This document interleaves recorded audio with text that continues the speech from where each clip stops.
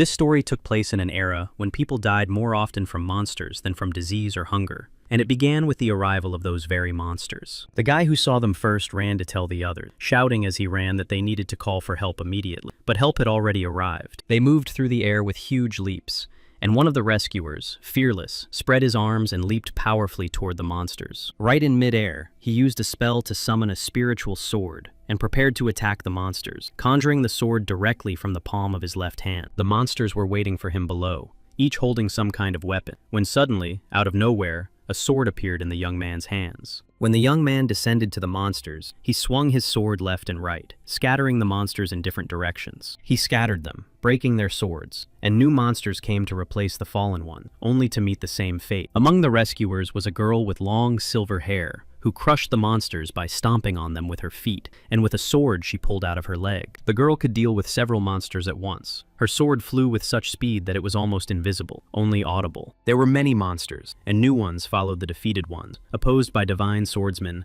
possessing the power of the spiritual sword. Thanks to the girl's use of the phantom step technique, all the monsters were suddenly surrounded and trapped in a circle. Then, completely unexpectedly for the monsters, the ground beneath them began to sink, then collapse, and they fell into a pit that had formed in the ground. One of the divine swordsmen used the earth step technique to provoke an earthquake, and the sticky step technique to slow down the others. Since the monsters' attacks were very frequent, the divine swordsman had to learn a unique sword step technique to fight them. The sticky step technique prevented the last surviving monster from attacking quickly, but it still did not give up and advanced towards the warriors. The divine swordsman struck it several times, but the monster stood up. It was huge, several times taller than each of the swordsmen. The last one left was the demon Inaga Ashina, the leader of the monsters, and he was approaching the swordsmen standing together step by step. One of the swordsmen flew up, shouting that he would take on the demon, but the girl with silver hair shouted at him not to be so reckless. The guy used the wave step technique, and the ground beneath them vibrated. Then he used the tsunami technique, and the ground rose up and lifted the guy up. The monster was several times larger than the attacking guy, and he had time to prepare for the attack and put his arm forward with a huge fist. Then he swung his fist at the ground rising in front of him and wounded the guy, hitting his left arm and causing him to lose his arm. The monster was so huge that even one of its arms was several times larger than the guy himself. But even after losing his arm, the guy continued to attack. Seeing what had happened, the girl with long silver hair called the guy a fool and, using the sword power spell, rushed into the attack. Cursing, the guy landed on the ground and told his companion that he had weakened his defense, and the companion asked him to be ready to attack the monster from behind. With that, he rushed straight towards the demon, who at that moment was easily repelling the attacks of the girl with silver hair. The guy used the sword power spell, mass consumption, and as he ran, he transformed from a fat man into a muscular young man, shedding his body like clothing. Among the swordsmen was a girl who cut her palm and cast the puppet master spell, forcing the defeated monsters to resurrect. This increased the swordsman's strength, as the resurrected monsters also rushed to attack their leader, who began to crush them with his feet. During their battles with monsters, the heavenly swordsman mastered a power known as sword energy, and each swordsman had his own approach to it. As a result of a joint attack, Inaga Ashina was defeated, falling to the ground, while the puppet monsters continued to attack him. Seeing that the leader was lying on the ground, the guy with no arm shouted that he was now ready to deliver justice, and his comrades declared that it was now his turn. Rising higher and gathering speed, the guy rushed down using the spell Sword Power Energy Exchange and struck the demon lying on the ground. After he struck it, a magical healing took place, and the guy regained his left arm at the moment the demon was defeated. The power of the spell and the might of the sword that struck down the demon provoked a powerful burst of energy, so that the hem of the guy's cloak flew up into the air. Through the joint efforts of the four heavenly swordsmen, the demon was defeated. The swordsmen fought for humanity and earned themselves the name of defenders of the world. But besides them, there were also demonic swordsmen who were traitors to humanity and served the 12 demon lords. They came to Earth and, assessing the capabilities of the heavenly swordsmen, decided to have some fun on Earth. And so began the era of battles between humans and demons. The 12 demon lords revealed themselves to the human world. Then the rest of the demons awoke and destroyed humans, plunging the world into chaos. One of the demon lords, a dragon, took pity on humans and gifted them with her power, and those she chose became divine swordsmen who protected the world. But there were those who desired greater power, and they began to serve the demon lord, thus giving rise to divine and demonic swordsmen. The heavenly swordsmen protect people, while the demonic swordsmen are traitors to humanity who serve the lords, and there is an endless struggle between them. One moonlit night, a young man noticed the approach of a snake squad from the Divine Snake Clan. He saw them from afar. There were many people. Thinking about the approaching crowd, the guy was surprised and asked a certain Habu aloud why he had sent so many of his warriors. Seeing the guy standing on the mountain, whom they were looking for, the commander of this army ordered the warriors following him to spread out. The man at the front of the detachment thought that Lord Habu had mobilized the main forces of the Snake Clan for this campaign, and all because of this guy. The guy standing on the mountain was the commander of the Divine Rabbit Clan, the owner of a demonic rabbit sword named Ig. When the Snake Clan's squad approached Ig, he said that he had personal business in the village behind the hill and would not let them pass any further. The leader asked the young man to let them pass, saying that the village was hiding a cursed child who was prophesied to take revenge on the 12 lords. However, the guy replied that it was none of his business and that he was following his lord's orders. With a smirk, he began to pull swords from his own body. In response, the uninvited guests declared that the guy would not be able to handle all of them, as he was nothing compared to Lord Habu. They tried to warn the boy, but a few seconds later, he was already behind them with 2 swords crossed above his head. Transforming into a huge hare in midair, the boy thought that snakes loved to gossip and prepared to attack. The leader ordered everyone to open the demonic blood gate and start hunting the rabbit, and those standing nearby turned into huge snakes. They rushed towards the rabbit, and the leader shouted for the snakes to attack the guy, surround him, and block his retreat, not letting him touch the ground. He shouted that this must not be allowed to happen under any circumstance, because if the rabbit's feet touched the ground, but he did not have time to finish his sentence before a whirlwind began to swirl. It consisted of the remains of the snakes that had been cut down by swords, and the rabbit only had time to jump from one snake to another. The leader of the squad was surprised that half of the Snake Clan could yield to one man, and thought that Mr. Habu did not tolerate failure. So he shouted that failure in the Snake Clan was more costly than death, and that the snakes had to use any means necessary to stop the guy. And then the snakes all rushed at the rabbit together and began to bite him, using the technique of mutual destruction that was the pride of their clan. The snake was delighted that now the rabbit would not be able to resist the formation of 10,000 poisons that took life as payment. He thought that the mission could be considered complete. All that remained was to eliminate what was hidden, and suddenly, he felt that someone had left him without his left arm. The next moment, he was already kneeling in front of the rabbit and begging him for mercy, and the rabbit asked if it was true that his commander would not forgive him for his failure. The snake confirmed this, and the rabbit handed him a sword, saying that he must deliver it to his commander and tell him that he had dealt with the rabbit and the Lord's child. He added that this was the snake's only chance to save his life. The snake agreed, and as he watched him leave, the boy thought that sooner or later they would find out. He hoped this would distract Lord Haba and buy him some time to find the Lord's son, and he headed toward the village. On the way, he remembered meeting a woman who asked him to go to the village of the poor and protect the child she had hidden 7 years ago. The guy tried to explain that the Rabbit Clan's fortress was surrounded by the forces of 12 lords, and that if he left his post, they would not survive the night. Sitting in front of him was Haruko, the Rabbit King, who told him about her decision 7 years ago to give birth to a boy as one of the 12 demon lords. She asked Eiji if her son had inherited the power to help him live without awakening that power, and remain ignorant of his origins. She also asked him not to refuse the last wish of his old friend, and that was the last thing the boy remembered before losing consciousness. Soon, Eiji sat under a blossoming tree and watched the boys from the poor village train in running. One of them ran, dropping his shoes along the way. But before that,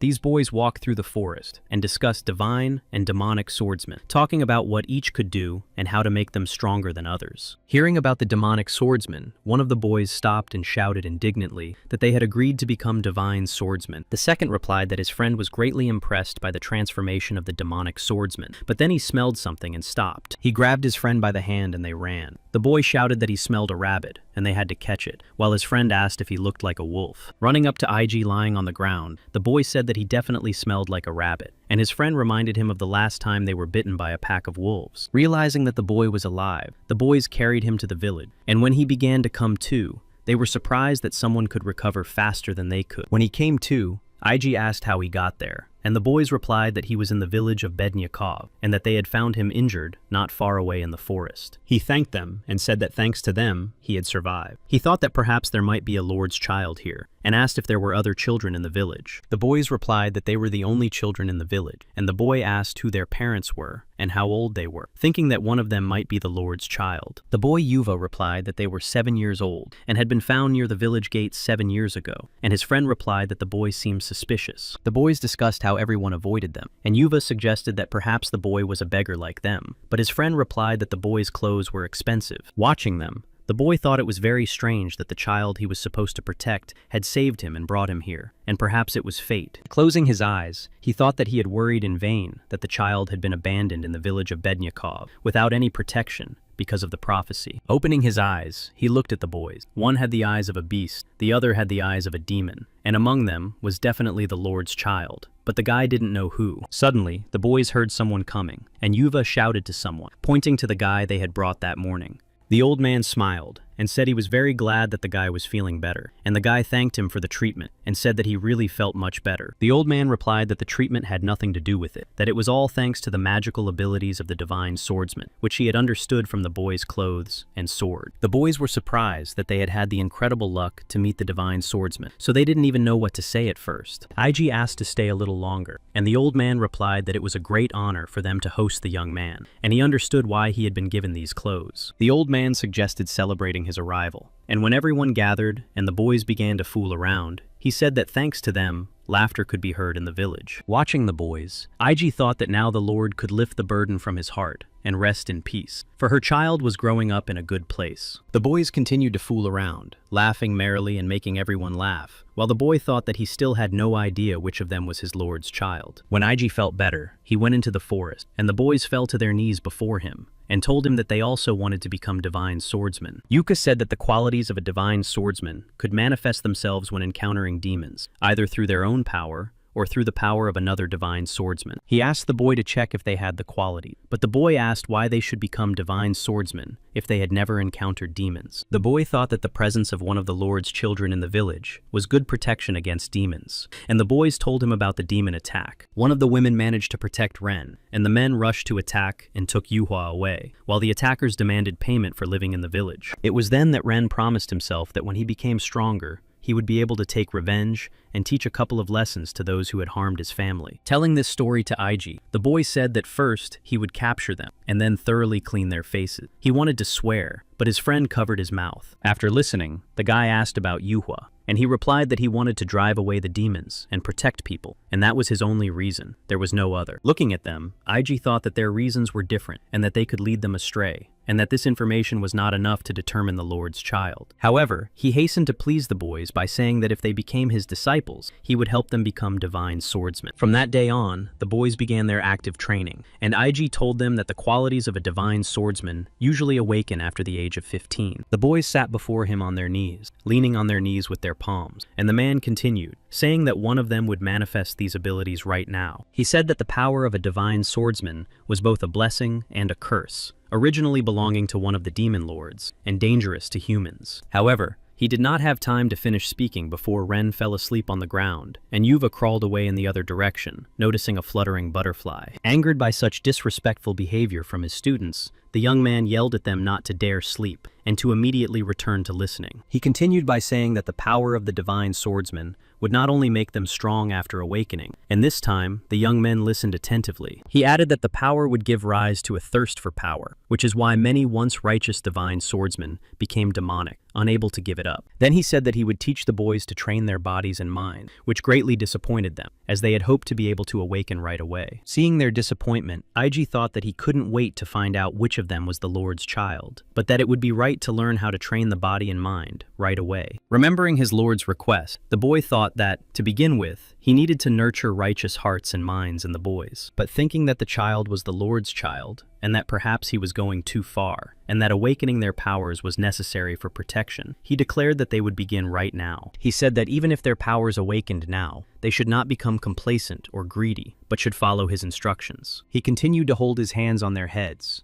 and all three shone with a bright light. The boys' eyes widened in surprise, and Yuva said, "What a bright light." Shining with them, Ig wondered why both boys were glowing, and also that the manifestation of the qualities of a divine swordsman at such an age was incredibly rare. Lowering his hands, the guy looked closely at the boys, while Ren clenched his fists tightly in front of him and yelled, trying to pull the sword out of his body. Ig said that they would need training to use the spiritual sword, when Yuva pointed to the sword that appeared from Ren's shoulder. All three were in shock. Yuva shouted that his friend had done it. Ig shouted in surprise, and Ren also shouted as he watched the sword slowly emerge from his hand. A few seconds later, Ren raised the blade above his head, It glowed with fire, and the boy asked disappointedly if that was all. IG explained that there was no need to be upset about the size of the blade, because it and the shape of the sword would change as the boy grew. Looking at Ren, the guy thought that the manifestation of ability at such an age meant that the boy's potential was comparable to that of 12 lords. At that moment, Yuva, who was standing nearby, also decided to try and raised his hand. A burst of energy burst from his fist, and glowing rays shot out. A few seconds after the command,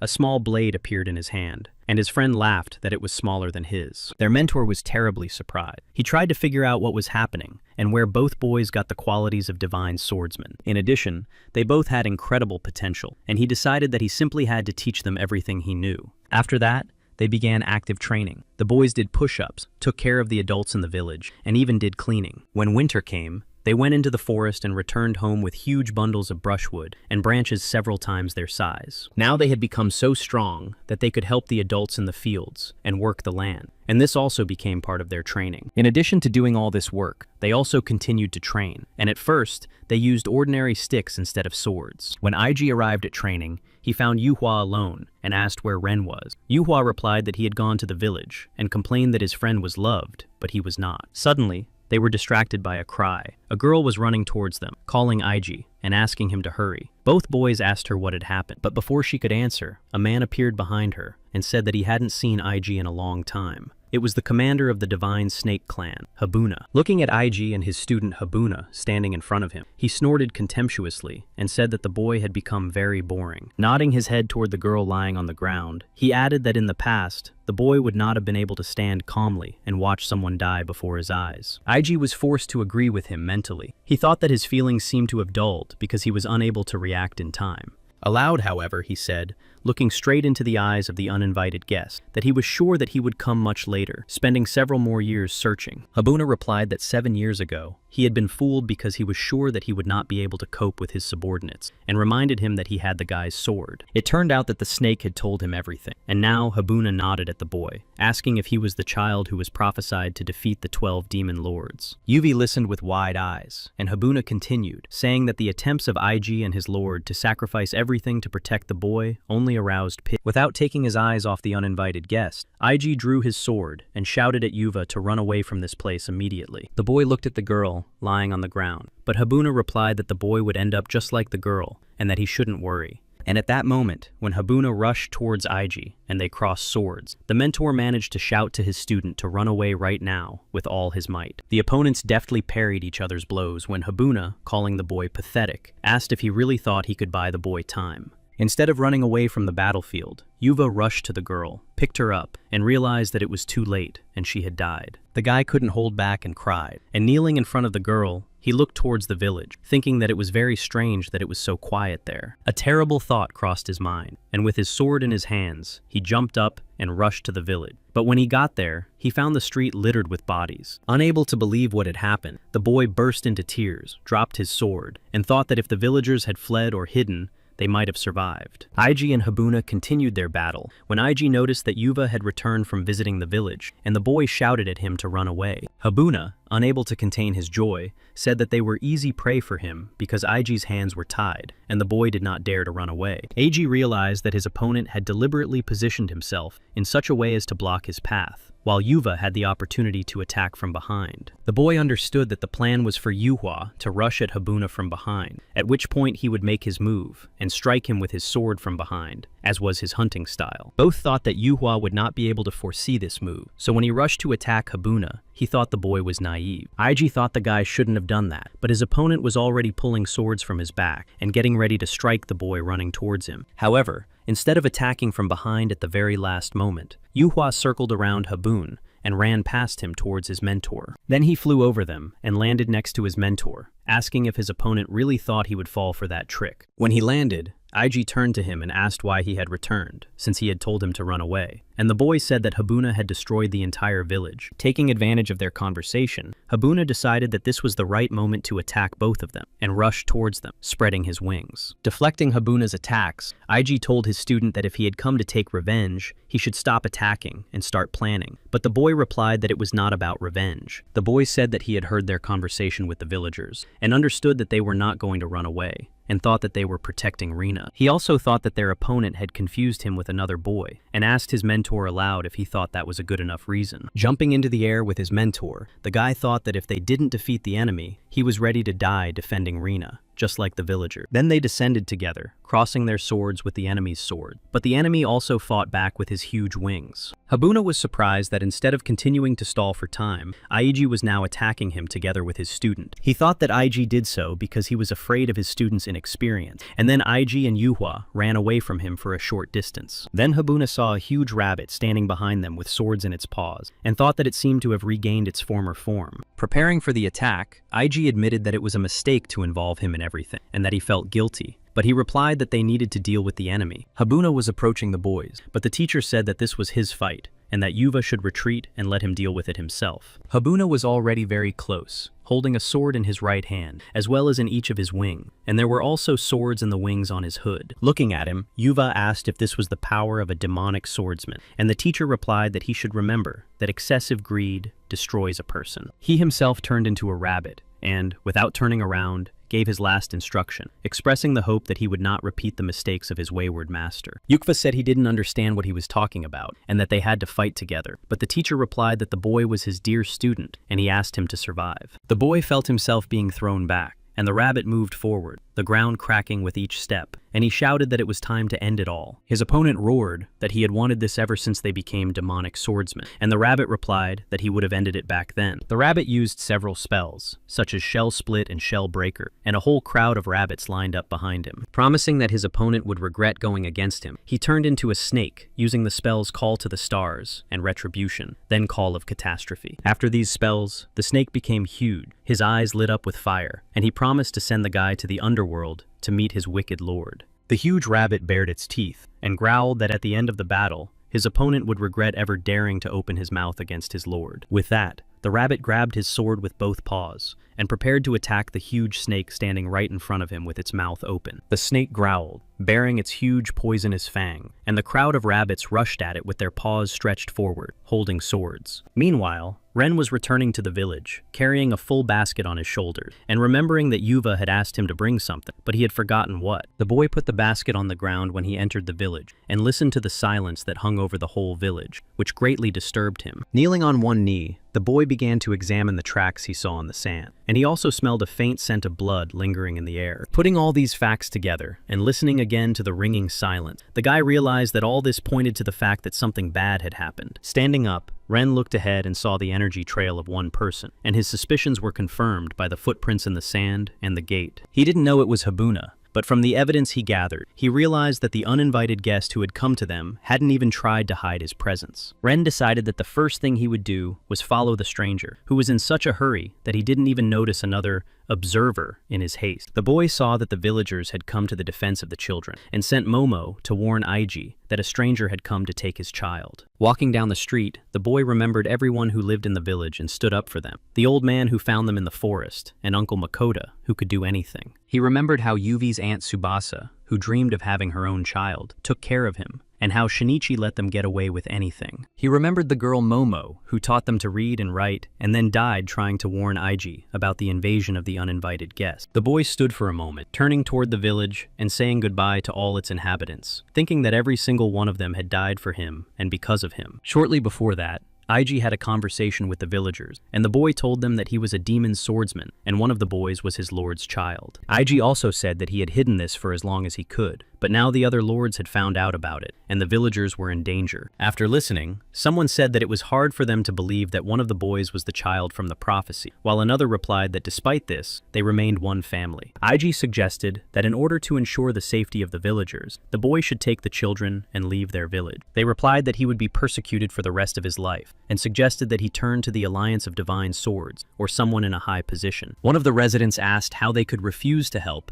if the boy could destroy all the demon lords and become a hero to the people. Another girl supported her, saying that it was indeed better to ask for help than for the boy to run away with the children and hide for the rest of his life. Aiji regretfully said that after the child was born, his mistress had already asked the rulers in the Alliance for help, but they were afraid of him. They demanded guarantees that the child would only destroy the demon lords, and said that he could become a threat to all of humanity. In addition to the Alliance's apprehension about the newborn child, each member of the Alliance tried to gain personal benefit in case they supported him. He added that his mistress had no choice but to hide the child here in their poor village in order to save his life. After listening to him, the villagers decided that they had to protect the children, who had become like family to them, and that they could not abandon them to their fate. IG looked around at everyone gathered and said that they would not be able to stand up to the 12 lords, but he did not want to steal the smiles from this village. The last to speak was an old man who said that decades ago, people who had been rejected by the world and had nowhere to go had founded this village. It was here, in this village, that people who had previously lived on the brink of destruction were able to find peace and start their lives from scratch. He said that 14 years ago, he had found some boys who were still babies not far from here, and had brought them to this village. He added that these children had become gifts of fate for all the villagers, and had given them a reason to live. IG looked at the old man and listened to what he was saying. When he finished speaking, the old man smiled and said that he really hoped the young man understood what he was talking about. After listening to the old man, one of the villagers asked if the young man knew who the Lord's child was, adding that he was just asking because he was curious. But the young man already knew the answer to that question. After numerous trainings and trials, he had come to the conclusion that Lady Haruko's child was Ren. The guys were on the roof of the barn, where the village meeting was taking place, and heard everything. IG added that Ren had the energy of a divine demon lord. Looking at the village where the dead residents would remain forever, he thought that if he had known how everything would turn out, he would not have left, and that was the price of his mistake. The guy climbed the mountain and saw a huge pit that reached the forest itself, and realized that the battle between the master and the stranger had changed the landscape. The guy climbed down into the pit and traced the battle that had recently taken place here, and ended with the death of the stranger and the victory of the master. The boy saw that after that, the observer intervened, took the sword from the master, and the boy knelt down and bowed in a deep bow. Ren saw before him the image of the master, who was his master and father, and sometimes even his older brother, and said that he was immensely grateful to him. Rising from his knees, he saw before him the image of the observer walking away, carrying the sword in his hand, and thought that the uninvited guest needed him. He remembered his friend and saw him putting on his red kimono, smiling, and he was sure that his friend would not run away. Deciding to catch up with the image of the observer, Ren jumped into the air and flew, accelerating with every second and closing the distance between them. Catching up with him, he flew with him, thinking that his friend Yuhua must have been waiting for him at the end of this path, pretending to be Ren. Ren saw that this was indeed the case. His friend was waiting for him at the end of the path, running around like a madman, waving his sword. Ren heard his friend shout that he had used a slash spell to strike the attacker, and saw a funnel of lightning coming from the sword. The guy saw everything that happened here, as if he were present himself, and a picture began to form in his head. He saw the forest and the cut trees. The trenches spoke of battle, and turning to the observer, he asked if this was his last message to him. Putting together everything he had seen and heard, the boy looked at the observer and realized that he needed to find the person his friend had left a mark on his face. He understood that he not only needed to find him, but also to avenge his friend and the entire village. Ren returned and buried all the dead.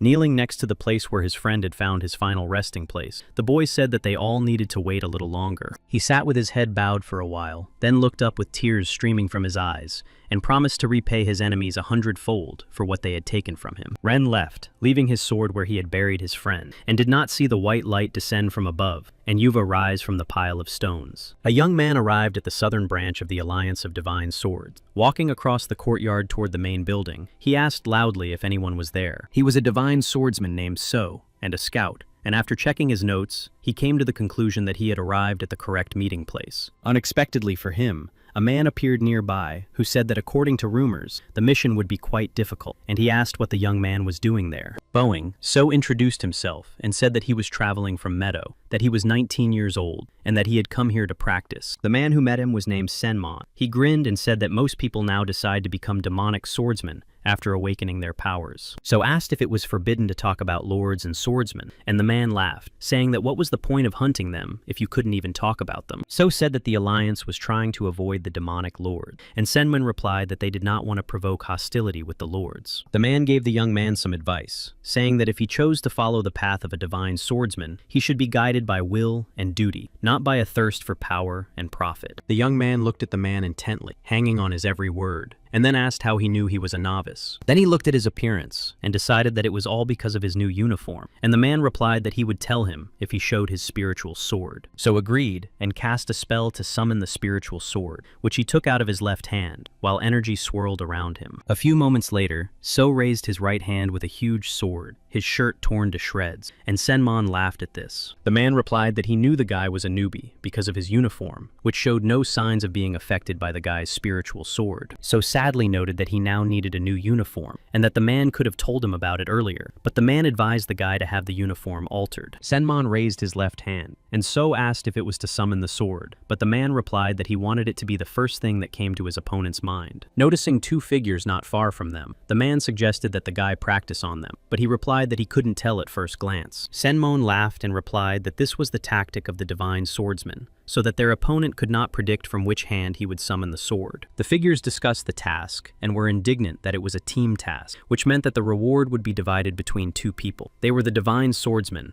Maki and Cheon. Maki suggested to Cheon that they spar after the mission, but the girl refused, saying that she did not want to waste time on something that would not bring any benefit. Maki, deciding to tease her, said she would bet on herself. Cheon got angry and rushed to write it down in her notebook, promising that they would finish in 3 rounds. So and Senmon overheard the girl's conversation, and when the guy asked how to explain it, the man replied that such individuals are encountered from time to time. Senmon continued that only beginners show their spiritual sword, because part of the divine swordsman's tactics is to hide the form of the sword. After these words, So turned his head and saw a swordsman named Nisei sitting on a rock, and asked why he was not hiding his sword. Senmon said that there was no need for someone like him to do so, and that So was probably only allowed to take on this task because Nisei had joined. So whispered, asking if Senmon knew who Nisei was, and Senmon whispered back that today was the first time he had seen this guy in person. He explained that in the early days of the confrontation with the demon lords, the Alliance of Divine Swords had bestowed knowledge upon 9 divine swordsmen. However, 2 of them betrayed the Alliance of Divine Swords and became demon swordsmen, and since then, 2 places have remained vacant. Recently, 2 new candidates for the 9 heavenly swords were appointed, and rumor has it that one of these candidates has white hair and golden eyes. Looking at Nisei, who had white hair and an eye patch, So decided that he was the candidate, and the man added that behind the patch were golden eyes. The guy thought for a moment, and when asked if he envied the title of one of the 9 heavenly swords,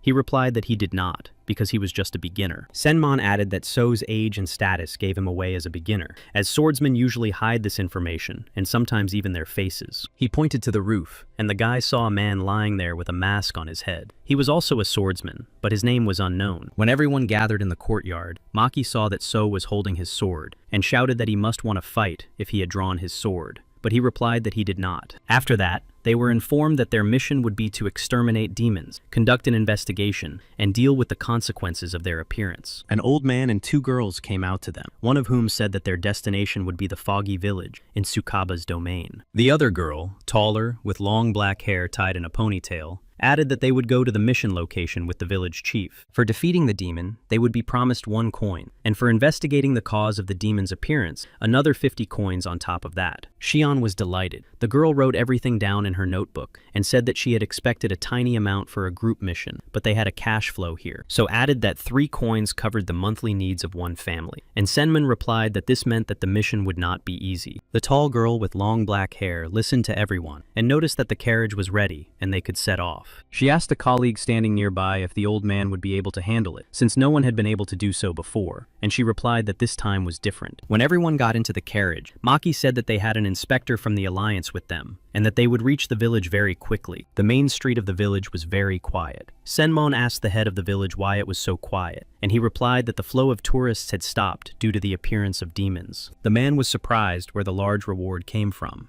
and Cheon was indignant that if there were problems with the reward, the village would have problems more serious than demons. So said that if the village was a tourist destination, its financial situation should be in perfect order. Senmon was surprised why the guy had decided that. The village chief, who was walking ahead, replied that the local ruler, Lord Tsukaba, considered it important to support the financial activities of the divine swords. He added that they should not worry about the payment of the promised reward, and suggested that they go eat first. However, Nisei replied that they needed to greet their guests first, and after the old man's question, demons began to peek out from all corners. The village chief was frightened when he saw how many there were, and was about to run away, but So and Senmon caught him. The old man lamented why they had appeared now. Senmon looked at the demons, smiled, and said that it seemed as if they had been waiting for them for a long time, and the boy replied that they had appeared just in time. The girls did not wait for the boys to finish talking, and rushed into the attack, one after another. Cheon shouted that whoever got there first would get the demon stones. Next to rush into battle with the demons was a swordsman whose name was unknown. He was still wearing a mask resembling a dog's head, so also wanted to rush into the attack. But Senmon stopped him, telling him to protect the village chief and watch how the elders did their job and learn from them. As soon as he drew his sword, a demon rushed at him, and the man looked at it and said that he felt very sorry for it and that it had chosen the wrong opponent. However, the demon was also quite strong. It swung at the man's arm and struck him several times. Senmon grinned at the demon and said that he was fighting quite well and that he had not expected the demon to be such a worthy opponent. Looking at Senmon fighting the demon, So looked surprised. He thought that his uncle was actually weak, and this realization greatly upset him. Senmon, however, did not think so at all. He continued to attack the demon fiercely, enjoying himself and telling himself that this was not the end. Watching Maki fight several demons at once, So thought that Uncle Senmon was weak compared to the others. Maki was magnificent, knocking out the attacking demons one after another, drawing fire from her own palm, and wielding her sword deftly. Using the spell, One Sword, One Death, and her free sword style, she drew many swords from herself and aimed them at the demons surrounding her. After dealing with them, Maki saw a huge demon dozens of times her size nearby, and thought that she probably wouldn't have time to catch her breath. The demon with burning eyes raised his hand to strike the girl, but Cheon spun around him like lightning, using a whip with pieces of sword blades. When it was over, she took out a notebook and told Maki that she would write it down on her account, and Maki was indignant that the demon could not defeat her. Cheon replied that no one knew how they would die, and that the girl should prepare money, and then delivered a decisive blow to the demon's head. Nisei and the nameless swordsman also kept up with the girls, working in tandem, one using his fists and the other using thunder fist spells. They also used lightning headbutt spells and kick spells that knocked the demons out cold. Nisei ordered them to stop shouting out the names of the spells and to use the spirit sword, but they objected that their colleague was not using the sword either. Nisei, continuing to fight the demon, replied that his comrade was right and explained that he had sworn not to use the spirit sword until he had avenged his master. The nameless man said it was a dramatic story worthy of a hero. Nisei snorted, saying he wasn't going to give stupid names to fragments of his life. The village chief and the old man watched what was happening when a demon headed in their direction. The old man cried out, but the young man reassured him that he could handle it. The old man calmly replied that he was not afraid, and the young man, thinking, asked if something else was bothering him much more than the demons. The old man replied that this was not the case. The swordsmen were returning to them. Maki complained about her dirty clothes. Cheon counted coins. The nameless one said he was hungry. Looking at her clothes, Maki said she would take a bath before eating. Cheon sarcastically replied that it was because the girl had fought very desperately. Senmon, addressing the nameless one, said that he shouldn't have helped, that he could have handled it himself, and the guy replied that he had only fought one demon. The village chief said that they could use the hot springs while the food was being prepared, and the nameless one complained that he was very hungry. The girls went to soak in the hot springs, and Maki, enjoying the rest and the hot water, said that she really liked this kind of field work. Cheon asked her colleague if she thought the mission was strange, and she replied that there was nothing strange about it. They just had to deal with everyone. Maki objected that the girl liked to overthink things, and she replied that because of inspectors like Maki, the alliance was not growing. The girls also talked about each other's breast sizes, and the men, who were in a nearby spring, noticed the excellent acoustics. When the nameless swordsman emerged from the spring, Senmon asked him where So had gone, and he replied that the guy had gone to check something. So stood in front of a huge demon, having already lost his right arm, and asked if the demon considered the use of a spiritual sword to be unfair. In the morning, the village chief informed the mission participants that a young man from their village had found an arm that most likely belonged to their partner. So, after examining the find, Senmon declared that it was indeed the hand of a divine swordsman, as evidenced by the elasticity of the skin and the density of the muscles. One of the swordsmen said that the probability of So still being alive was very small, as they had found no traces of a struggle or kidnapping. Maki said that Nameless was the last person to see the young man, and he replied that So had gone to check something, and he had not seen him since. Cheon suggested that the young man might have gone to investigate alone, and concluded that this was a typical rookie mistake. After examining So's hand, Nisei said that the cut was made in one stroke, and that it seemed they were dealing with a higher-ranking demon than yesterday's. Maki and the nameless swordsman were outraged to hear his words, and the girl asked if he could even see anything through his bandage. Nisei replied that his bandage was made of a special fabric that allowed him to see everything, adding that he wore it because he was sensitive to bright light. He added that he had to drive the carriage himself, because the boss had gotten lost halfway there. The swordsmen began to share their thoughts on why he wore the bandage. Some talked about his golden eyes, others about his third eye. The nameless one suggested that he was the best in the world. Nisei flew into a rage at what they were implying, then calmed down and said that their opponent was no ordinary demon. Everyone fell silent except Senmon, who said that it could be the work of a beast, or, in the worst case, a spirit. His words surprised the nameless swordsman, who asked what kind of spirit and beast they were, adding that weren't they all just demons? This time, the girls were indignant. They asked how he became a heavenly swordsman if he didn't even know that the Alliance had developed a ranking system for demons. Senmon explained that the ranking system was a classification to facilitate their work. At the top was the Phantom Demon, followed by the Spirit Beast and the Lower Demon. Yesterday, they were attacked by Lower Demons, who gather in groups, have low intelligence, and attack people without hesitation. Beasts usually hunt alone. They are more intelligent than Lower Demons and can speak a little. At the next level are spirits. They evolve from beasts, disguise themselves as humans, speak human language, and possess intelligence. Nameless asked about the first level of demons, and Maki replied that they were ghost demons and could be taken literally. She added that they had only appeared once, and in the last battle with them, only 10% of the Alliance members who participated had survived. Cheon added that humanity had managed to survive only because, according to rumors, ghost demons were not interested in humans. After listening to everyone who wanted to speak, Senmon concluded that, judging by all appearances, there was either a beast or a spirit in this village. He added that according to the rules, such a case required a team of 6 divine swordsmen, and given So's disappearance, they could not carry out this mission. Cheon replied that they would not be able to receive payment for this mission, and the man added that breaking the rules would have consequences. The village chief was standing nearby, and, after listening to their discussion, asked sadly if they were really going to abandon them to their fate. The nameless swordsman replied, telling the man not to worry, and promising to catch the demon because he knew nothing about ranks. Maki promised to stay for the sake of peace in the village, but Cheon refused unless there was a reward, saying that Maki was just itching for a fight and that it wasn't about the village. She was about to leave, but the head said he would ask the Lord for the necessary amount, and the girl changed her mind, saying that she couldn't abandon the villagers either. Senmon suddenly grabbed the nameless one, saying that he had seen a huge number of swordsmen die because of recklessness, and that he remembered their unenviable end. The nameless one calmly looked at the man and simply said, "Good," adding that those people were glorious warriors, since he still remembered them. Senmon realized that he couldn't be stopped, and said that he would detain the guy by force. But suddenly, Maki suggested that So's disappearance was just speculation. She added that during the operation, a demonic swordsman sometimes intervenes to destroy everyone, and perhaps this was one of them. The men remained silent, but Cheon responded to the girl, saying that she was just itching for a fight and looking for a reason to fight, thus slowing down the progress of the mission. The nameless man asked the girls if Senmon could be a demon, because a divine swordsman would not leave the villagers in trouble. His words angered the man, who had already drawn his sword,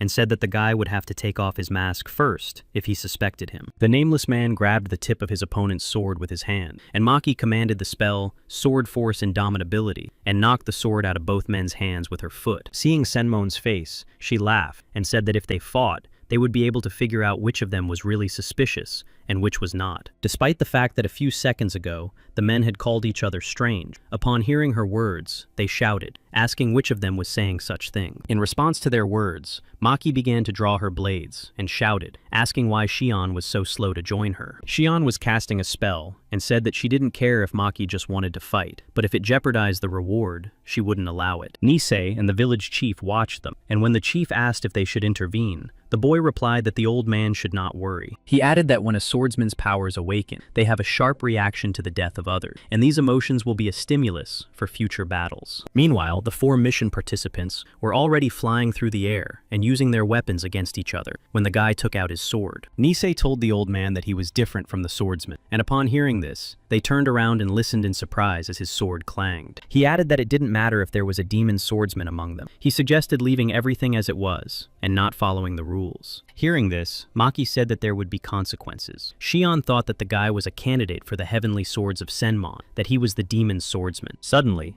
2 silhouettes appeared at the other end of the street. They were walking towards them and calling for their grandfather, and the village chief said that they were his granddaughters. Seeing who their grandfather was standing with, the girls ran towards him. One called for her grandfather, while the other repeated admiringly that they were divine swordsmen. The old man said that his daughter had died several years ago, and now the girls were his only blood relatives. He asked what the girls were doing here, since they had promised to wait for him at home, and the older one replied that her sister wanted to see the divine swordsman. The little girl, seeing the swordsman, could only say wow, and her sister began to scold her, asking what they should say when they see their elders. The little girl bowed and greeted them. Cheon, seeing Maki looking at the girls with admiration, asked if she really liked something other than fighting. Maki sat down and asked the little girls what their names were and how old they were. The older one replied that they were 7 and 4 years old, and that her name was Natsuki, and her sister's name was Manabu. The head said that since they had greeted the guests, they could go home. But the younger one said she wanted to play with Maki, and rushed towards her. Nisei said that he wanted to continue the investigation by splitting into 2 groups, and that the children needed to go with them, and Manabu replied that she agreed. The old man did not expect such a request at all, but his eldest granddaughter, Natsuki,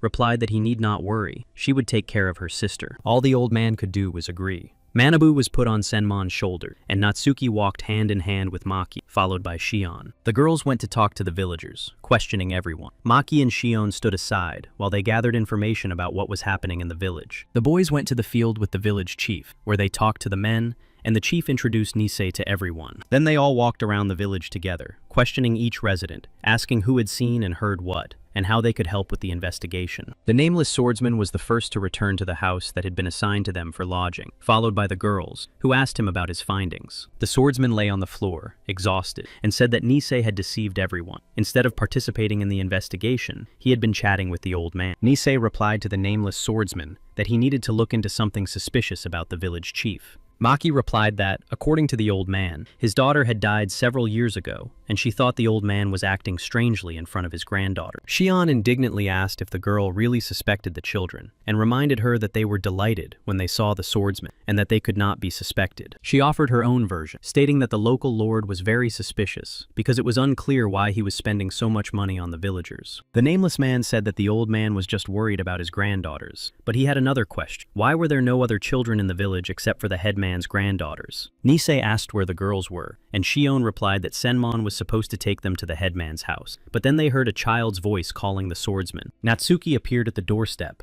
to announce that Senmon was leaving the mission to return to his homeland and make gravestones for his fallen comrades. The swordsmen were shocked by this. Maki suggested that it was a joke, but Cheon said that it could be a message from Senmon, and that it was definitely his message. The girl was standing in the doorway when Nisei asked when her mother had died, and the girl said that according to her grandfather, it happened when she was 2 years old. The swordsman figured that 5 years had passed, but the girl's sister was 4 years old, which meant that their comrade Senmon was in danger right now. At that moment, the man himself was walking through the village, carrying Manabu on his shoulders, and the girl asked if he had really decided to just give up and go home. Her eyes lit up when Senmon said that adults should know not to interfere in matters that make no sense. In addition, smoke began to rise behind the girl, and she took out a dagger and asked the man why he had sent the girl to the swordsman. The man's answer surprised her. He said he did it so that the demon couldn't use her as a hostage, and the demon replied that it was very clever. Raising his dagger above Senmon's shoulder, the demon laughed and said that now it didn't matter anymore. However,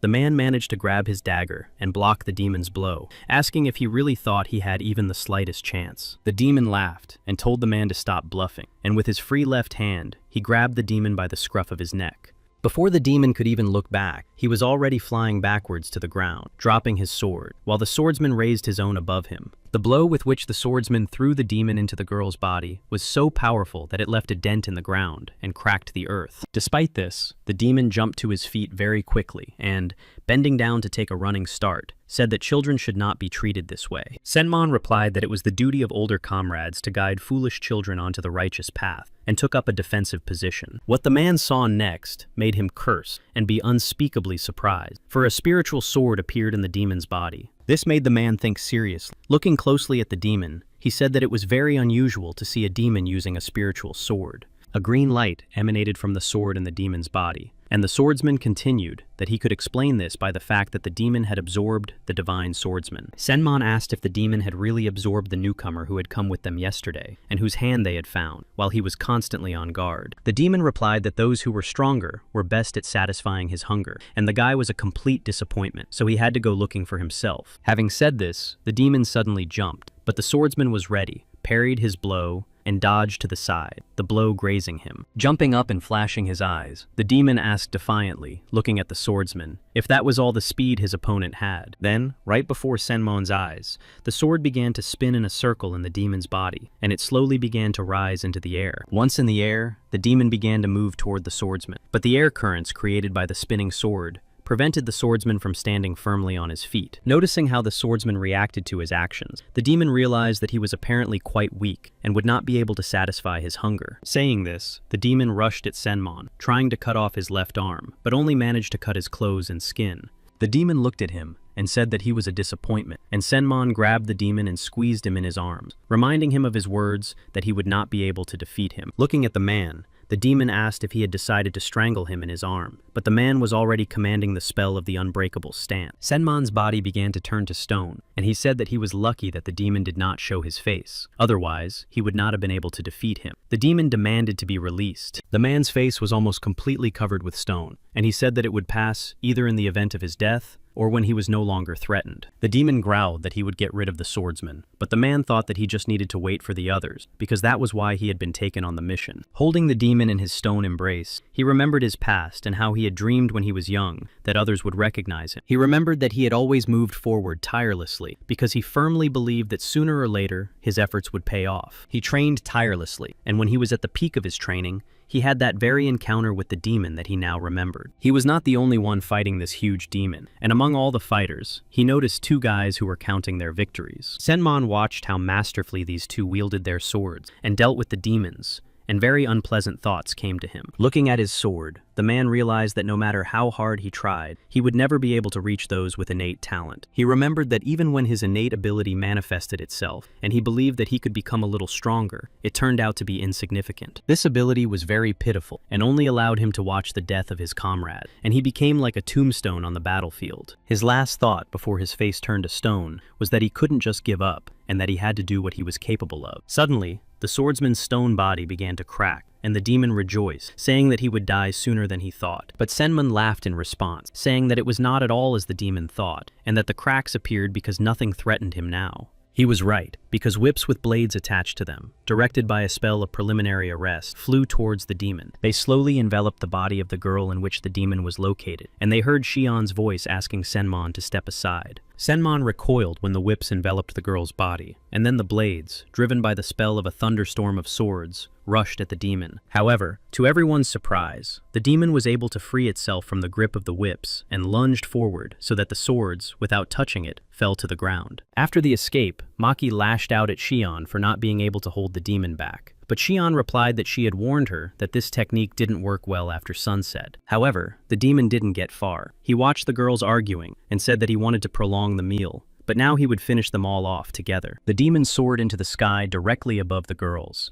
and began to spin the sword in his body like a propeller, slowly descending toward them and preparing to feast. However, his rotation was stopped by a powerful kick delivered by the nameless swordsman from above, who swung Nisei, and they said that the night snack was cancelled. Lifting his head up, the demon saw something that made his eyes widen and become like two saucers. It was Nisei's sword hanging over his head. Holding the blade above the demon's head, Nisei uttered a spell of demonic transformation, and the demon left the girl's body and took its true form. It fell to the ground with an incredible crash. The demon was dozens of times larger than all the swordsmen combined, and they were already ready for battle. The monster's eyes flashed, it growled, and in a vile voice said that it seemed the appetizer dared to kick, and that it would be better to chew it up. The swordsmen stood in position, ready for the monster to attack them at any moment, not wanting it to catch them off guard. The nameless swordsman approached Senmon, who said that he had done everything he could, and that nothing more could be expected from such a weakling. Now everything was in their hand. Without waiting for the monster to attack them, the swordsmen rushed at it themselves, and the nameless swordsman said that Senmon was wrong, and that he was not weak at all. Senmon asked him not to comfort him, and said that he had done everything he could. The nameless swordsman replied that the demon could have escaped, but the man had prevented that. Looking at the wounded man, the nameless swordsman remembered and quoted a phrase. To become strong, one must reject arrogance and shame. Senmon asked if he really thought he would become stronger, and he replied that talent would run out, but there were no limits to effort. Senmon replied that the words of a brat would not calm him down, then smiled at the guy and thanked him for his support. But the guy turned around and headed towards the demon, shouting without even looking back that the man would thank him when he was done with this demon. Senmon passed out, exhausted, while Cheon tightened the whips with sharp sword fragments, passing through the monster's mouth. The girl, sitting on the demon's head, said that now they had finally figured out who was responsible for the appearance of demons in this village. Maki replied that dealing with the monster was more difficult than they thought, and Nisei added that there was still much they did not know about this demon. Noticing movement behind him, Nisei saw the nameless swordsman and asked how Senmon was doing. He replied that the man needed to take a nap. Hearing his words, Maki smiled predatorily and suggested that they deal with the demon before their comrade woke up. The demon growled menacingly, saying that they could no longer defeat him because he had taken his true form and they had missed their chance. Standing on all four legs and turning his entire body, the demon tried to hit Nisei with his tail, but Nisei managed to jump out of the way and remained unharmed. The demon then grabbed Cheon, who was sitting on his head, and threw her to the ground with all his might, causing her to roll several times. After that, he tore off the whips that were stretched across his mouth and growled menacingly, letting the swordsman know how angry and hungry he was. Maki shouted at Nisei to be careful because the demon was preparing to attack, and the guy shouted for her to let him go because he couldn't see anything. The nameless swordsman used a high jump spell to get above the demon's head and brought down a thunderous fist spell right on its head. The blow was so powerful that the demon fell to the ground, and the guy, after doing a somersault in the air, landed calmly on the ground and crouched down with his arms outstretched. The swordsmen were surprised by this technique. Maki suggested finally dealing with the demon, but Nisei replied that they needed to check something else first. Approaching the demon, Nisei asked him why he allowed the village chief to submit requests to the alliance, since there were many requests, and this was far from the first. The demon's answer shocked all the swordsmen standing before him. He called them stupid little people, and said that he was the one who forced the old man to send requests. The demon said that since birth, he had been weaker than the others, and his only ability was to transform into humans. He added that it had taken him many years to devour children who were as weak as he was, and so it continued until one moment. When he came to his victim once again, and was already leaning over her, he heard a voice telling him to stop, and saw a man with a sword in his hand. The demon was terrified. He thought he was facing a divine swordsman, and decided that his end had come. But, completely unexpectedly for him,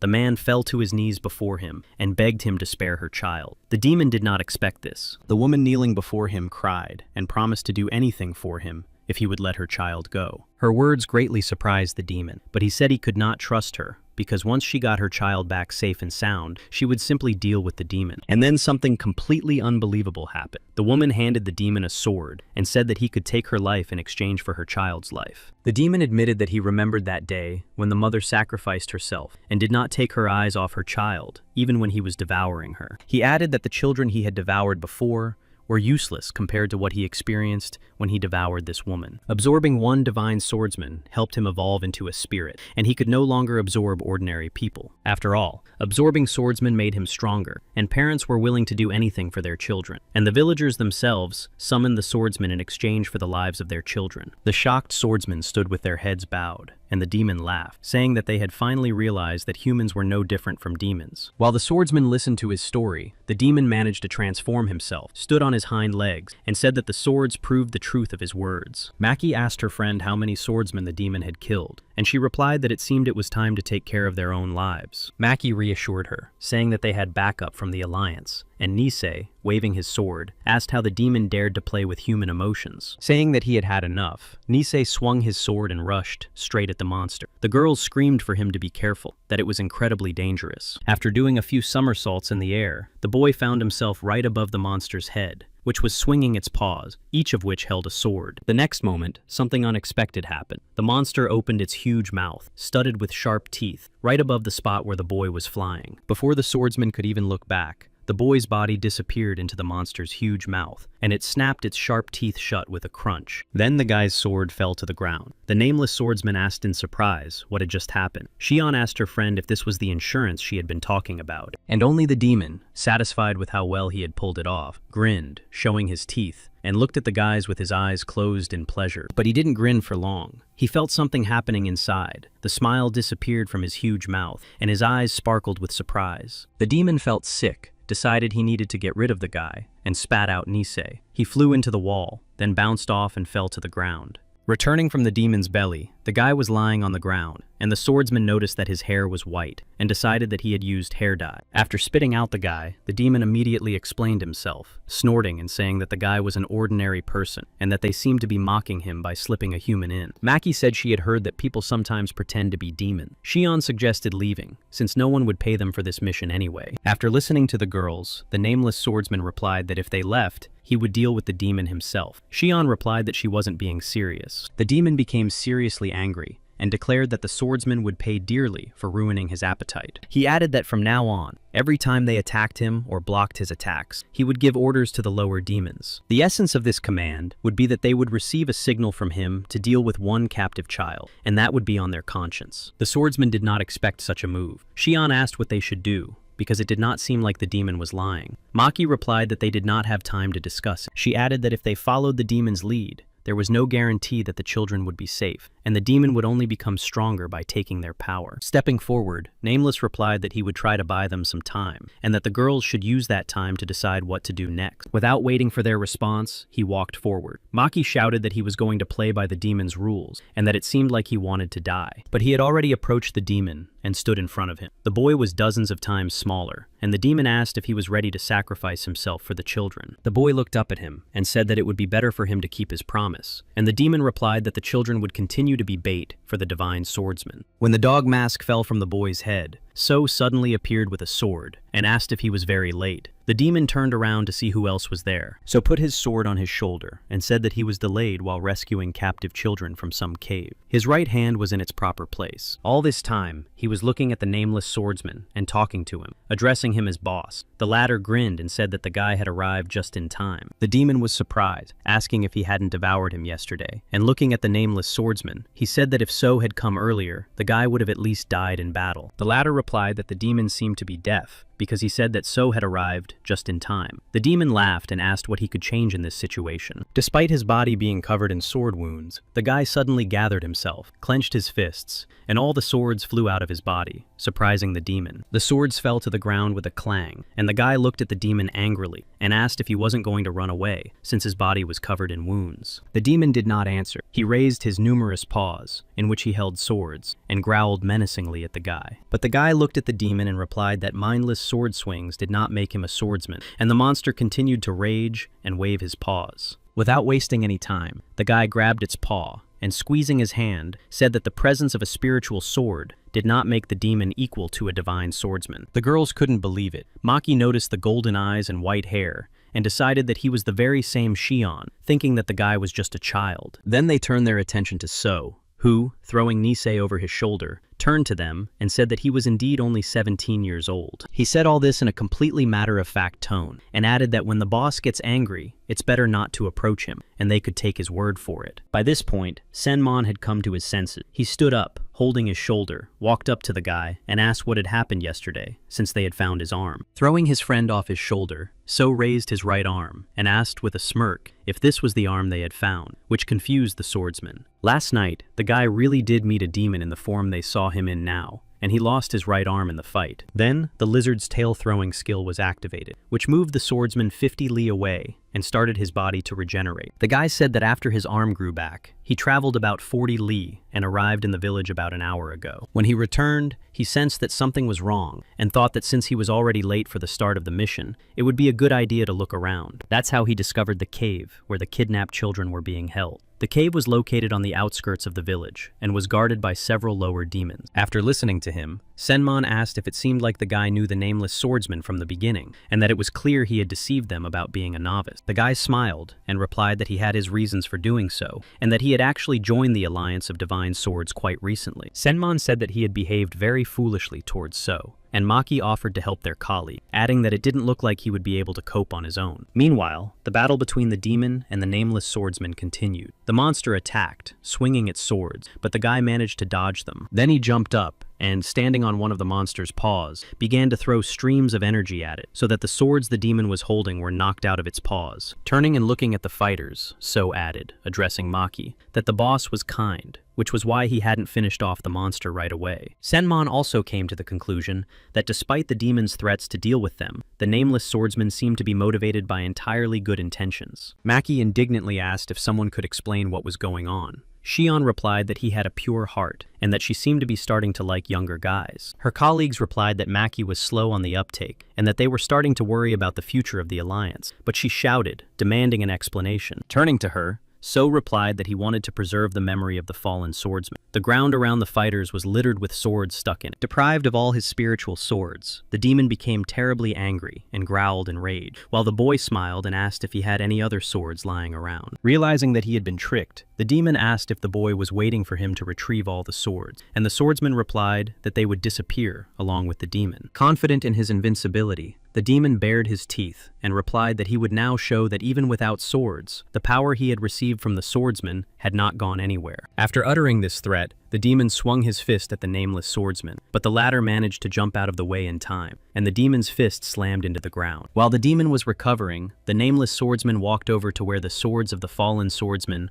were stuck in the ground and threw one of them at the demon's body. The demon opened its huge mouth and roared at the guy to stop running away from it, then rushed towards him with huge strides, its eyes shining ferociously. The swordsman stood motionless and did not try to run away. He stood in front of the swords with his legs wide apart and his arms outstretched, and began to cast the sword step spell. The first step was a sound step, as a result of which, the swords that had been in the ground before suddenly flew into the air, while the demon continued to run towards the guy. And when he was about to bring down all the power of his fists on it, the guy jumped into the air and leaped over him. He landed calmly next to the other swords, while the demon, carried forward by momentum, continued running forward, and the swords hanging in the air began to fall on him. On the second step, the guy crouched down and sent another batch of swords at the demon, which magically rose into the air and rushed toward the demon. The demon roared in pain and anger, and the guy did another somersault and used a spell of unprecedented acceleration. Without giving the demon time to recover, he used the third step, which was a spell that connected heaven and earth, and the guy seemed to be everywhere at once. He struck the demon with his hands and feet, and the girls commented that no one could be so strong that they couldn't even keep track of him. Finally, the guy decided to summon his spiritual sword. He called it,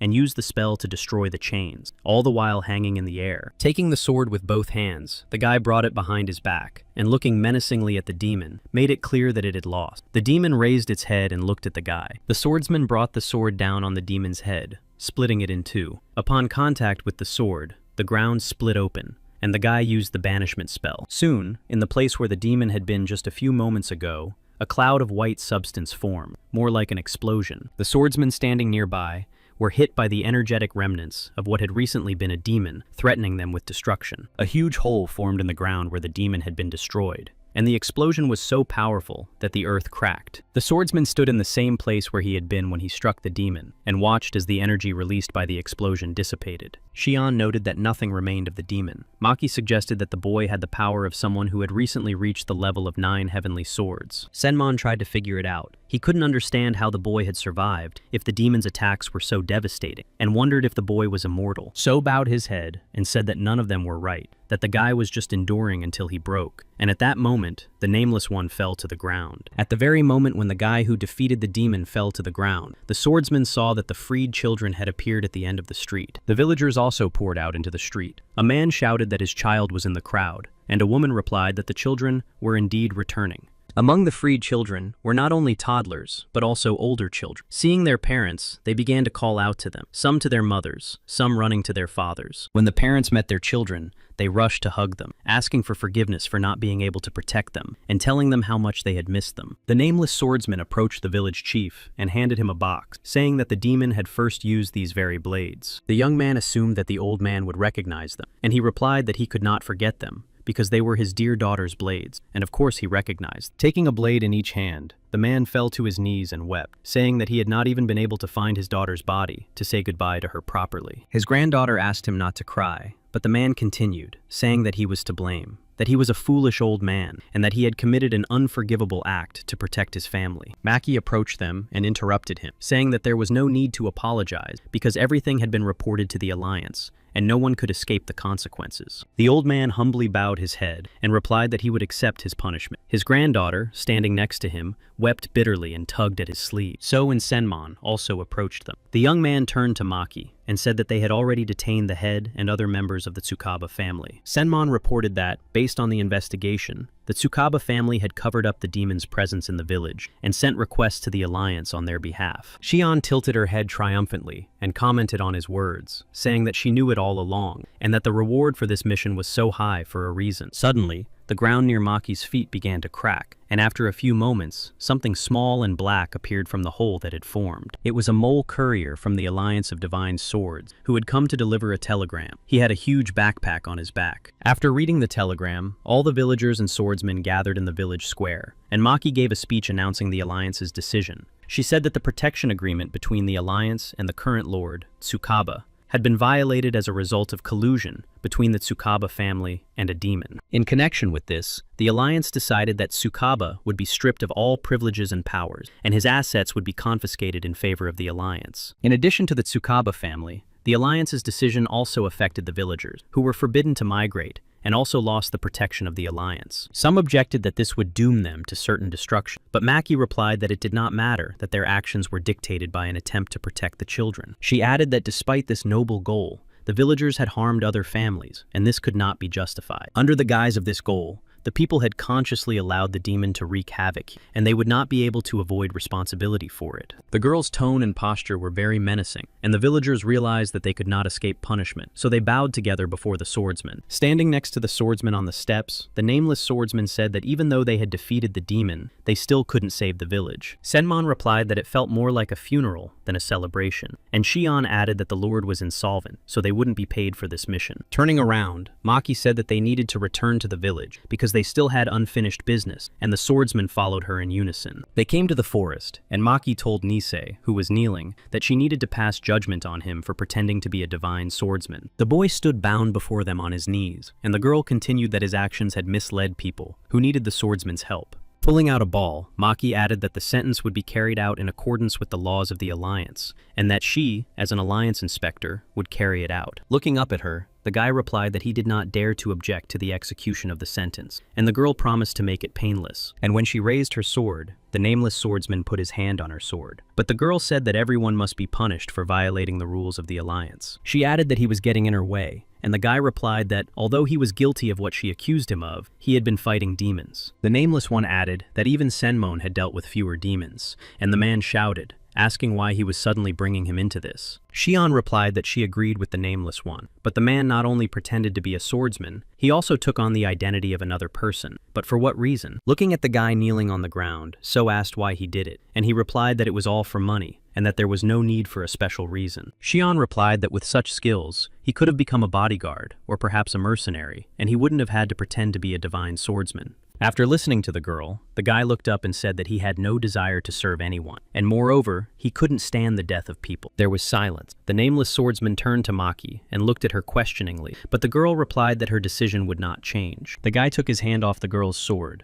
and the one who had pretended to be Nisei humbly closed his eyes and prepared to accept his punishment. Everyone froze. Maki raised her sword and brought it down sharply. Everyone heard it cut through the air, and for a second the swordsman stopped breathing. The guy on his knees opened his eyes and saw the ropes on the ground. Turning to the girl, he asked why, and she replied that it was her decision. Covering her eyes and not looking at the nameless one, Maki asked how he knew there would be no execution. He replied that there was no intention to destroy in her sword. The guy posing as Nisei asked if they were really going to go against the Alliance's decisions, because that could get them into trouble. Cheon said he was right, but Maki objected that she didn't care about that at all. And besides, she hadn't reported to the Alliance that she had met the imposter. Looking at the swordsman, the girl said she wanted to explain to the guy, in simple terms, that his actions could harm not only him, but also those around him. She added that they didn't need to worry about payment, because the Alliance had decided to pay them for the mission, since they had defeated the spirit with such a small squad. Senmon said that she didn't seem as stubborn as he had thought, and Cheon added that she seemed to have a good side to her. Maki blushed in response. In order not to completely ruin her reputation for always resorting to force, the girl snorted discontentedly, telling them to stop praising her. After that, So asked the nameless swordsman if he needed to become one of the 9 heavenly swords to get information about the 12 lords. He replied that he had participated in the mission to maintain the status of the divine swordsman, and added that a base should be set up near the hot springs. So asked if the guy was really doing all this for the sake of the villagers, and added that he would not defend them. But the swordsman remembered the words of his master. Turning to the guy,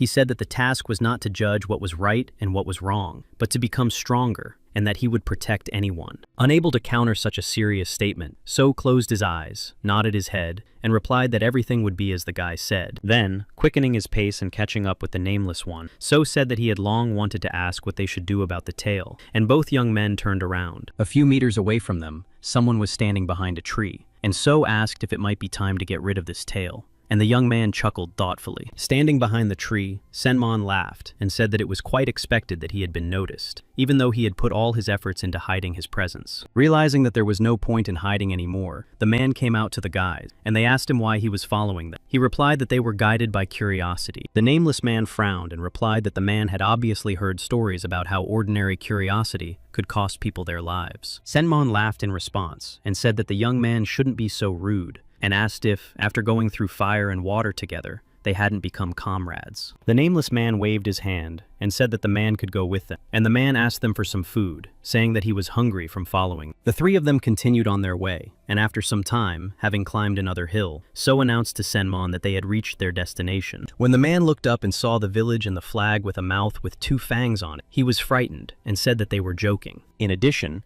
he was greatly confused by the group of people wearing dog masks, who lined up in the courtyard when they appeared. The nameless one wore the same mask. The man was so surprised that he could not stand on his feet. He sat down on the ground and said with disappointment that the guys were not divine swordsmen. After his words, all the masked people standing in the settlement knelt down with one knee on the ground and struck the ground with their fists. The nameless one and So stood on the mountain, the settlement spread out below them, and everyone shouted in unison that the divine dog clan was happy to welcome their commander. Senmon was not mistaken. The nameless one was indeed the commander of the divine dog clan, and it was Yuhua, while So was the captain of the clan's first squad. Senmon was shocked. Stretching out his right hand, he cast an unbreakable stance spell, and it was clear that it took him considerable effort. However, he still had enough strength for this spell, and his body was covered with a stone crust. In this state, he was carried to one of the buildings in the village. Watching him, Yuhua laughed and called him funny. So replied that he had entered the base of the demon lord, and his condition was completely understandable. Surprised by the sight of the man who had been brought in, the captain of the second squad,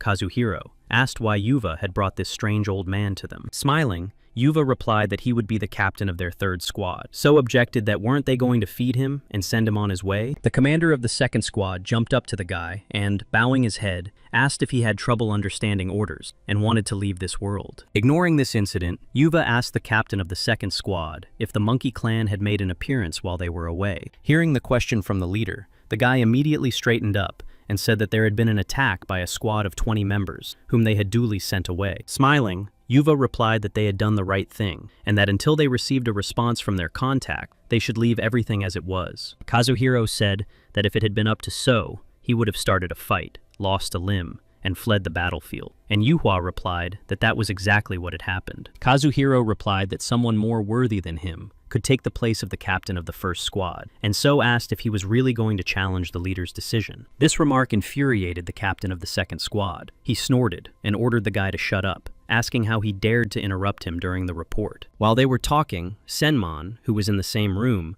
began to come to his senses. He sat up abruptly and looked at the guys questioningly and discontentedly. However, he remained silent. The guys interrupted their conversation and looked at him in response. Yuhua smiled slightly as they waited for the man to speak. He jumped to his feet and shouted that he now understood that they wanted to feed him the blood of their lord, to turn him into a demonic swordsman, like all of them. Kazuhiro suggested driving him away, but Yuva said that he could be a good ally. So doubted this, saying that he would hardly be of much use. So hurried to reassure Senmon, saying that they were not going to turn him into a demonic swordsman, and Yuva confirmed his words. Yuva looked at the man with his golden eyes and said with a smirk that the dog clan had never had demon swordsmen. He continued that there were only 2 swordsmen here, himself and So, and that everyone else, including Kazuhiro, were humans, to which Kazuhiro objected that he was not an ordinary human. Looking at the men with a skeptical gaze, the man asked what it all meant, and So replied that it meant exactly what Yuwa had just told him. So decided that he could tell the man everything, and recounted how, 900 years ago, when the first dog lord appeared, humans had helped him. In response to their kindness, the lord began to care for children whose parents had been killed by demons, and the children simply adored the dog lord. A distinctive feature of the dog clan was that it included orphans raised by the lord, which significantly significantly distinguished them from other clans. There were those who did not like this, but even without the demonic swordsman, the Lord was very strong, especially when it came to protecting those dear to him. However, 10 years ago,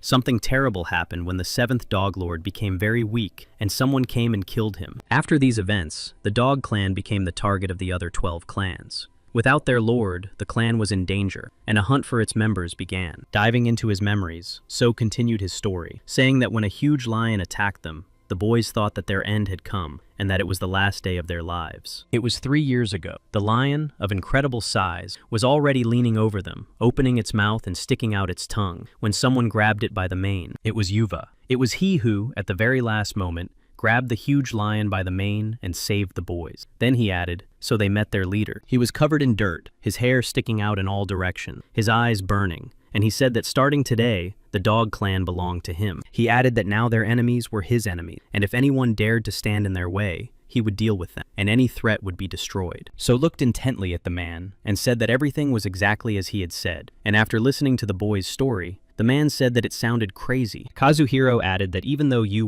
was only 14 years old, he looked like a demon, which was very cool, and asked him not to dig up his past. Sitting closer to the boys, Senmon asked why they continued to live under the name of the Dog Clan when there was no longer a lord, adding that they were taking too much of a risk. Bowing her head, Kazuhiro replied that the clan had taken them in when they were about to die of hunger, and how could they give up that name? The guy didn't just bow his head to the man, he stood up on the bridge, and suddenly they all raised their heads together when they heard a noise above the roof. Surprised, Senmon asked what was going on, wondering if it was an earthquake, but Kazuhiro replied that the monkeys had arrived earlier than he had expected. Looking seriously at the man, Yuhua added that the invasion of monkeys was another reason why they could not reject the name of the Dog Clan. He got up and walked to the exit, the clan emblem emblazoned on his cloak, and said that this was the fastest way to attract other clans. Senmon remained seated, calmly watching Yuhua and the captain of the second squad, Kazuhiro, leave, but So ordered him to get up as well. When the man asked him why, the boy replied that he was now the new commander of their third squad and was going with them to fight the monkey raid. When they went outside, the village was empty. There was not a single person to be seen,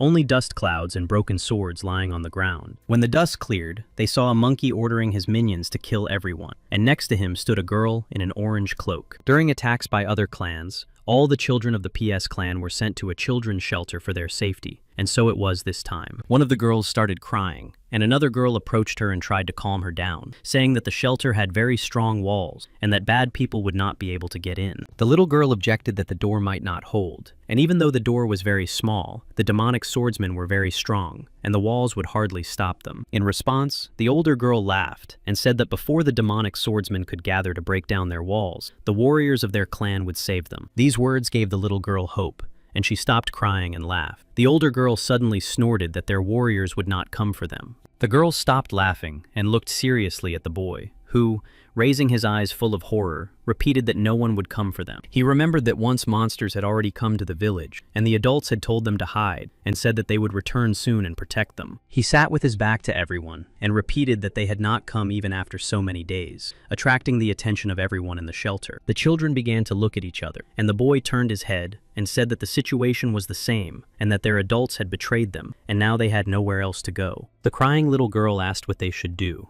and the boy replied that they first needed to find a way out of there. He got up and was about to go in search of one. The little girl objected that the adults had told them to stay in the shelter and that nothing threatened them there, but he snorted that it was all a ploy by the adults. Approaching the door and knocking on it with his palm, the boy grimaced and said that the adults were no different from the parents who had abandoned them. He walked up to the door and tried to open it, but the older children lined up behind the girl, and the one who had been comforting the little girl asked who he was. The other children lined up behind her, and the girl looked seriously at the rebellious boy and said that they were not just orphans in the care of the Dog Clan. The children standing behind her took out dog masks and put them on, and the girl said menacingly that they were part of their clan and would faithfully wait for their comrade. The boy looked in surprise at the masked children standing in front of him. The girl's gaze was determined, and none of the masked children flinched. The boy bowed his head and suddenly became covered in a golden glow, and whispered that he thought he could persuade the children, but something had gone wrong. When his disguise fell away, he turned into a monkey and declared that plans had changed and that she would have to deal with everyone in order to break the spirit of the Dog Clan. He was a demonic swordsman named Nito, captain of the second squad of the Divine Monkey Clan, and he threatened to destroy all the children. The girl declared that the clan members would save them, but he laughed and said that this place was made of solid steel,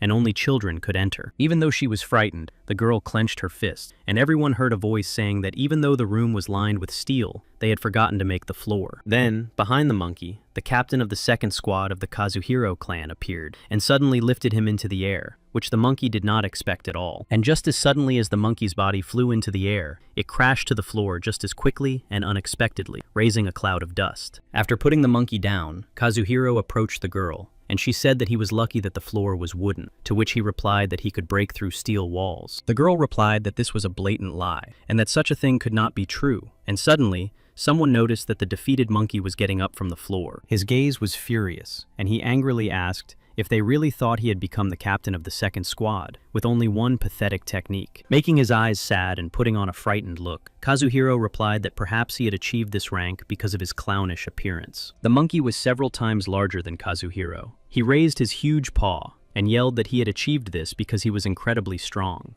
Kazuhiro stood in front of the children, and the monkey shouted that he must think an ordinary person could defeat him by trying to protect these little ones. Swinging its huge paw, the monkey hit the guy and wounded his cheek, standing there with a victorious look on its face, only its huge forelock falling over its eyes. At that moment, a fierce fight was going on in the street. Monkeys were attacking from all sides, some with axes, some with swords, and dogs were fighting back with whatever they could find. He fought back as best he could, having already been wounded several times, and finally came face to face with a huge monkey that growled, bearing a row of sharp teeth. Throwing the monkey away with a blow of his head, the guy heard Senman shout that he should fight more carefully, otherwise he would have to do it alone. While continuing to fight off the two monkeys, the guy noticed that perhaps the man's caution was the reason why he always turned to stone. As sarcastically as the question was asked, Senman replied that he was very cautious and jumped up, dodging the monkey's blow, and the monkey begged him to stop. Turning to So, he asked what the struggle between the clans was about, and the monkey asked the man to stop fooling around and start fighting. So replied that the monkeys had come for the sacred relic of Lord Dog. Senman, continuing to dodge the monkey's blows, asked if that was really the case. After blocking the blows of another monkey, the guy thoughtfully raised his head and said that perhaps it was true. The man looked at him thoughtfully too. He asked if Yuhua had really gone into enemy territory alone, and the guy replied that he himself had seen what their leader was capable of in the foggy village. Senman remembered how the guy had flown around the demon alone, striking blows, and replied that it clearly did not look like teamwork. So, also remembering the attack on the demon in the village, replied that their leader always ran towards the strongest enemy, or where there were the most of them. He added that the leader did this because they were weak, and he himself jumped into the air to deflect the attacks of two huge monkeys that rushed at him. So shouted that the leader was afraid of losing them and fought recklessly, while they, looking at him, fought even more recklessly because of their anger. Senman grinned and replied that the tactic was terrible, of course, but he understood. And then he noticed a spear thrown by a monkey flying towards the guy. He jumped up and grabbing the guy by the waist with both hands in midair,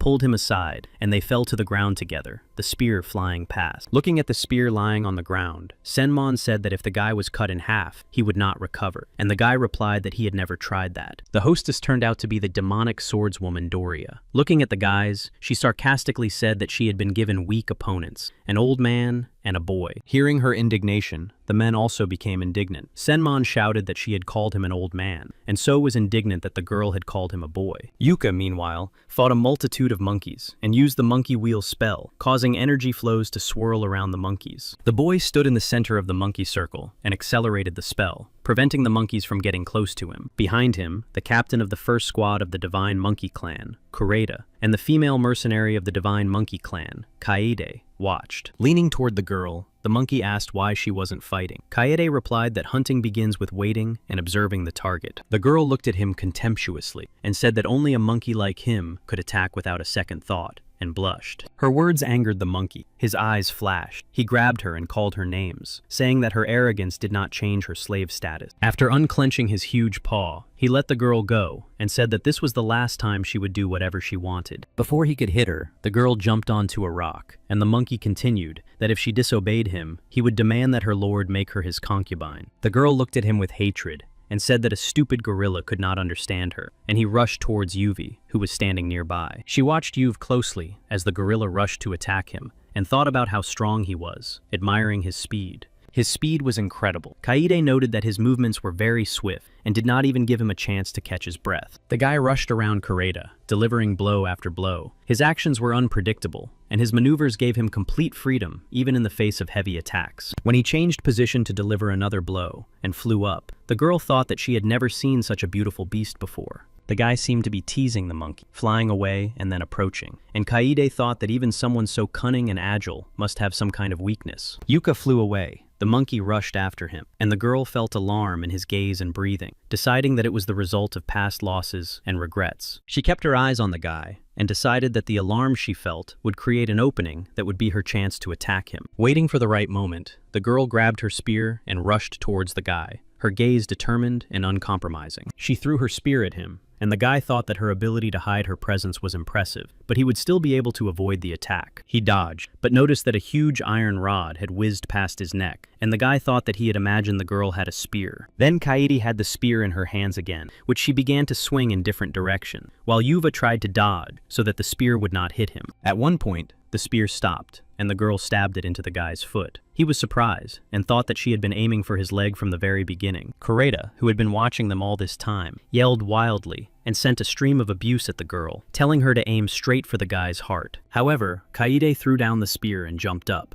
Kureta slammed his fists into the ground with all his might, and Yuhua followed the girl up. Yuhua thought that this burly baboon was very stupid, because if the girl had aimed at his heart, he could have easily dodged it. She flew up to Kureta and hid behind him. Another spear appeared in her hand, and the guy thought that the girl was quite a serious opponent. Everything that had happened made Kureta extremely angry, and he shouted at the guy, asking how he dared to be distracted from fighting him by some girl. Looking back at those lying on the ground, he yelled that even if Yuva had dealt with a few subordinates, it didn't make him special, and called him trash. He waved his arms, and streams of energy flew at the guy, trying to knock him off his feet and make him easy prey for Kureta. However, despite this, the guy managed to resist the stream. Then he swung his right leg, from which a spear flew out and hit the monkey. The spear was small but wounded Kureta, causing Kaede to jump out of his hand. She had a spear in her hand, and something similar to a suitcase was flying next to her. The monkey suddenly had spikes in its paws, similar to brass knuckles. It jumped into the air and prepared to strike the guy running towards it. He managed to dive under it, and while Kureta was flying down, the guy asked the girl why she was helping the monkey, since she was not a demonic swordsman. Kaede looked at the guy with an indifferent gaze, and replied that he was wrong, and she wasn't helping the monkey. She just had something she had to do. Noticing that the guy was constantly distracted by the girl, Kureta yelled, trying once again to hit him with his metal weapons, that he seemed to be just air to him. Landing on the ground and using the spell Hellish Power, the monster yelled that the guy would continue to show off when he saw his true power. How surprised he was when the guy flew up to him, swung his sword and brought it down, splitting the monkey's head in two. Unable to hold on, the monkey flew backward, and the guy smiled and said that for a second, he was even curious to see what the monkey could show him. He added that he did not intend to reveal all his secrets, and at that moment,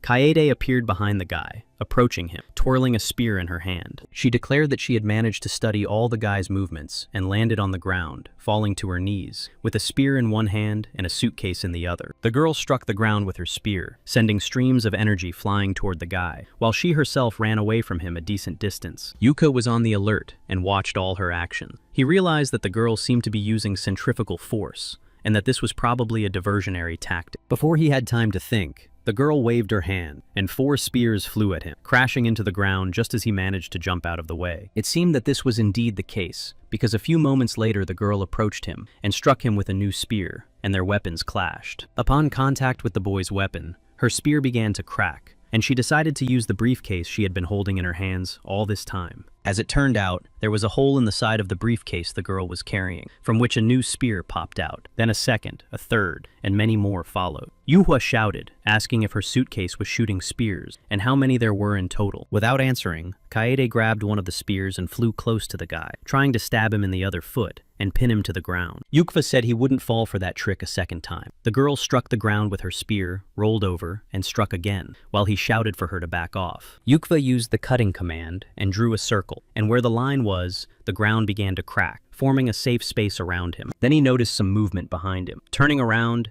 Yuva saw a huge monster with a spear in its paws. Swinging his sword, he used the Crescent Strike spell and slammed the spear into the ground with all his might, causing cracks to appear in the ground again. Taking advantage of this, Kaede pounced on him, and the boy realized that she was not only looking for a vulnerable spot, but also anticipating the trajectory of his movements. When Yuva barely dodged the piercing blow of the spear, he thought that the girl had not only studied his movements, but also developed a strategy for attacking him. Lowering himself, Yuva swung his sword, and thought that he would use something she couldn't keep up with, because the skill of a swordsman lies in the work of his feet. He decided to put the essence of the spiritual sword into his steps. With one foot, he would push off to gain speed, and with the other, he would break to change direction. Then he used the sound step technique that his master had taught him, and he began to dart in different directions, changing direction each time. While Kaede swung her spear and tried to keep up with his movements, he ended up next to her and tried to strike, but the girl managed to intercept him. She parried his sword strike by sticking her spear into the ground, followed by Yuwa's sword. The guy took a few deceptive steps and rushed away from her. Then he descended to the ground and braked with his right foot, but it was the foot that had been wounded by the spear, and the guy experienced incredible pain. Kaede took advantage of this and ran up and struck Yuhua's left shoulder with her spear. Yuhua thought that she was able to react even without keeping up with his speed. The guy grabbed the spear shaft and,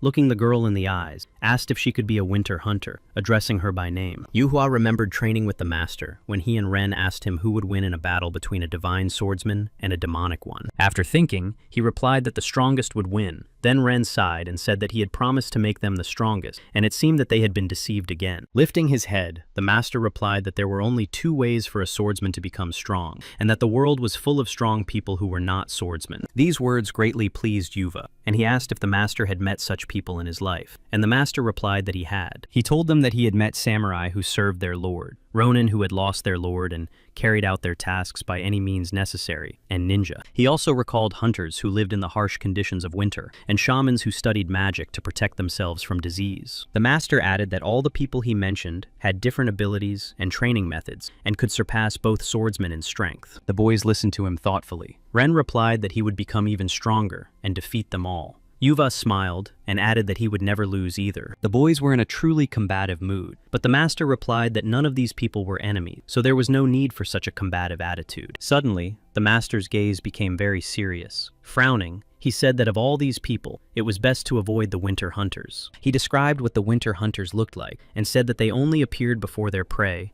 when they were completely confident of success. Kaede did not lower her spear, trying to hurt him more. And Yuva remembered that, according to the master, it was almost impossible to escape from winter hunters alive. Looking at the girl and holding the spear shaft, he said that, unfortunately, he had not asked his master at the time how he had managed to escape from a winter hunter alive. In the shelter, Nido, having wounded Kazuhiro, talked about how he hated weak people like him, and added that willpower alone was not enough to cope with everything. The boy sat with his head bowed, and the monkey continued that he would understand that illusions could not help these children, and that he could see the fear on their faces. The children in the shelter stood as one, clenching their fists, and Kazuhiro replied that he did not see fear on their faces, because they believed that he would protect them. Saying this, he raised his head sharply. A fire lit in his eyes, and he thought that for the sake of these children's faith, he must protect them and justify their hopes. He got up from the floor of the shelter, crouched down, stood on his toes, grabbed the axe with both hands, and began to slowly lift it, each movement causing him pain. The captain of the second squad of the Divine Monkey Clan watched his actions and wondered how an ordinary person could do such a thing with his own hands. Looking at the monkey, the guy asked how he was feeling, because he had heard that if the spiritual sword was damaged, it would be difficult to repair. Pulling out his sword, Nido clicked his tongue in dissatisfaction and thought that he didn't know what trick the guy had pulled, but it seemed better not to use the spiritual sword for now. Kazuhiro asked if he would try the sword again and promised to break it in half, but the monkey growled that his fists were enough for him. Straddling his legs and spreading his arms, he added that the power of the sword was not limited to its summoned form. Kazuhiro was several times smaller. Nido used the technique of the immense monkey grip.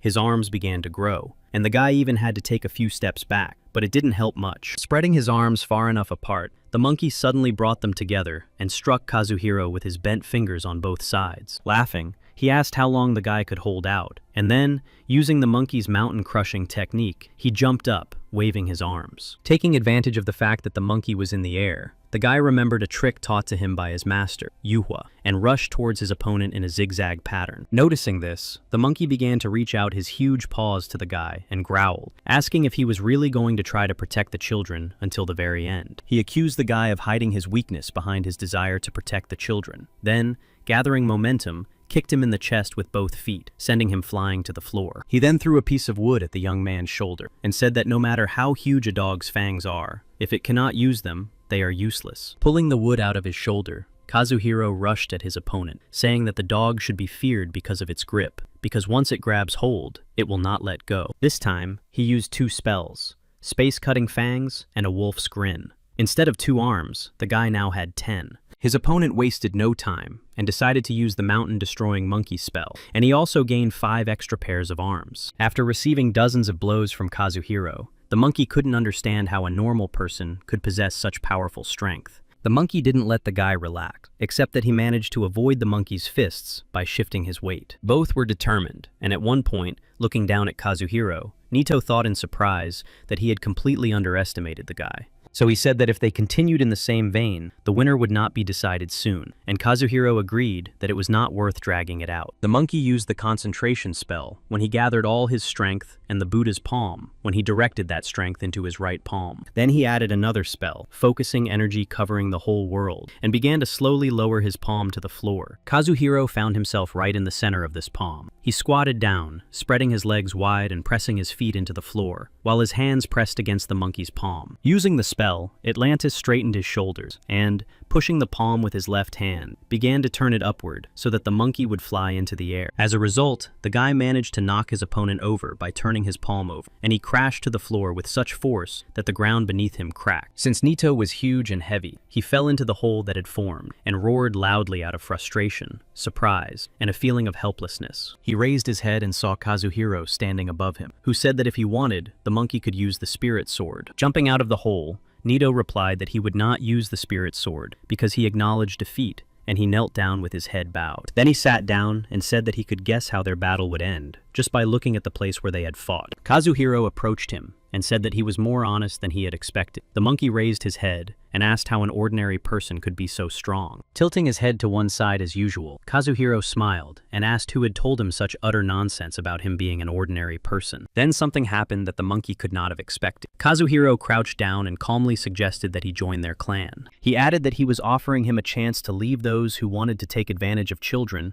who had nowhere else to go, and that this could not be called betrayal. His words angered Nito. He snorted that the guy was saying that because he had won, and asked what he could possibly know about betrayal and their clan. Kazuhiro stood up and approached the children. They all looked at the monkey, and the guy said that if he thought he was the only one, then everyone here was like him. He remembered how he and So had been in such a situation, and So had calmed him down, but Kazuhiro had replied that 7 nights had already passed, and no one had come for them. The guy reminded Nito what he looked like when he first appeared, and added that he was sure the monkey wasn't playing. It was what he felt. When Nito asked how the guy figured it out, he replied that the monkey's skill was not camouflage, but enlarging its arm, and that it couldn't have 2 skills at once. After these words, the monkey transformed, and a little boy appeared before them again, saying that the guy was right, and that this was his true form. He said that when he realized that no one was coming to save him, he went out into the street and had no choice but to beg for alms. Then only the Divine Monkey Clan reached out to him and other children like him, because children could be used for their own purposes. It was very simple. Children could climb anywhere and get anything. And there was another big advantage. They were easy to deal with. He added that those who grew up became useless, and it was surprising to him that years passed, but he did not grow up. Nito admitted that when he became a demonic swordsman, he thought that the gods had blessed him so that he could take revenge on those who had abandoned him. Kazuhiro responded sympathetically that the boy had harbored false resentment, and now he must understand that the adults had not abandoned him, but had died protecting him. Looking at the boy, he added that he understood how he felt, and that bitter resentment had helped him survive because he had been in his place. Then 2 girls approached Nito. One of them put a dog mask on him, and the older one said she wanted him to become one of them. The boy looked up at them in surprise, and the girl replied that she was impressed by his skill. He was completely taken aback and asked what she was talking about. Children in masks surrounded Nito on all sides and began to praise his transformation skill, saying that Kazuhiro was not a swordsman at all. He objected, but they didn't listen to him, and he lost his temper and said that the monkey could get away from them. In response, he heard that he was pathetic and was behaving as usual. Approaching Nito, Kazuhiro took off his dog mask and, looking seriously at the boy, said that in any case, their clan was coming to an end. Glancing at the children standing there, he turned his gaze to Kazuhiro and replied that the girl they had come here with was someone they could never defeat. Besides Kaede, there was another girl in the Divine Monkey Clan named Doria. Nito explained that the girl was a real monster, so they couldn't defeat her,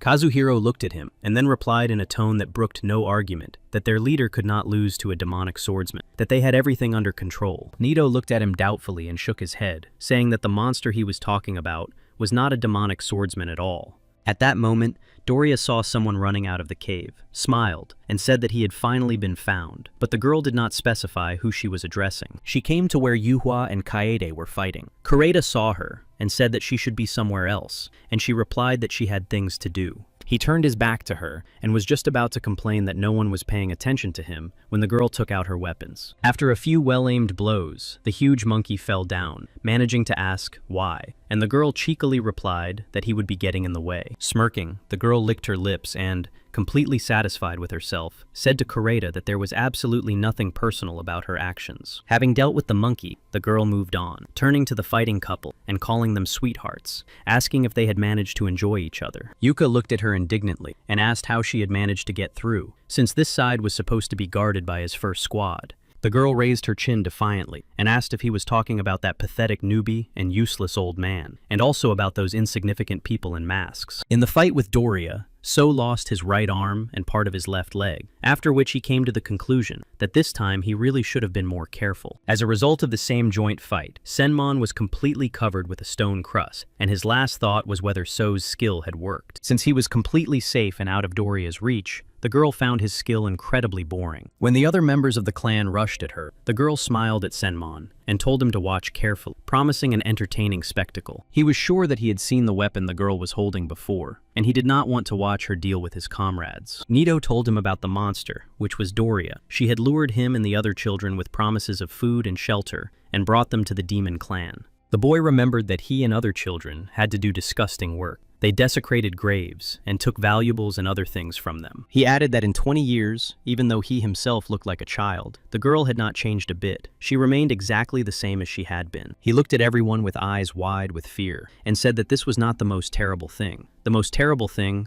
was her ability. It turned out that Doria's ability was to create a dome, and once inside it, no living creature could escape. Several birds that had entered her dome tried to escape, but unfortunately, in some unknown way, the dome pulled them back in. The girl did not leave those who entered her space alive, and she did so with a smile, saying that she did not want it to break prematurely. Yuka and Kaede turned around after Doria's words, and the guy said that he didn't understand why the hunter was interfering, but he advised her to get out of there. He decided to chase the girl away immediately with a sword step spell, and then, with a sound step spell, he stamped his foot. The ground beneath him shook, and everything spun. Doria was completely unimpressed by his action. She stood there grinning, and continued to do so without moving. Then he decided that the first thing he needed to do was to break away from Kaede, who was hanging on his tail. But the girl kept up with him, literally not a step behind. The guy thought that even though she was able to react to his speed, she wasn't fast enough to keep up with him. He could feel her breathing down his neck, which made him very angry, and he wondered if she was using the air currents from his sonic step. He saw a spear in Kaede's right hand, and she prepared to strike. The guy thought she was going to aim the blow at him. Yuka leaned back, keeping his weight on his feet, but the spear passed him by. Not because of that, but because it was aimed at Doria, who was standing nearby. Yuka looked at her without hiding his surprise, and the girl, without lowering her spear, told him about the first rule of the tribe of winter hunters. The tip of the spear was pressed against the smiling Doria's chest, and Kaede continued that the rule was that if you don't eat the prey, don't dare destroy it. The girl said that she had once broken this rule, and, looking into Doria's eyes, said that she had promised to deal with her the next time they met. But Doria suddenly laughed and said that the girl was indeed the debtor, and that the pledge was actually a large one. She touched the spear under her hand, and the metal began to dissolve. Doria asked what she should do with Kaede, since she had no plans for her. Soon, the metal of the spear dissolved and burned Kaede's hand, and the girl fell exhausted to the ground. Yuva looked at them, surprised by everything that was happening. He looked at Kaede indignantly and shouted, "Are you really on his side?" She looked up and replied that he couldn't handle Doria alone. She remembered a saying often repeated in her tribe, that to catch a bear, sometimes you have to team up with wolves. However, the guy didn't believe her. He asked her to be quiet and said that they were both just villains who had the audacity to break into someone else's house. Having said that, he suddenly disappeared, leaving the girl sitting alone on the ground. Doria was still standing nearby, watching what was happening. The girl bowed her head so that Doria would not see her tear-filled eyes, and whispered softly that perhaps she had not sounded convincing enough. But unexpectedly for her, Yuva returned and said that they would need weapons, and the girl asked in surprise if he really would not refuse to help her. Without turning to her, the guy replied that looking at the girl during the conversation, he decided that Doria was something like her sworn enemy. Without thinking twice, the guy jumped up,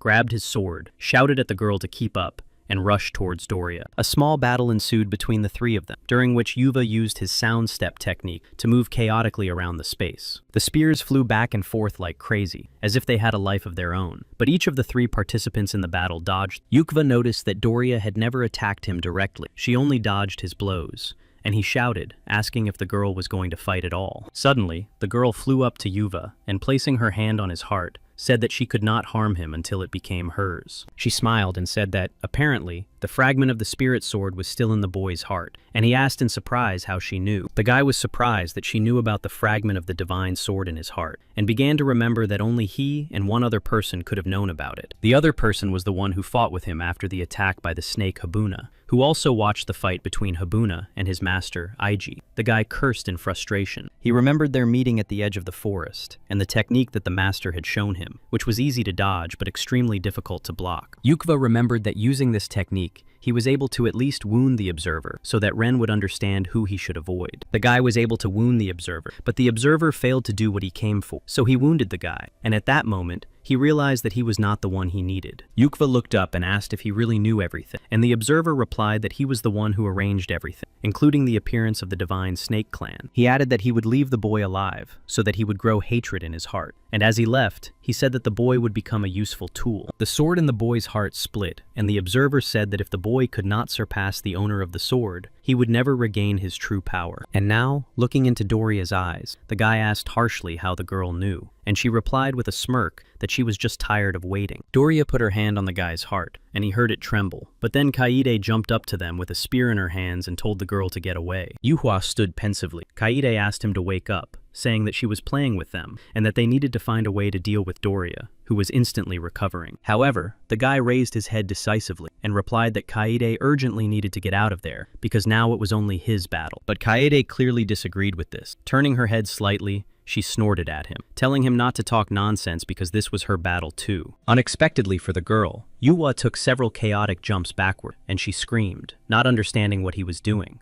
Without even looking at her, Yuva replied that she must have decided that after watching him for such a short time, she could understand him. When he finally turned his head toward her, his eyes were flashing, and he growled through clenched teeth for her to step aside and not interfere with him. Then, with chaotic jumps, he rushed towards Doria, and lowering his sword onto her shoulder, asked who the man was who had stabbed the master's sword into his heart. He swung again, but the girl smiled and replied that he had no right to ask about this man, and that she would not tell him anything anyway. When Yuva swung again, Doria managed to jump out of the way, and the sword struck the ground, cracking it and sending fragments of stone flying into the air. Kaede, despite the guy's demands, did not go anywhere. She stood aside and watched them, cursing the guy with the worst words she knew. But she couldn't help but admire how the guy was fighting now. Something had changed, and he had begun to fight more cautiously. Watching the battle between Yuva and Doria, Kaede thought that the guy's tactics were similar to studying his opponent's technique. Kaede remembered his words that she couldn't learn his techniques in such a short time, and realized that he was not a wolf, but a real cunning fox. Sitting down, she began to analyze his words, and suddenly realized that she needed to study her opponent's behavior, and then step aside, and wait for the right moment. He really did observe how Doria behaved, and then decided to use the IG-style technique of 108 clones of emptiness. In less than a second, countless guys just like Yuhua appeared and swirled around the girl. However, his actions once again failed to impress the girl. She looked at him with a superior gaze, hinting at the futility of his efforts. Finally, she said that judging by the fact that he had resorted to this technique, the guy realized that all his attacks were useless, and she stretched out her hand, reciting a spell. Yukva fell to the ground when Doria suddenly jumped on him, and,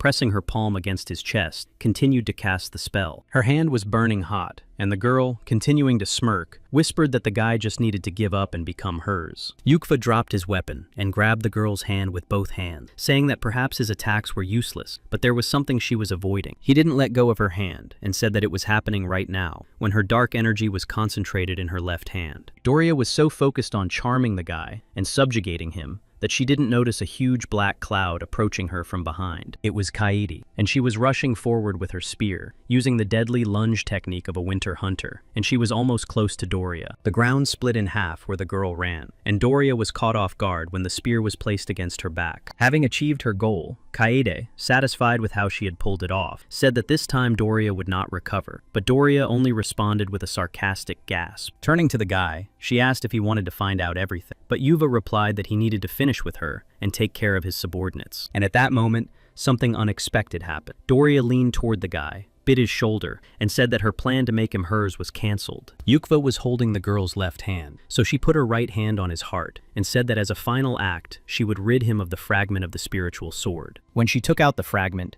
Yukva collapsed to his knees, and Doria said that if he survived, he would become the instrument that the man had spoken of. Touching the tip of the spear, the girl made it melt, and she smiled and said that the guy would regret not being able to find out anything from her. The spear did not harm her. Taking a few steps back, the girl heard the footsteps of the Dog Clan warriors and their cries, asking what she had done to their leader. Smiling again, she said that it seemed like it was time for her to leave, because she didn't want to show her other side. However, she completely forgot about Kaede. The girl called after her, asking where she was going, and Doria snorted in dissatisfaction. Kaede shouted with determination that she would not let her leave, but Doria replied that she had not come here to play, and that she did not care about the girl. Turning away and walking away, Doria shouted without looking back that the girl was not worth her attention. At that moment, a huge lilac-colored dome opened above them, through which the cries of the Dog Clan members could be heard as they came to the aid of their leader. Kaede noticed this and began to think that the line Doria had drawn was a boundary, and then it dawned on her what would happen if she crossed it. She shouted at the members of the Dog Clan running towards them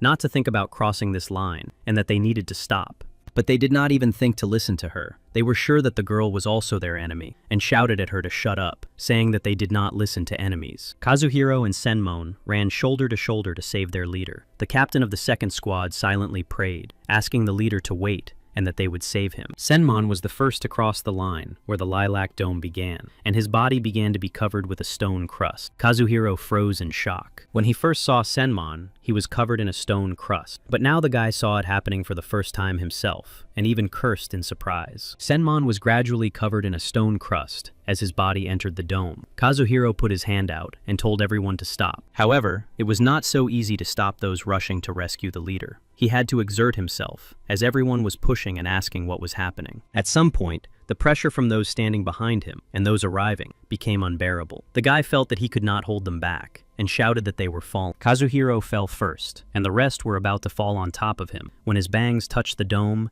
and a small explosion occurred. At that moment, a huge monkey hand appeared out of nowhere, grabbed everyone, lifted them up, and threw them away from the threatening dome. The boys flew to the ground, falling wherever they could and tumbling in flight, but their savior, Nito, arrived just in time. During the powerful blow with which Nito pushed the boys away from the sphere, several masks flew through it, and everyone noticed that the masks were burning inside it. Becoming a child again, Nito said that this was the monster's ability he had mentioned, which was corrosive decomposition. Looking at Senmon lying inside the sphere, he said that he seemed to be dead too, although he wasn't sure because Senmon had turned to stone. However, despite their predictions, Senmon began to come to his senses and even swear. Kazuhiro said that this was a property of his ability. Taking a wooden stick, he poked the sphere and said that it seemed that because of Senmon, this thing had stopped, or even that it was scary what could happen to them. Meanwhile, the unharmed Senmon was already taking out his spiritual sword, and when Kazuhiro asked him to save their leader, he replied that he could rely on him. However, he had not taken more than a few steps when he was covered with a stone crust again. Kazuhiro could not help himself and swore again. Kazuhiro yelled at Kaede to remove the barrier and come out to fight, to stop hiding, and the girl asked in surprise if Doria was afraid of them. The guy's assumption that she had created the barrier angered her, and she yelled that she was a winter hunter and did not resort to such tricks. Seriously worried about his leader, Kazuhiro shouted, trying to calm the girl down, saying that her complaint was misdirected, and he asked her again to come out and remove the barrier. Nito shouted that it was not her doing, but the demons, and that they had no choice but to wait, but he replied that while they waited, the girl could attack the leader. Nito looked at the girl and replied that there was no need to worry about the leader, as she was a winter hunter, and they did not harm those they did not intend to eat. Those standing in front of the dome stamped their feet and shouted, asking her not to eat their leader, to which she replied that she had no intention of doing so. Still not trusting her, Kazuhiro shouted that she might get hungry. Nito turned away and thought that he had been too hasty in joining their clan. Kaede turned around and walked away, and they shouted, asking where she was going. She replied that she couldn't just sit idly by. When the girl walked away, Senmon's paralysis passed, and he drew his sword and shouted for her to attack him. Nido replied that she had already left. Suddenly, everyone heard someone calling Kazuhiro. The girl ran up, and the boy asked her why she had come, since he had told her to take care of the wounded. The girl said that after the battle with Doria, all their warriors from the 1st and 3rd detachments had been poisoned, and their antidotes had not helped. Hearing about the poison, Senmon remembered that when he had been petrified, Doria had promised him an entertaining spectacle, and decided that this was probably what she had meant. Sadly lowering her eyes, the girl said that at first the poison seemed quite harmless to her, and she decided that it would not cause death. Nido said that Doria had been perfecting her poison for a long time, and was using it to manipulate someone, so death would come in 3 days. He added that the antidote was most likely either with Doria or with the Monkey King. Hearing this, Kazuhiro raised his head and said that everything would be fine. Looking at Senmon, the guy said that as soon as the chief came to his senses, they would break into the Divine Monkey Clan and get the antidote. The female doctor who came to tell them the sad news said that this would be the case, and in the meantime, she would do everything she could to alleviate the symptoms of the wounded. Kazuhiro replied that he would stay here with the leader, and ordered the members of his squad to go to their wounded comrades from other squads and help them. They rushed to carry out the order. Nido asked if they were placing too much faith in their leader, since he could leave them without even regaining consciousness. Staring intently at Yuhua, lying inside the sphere, Kazuhiro replied in a tone that brooked no argument that this was out of the question, and that their leader would never abandon them. Nido replied that he believed Yuhua would succeed, because the last time Doria had used the barrier was 20 years ago. He explained that the barrier was expanding, preventing anyone from entering or leaving, and that it was half mixed with the earth and air, so they had to wait for it to finish. When asked how long it would last, the guy said that this barrier was smaller than the one 20 years ago, and the concentration of corrosion was lower. Nido estimated that it would take about 2 hours for the barrier to end, to which Kazuhiro and Senmon shouted in unison that it was too long.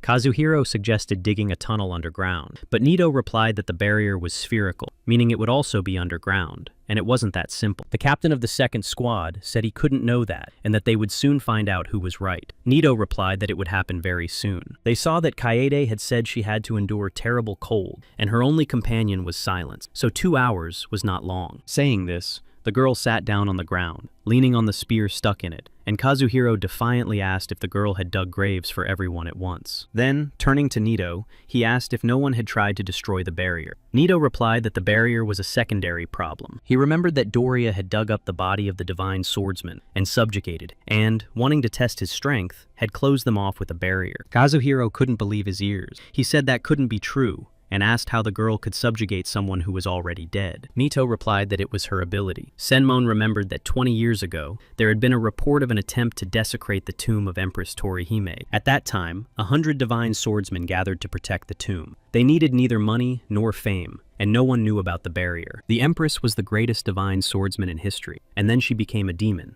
but no one fled, nor could they because of the barrier. Nito asked how the man knew, since no one had survived that tragedy, and Senmon replied sadly that one man had managed to survive. It was him, and he survived because he was covered in a stone crust. He watched his comrades die and was forced to hide. And today, seeing the weapon Doria used, Senmon thought he had seen it before, and now realized that it was the spiritual sword Torihime. He asked if it was true that her ability was to control the dead, and added that it didn't seem like she was controlling Torihime. Nito replied that she did not need to control every movement. She could create an army of the dead, each with abilities from their past lives. Kazuhiro leaned over and asked at what point a person could be considered dead, and Nito replied that it was probably when their heart stopped. Hearing this, Kazuhiro rushed headlong toward Yuve, shouting for him to wake up, with Nito running after him. Kazuhiro was already ready to cross the barrier when Nito grabbed him and shouted that Doria could only control those who had already died, and that it was too early for him to go to the other world. Kaede, hearing all this, leaned over the boy to listen to his heartbeat and said that he would live. His breathing was uneven, but his heart was still beating. Her words made Kazuhiro think, and he said that this couldn't be,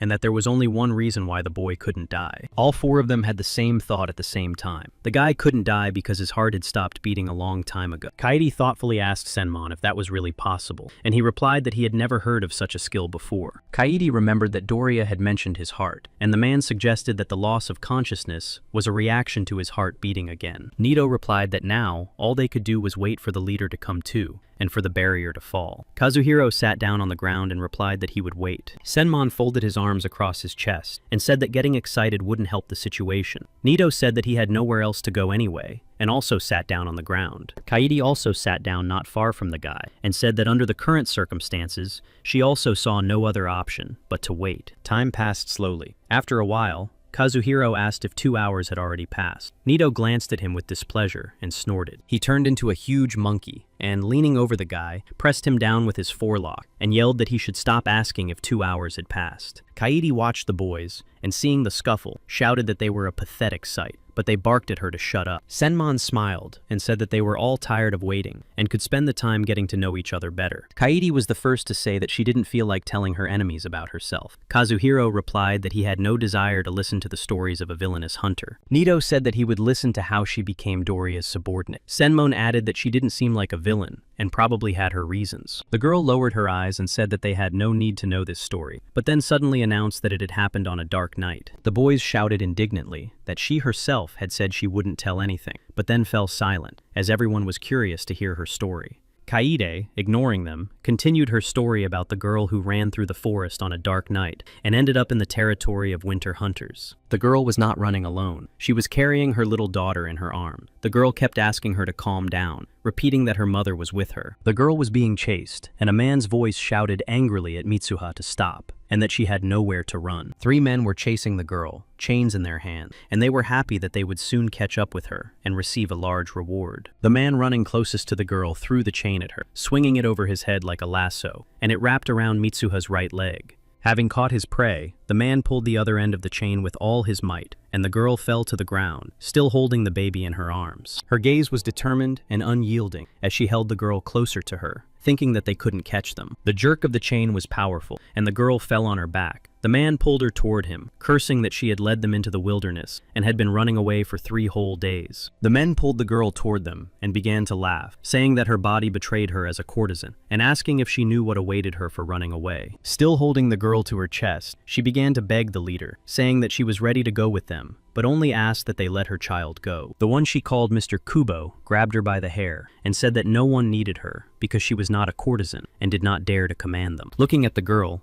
the man said that they were not interested in the woman. They had an order from their leader to take only the child. The man laughed wildly after these words and said that since the boss was only interested in the child, he could deal with her without consequences. However, the men decided to have some fun with the girl, and when Mr. Kubo leaned over her, another man saw a pair of lights in the darkness and warned him. When Mr. Kubo raised his head and looked into the darkness, he was surprised to see that 5 more pairs of lights had joined the first 2. He asked his men in which direction they had been traveling all these days. One replied that they had been heading north, and the man asked if he was sure about that. These lights were human eyes, and the man asked if they had not heard of the hunters in the north, the giants who exterminate people alive. The lights grew more and more numerous, and suddenly they heard a voice asking how they dared to enter the territory of the winter hunters. The men were seriously frightened, shouting that these were the very giants and that they were doomed. They rushed to flee, abandoning the girl and the child. At that moment, they no longer wanted comfort or reward for their capture. They thought only of running away, and Mitsuha and the baby finally breathed a sigh of relief. Then, Mihutsa looked up and saw 2 pairs of glowing eyes in the darkness. Frightened, she lost consciousness, and the baby began to shake her and call for her mother. Now the girl also saw the glowing pairs of eyes and black shadows approaching her. Her eyes widened, and she began to shake her mother harder. Soon, Mitsuha began to come to her senses, and,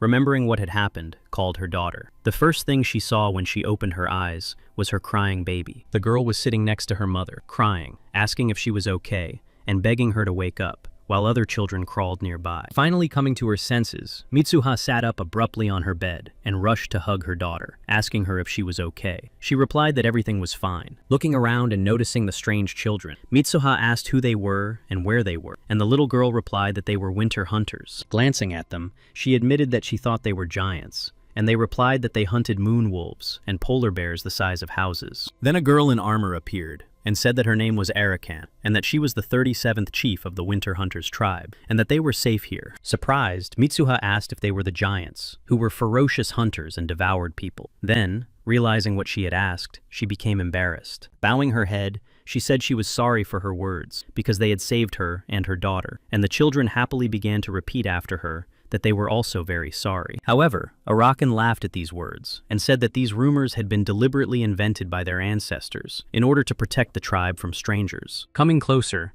Arakan stroked the girl's daughter on the head and said that she had told them their story and that if they had nowhere else to go, they could stay. This offer touched Mitsuha, and she burst into tears and began to thank them. The children immediately began to repeat after her, but Arakan replied that there was no need for thanks. Mitsuha and her daughter stayed with the winter hunters, and the children took the girl with them everywhere. Once, while picking berries, Kaede found some strange berries. They were like speckled cherries, and the girls forbade her to try them, saying that if a person tasted them, their hair would become like theirs. But it was too late. Kaede had already tasted the berry and then collapsed to the ground, and the children began to scream, asking why she had done it. After that, the girl's hair turned light. Once, while running away from a wild boar, the girls shouted to Kaede that the basis of hunting is waiting, and that the prey must be caught. As Kaede grew up, she was taught new skills. Her hair became lighter and lighter, and once the three of them caused a whole explosion. Then the time came, and Kaede was chosen as the 38th leader of the Winter Hunters tribe. Her mother, Mitsuha, also remained in the tribe. Upon hearing that she was to become the leader, Kaede burst into tears, asking if this was really possible, and everyone said that she was the most responsible among them. No one doubted that she was the best choice, and she promised herself and the tribe that she would be a leader who would protect everyone. One winter day, the scouts told her that the hunters who had gone to replenish their supplies had not returned, even though it was already past the appointed time. They tried to calm her down, saying that they had few supplies and had hunted little. Kaede blamed herself for all this, saying that she should have foreseen it. One of the scouts said that death is part of nature, and that just as they get food from the forests and rivers, sometimes nature consumes people. However, Kaede said that they had technology that allowed them to challenge nature, and at that moment she was holding a gun in her hand. The girl said that from now on, they could no longer rely solely on nature, and that money was necessary for the well-being of the tribe. After gathering some of the tools that helped them hunt, Kaede went to the city and put them up for sale at low prices. It was there that she first met Doria, who smiled and said she knew a way to make more money than by trading on the street. She said that all they had to do was share their technology, and Kaede saw no other option but to agree. Kaede took the girl to where their tribe was located, and when she saw how much money Doria was willing to pay, she asked why it was so much. Doria said that the tribe of winter hunters was a guarantee of quality, and that they would use their technology to make and sell goods throughout the country. Mitsuha tried to warn her daughter, asking if she was sure it was worth doing, but she replied that their technology was unmatched, and that everything would work out. A year later, Kaede was happy with how she liked working with Doria, but it took a lot of energy, and perhaps hunting would have been much easier. Thanks to this, she no longer had to worry about the tribe's survival during the harsh winters, but her thoughts were interrupted by the girls who burst in. They reported that the houses recently built on the tribe's territory had been destroyed by monsters, and many people from their tribe had suffered. Kaede couldn't believe it. She said that their structures could withstand even fire or earthquakes, and that everything needed to be thoroughly checked. But they reported that the man hired by Doria had replaced the materials with the cheapest one, and in this case, even their technology would not help. Next, a boy burst in, shouting that their new ship had sunk. He was simply horrified. Kaede jumped up, saying that this had never happened before, and was told that a man named Doria was in charge of construction, and that their blueprints had been replaced with others. That wasn't all. She was told that they were under attack, and at that moment, her mother, Mitsuha, rescued the children from a giant monkey. The camp was attacked by the Divine Monkey Clan, and chaos ensued, with spears flying everywhere and explosions ringing out. When Kaede arrived at the scene of the battle, she saw monkeys destroying everything around her, and Doria pacing back and forth nearby. Running up to her, Kaede asked what she was up to, and Doria smirked and replied that she should have read the terms when she signed the contract. Unable to restrain herself, Kaede lunged at Doria and wanted to hold her accountable for violating the terms of their cooperation and for everything that had happened in their camp. But Doria stepped on the girl's head and said that she would have to answer for the defective product under the contract, and Kaede replied that this was nonsense. Trying to get up, Kaede shouted that all the troubles that had happened were not related to their technology, and that Doria herself had arranged it all. Smiling, Doria replied that according to the contract, the girl was responsible not for the technology, but for the problematic product, and she was obliged to pay the debt. Meanwhile, in the camp, the monkeys were winning and ordered all the winter hunters to surrender if they valued the life of their leader, which they were forced to do. The monkeys ordered all the winter hunters to be gathered, leaving no one behind, saying that they would be valuable hostages, and they behaved very aggressively. Kaede, along with the others, was taken into custody, and the girl was thrown into a separate cell, and of course, she felt guilty about all this. She was distracted from her thoughts by the shout of a guard, dragging someone on a rope, and ordering him to get up, saying that he still had a lot of work to do. Opening her eyes, the girl saw one of the girls from her tribe, named Rumi, being dragged down the corridor on a rope. She screamed and rushed to the bars. Despite the pain, the girl opened her eyes, looked at Kaede, and said with parched lips that it was good that their leader was safe. The scene was horrific, and Kaede began to sob, bowing her head. Her tears dripped onto her hair, and the ends suddenly turned black. But the tears dried up, and anger overwhelmed her. She was so strong that an explosion occurred, and Kaede broke out of her cage. Freed from captivity, Kaede went to the 9th Monkey Queen, the demon lord Haruku, to ask for her forgiveness, help, and protection. Falling to her knees before the queen, Kaede promised to do anything she asked if she would free her people in return. Their meeting took place in the palace. The girl did not see the queen's face, but she said that Kaede would serve as a mercenary and thus repay her debt. When the story came to an end, the dome was still in place, and the girl concluded the story by saying that this was how she came to serve the demon lord. The men cried. Nito said he knew nothing. Kazuhiro replied that she should not worry, and that as soon as the chief woke up, she would tell him everything. To everyone's surprise, Yuhua had already regained consciousness. He stood up and announced that he had heard the girl's entire story from beginning to end. Everyone froze, waiting for him to speak, and he looked seriously at his companions and said that they must save the winter hunters and obtain the antidote. Everyone immediately rushed to ask how he was feeling and if he was okay. Kaede boldly stated that she had not asked for his help. The girl added that he had just been unconscious, and Yuva replied that he had had a long dream about crossing a river in a boat. Yuva turned to Kaede and thanked her, and when she gave him a questioning look, he said he was grateful that her story had brought him to his senses. He added that he also had people who were very dear to him, and even though their hearts had stopped beating, the memory of them could not die. Despite his words, the girl proudly replied that she would save her tribesmen with her own strength, and that she did not need anyone's help. And then something incredible happened. Yuva humbly bowed his head before her, and said that if she did not need help, then he asked her to help him. Kaede looked at the guy questioningly again, and he bowed his head and asked her to find the monkey base so that he could get the antidote. The girl looked at him thoughtfully, thinking that he could do it himself, but he was willing to bow his head to help her. Then she stood up and said that she didn't agree and offered to make a deal. Yuhua would help her save her tribe, and she would help him get the antidote. Yuhua was satisfied with this option. He raised his head, smiled, then took a few steps toward the girl, and they shook hands. Then they heard Senman's voice. He asked if they had a plan, and added that it might be possible to steal the antidote, but not to rescue all the hostages. Yuhua replied that he proposed to break in through the front entrance, destroy everything, take the antidote, and rescue all the hostages. The man called the plan stupid. He explained that they would have to fight the demon lord, and 2/3 of their forces were poisoned and incapable of doing so, and they had almost no chance of winning. Kazuhiro shouted that he couldn't believe he was doubting the leader's plan. Senmon replied that he had not agreed to become captain, and that the plan was absurd. Senmon explained that they couldn't even deal with this barrier, when suddenly Yuhu said he could deal with the barrier,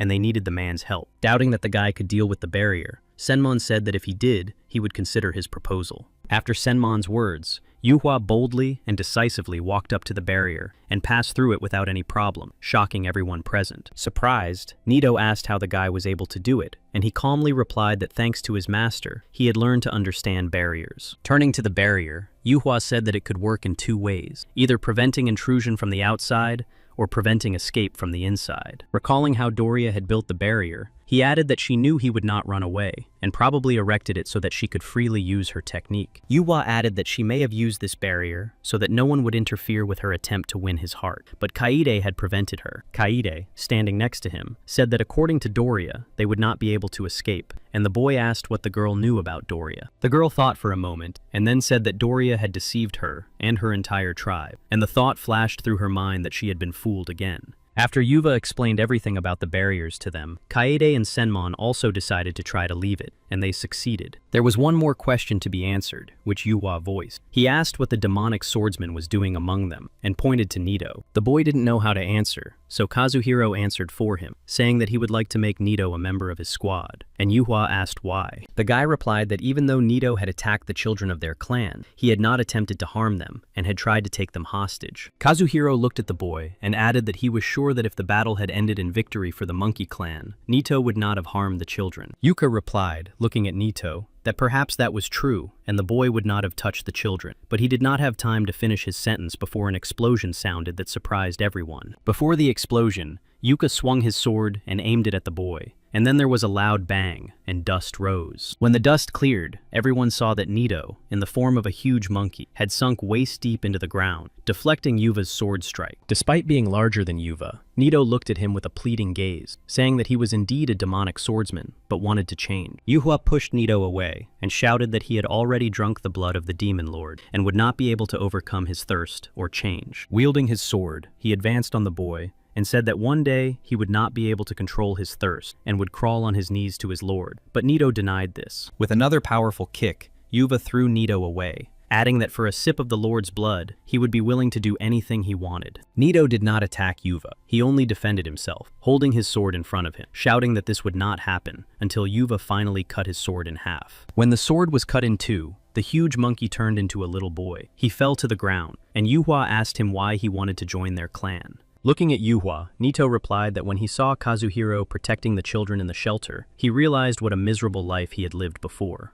Crying, he added that at that moment, he realized he never wanted to become like that, and at that moment, Yuhua approached him and looked down on him. He held out his sword to the boy and said that those who became demonic swordsmen had committed a sin, but those who made mistakes had the right to forgiveness. He added that those who have committed a sin have no right to forgiveness, then smiled and said that if the boy was ready to live with it, he would be accepted into the clan. Yuhua turned to leave when Nito shouted after him to stop, and asked if it could be that the boy also carried a sin. Hearing this question, Yuva stopped and, without turning his head, replied that in his case, the sin was simply that he was alive. At that moment, the ninth monkey queen, Haruku, sitting on her throne and looking at the antidote with a smile, said that she needed to prepare for when they came for it. Squinting her eyes, the queen asked if she had ordered to deal with the boy in such a way as to poison his subordinates so that he would come for the antidote. The queen sat on her throne with her legs crossed, and this question was addressed to Doria, who was standing some distance away from her. Looking boldly at the queen, the girl replied that she had acted solely in the queen's interest, and that everything else was up to her. The queen just laughed, and asked if this was really Doria speaking, who had lost all her strength, and seemed to have forgotten who she was talking to. Doria remained silent, but the burly men behind her responded. One said that Haruku was going too far, and the other barked, asking why she dared to insult his mistress. Their words amused the queen even more. She said that it was all very funny, and asked if Doria still had her divine sword. The girl remained silent, while Haruku tore off a strand of her hair and placed it on her palm. It suddenly glowed with a bright light, and the girl blew it away. The hair flew through the air above one of the bodyguards behind Doria, then turned into a weapon and pierced his chest. Doria screamed, asking what Haruku was doing, and why the man standing behind her arched his back and fell to the floor. Flashing her tail, Haruku took a long leap from her throne and landed on the spear shaft, saying that she was freeing her hands. Doria turned to protect the second guard. Haruku jumped towards him, grabbed his arm, wrapped her tail around his neck, and told the girl not to waste her strength. The girl turned away so as not to see what was happening. The man fell to the floor, and Haruku suddenly said that it was his own fault. Doria asked what she meant, and the queen, heading for her throne,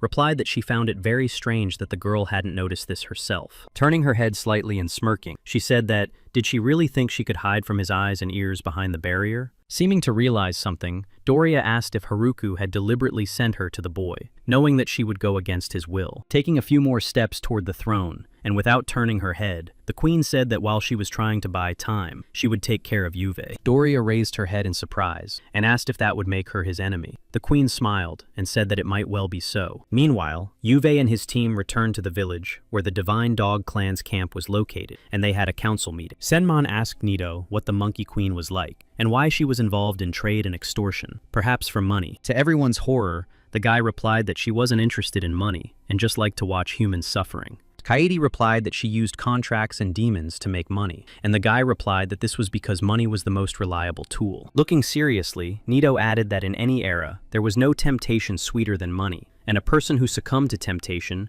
could easily be brought down to the very bottom. He added that for the queen, swordsmen are a tool that can be discarded, and there is always a crowd of divine swordsmen ready to serve under her command. Then, lowering his head and looking at everyone from under his brow, he said in a tragic tone that perhaps right now the queen was replenishing her losses. Kazuhiro was greatly disturbed by what he had heard. He looked at the boy angrily and asked if it was really so easy to create demonic swordsmen. The boy replied that it was very easy to do. One only needed to mix the Lord's blood with a decoction to obtain divine blood wine and find willing participants. He added that the transformation was only possible if the divine swordsman knew that he was drinking it secretly. Otherwise, such a transformation was impossible. In addition, there were difficulties in preparing the decoction, so the wine was diluted to be enough for 900 demon swordsmen at a time. After listening to him, Senmon concluded that the demon swordsmen of the monkey clan were weaker than the others, but their numerical advantage was the main problem for them. After listening to everyone, Yuhua beamed with joy and said that there was no need to worry because his plan was simply perfect, and everyone turned to him. Senmon's face became stony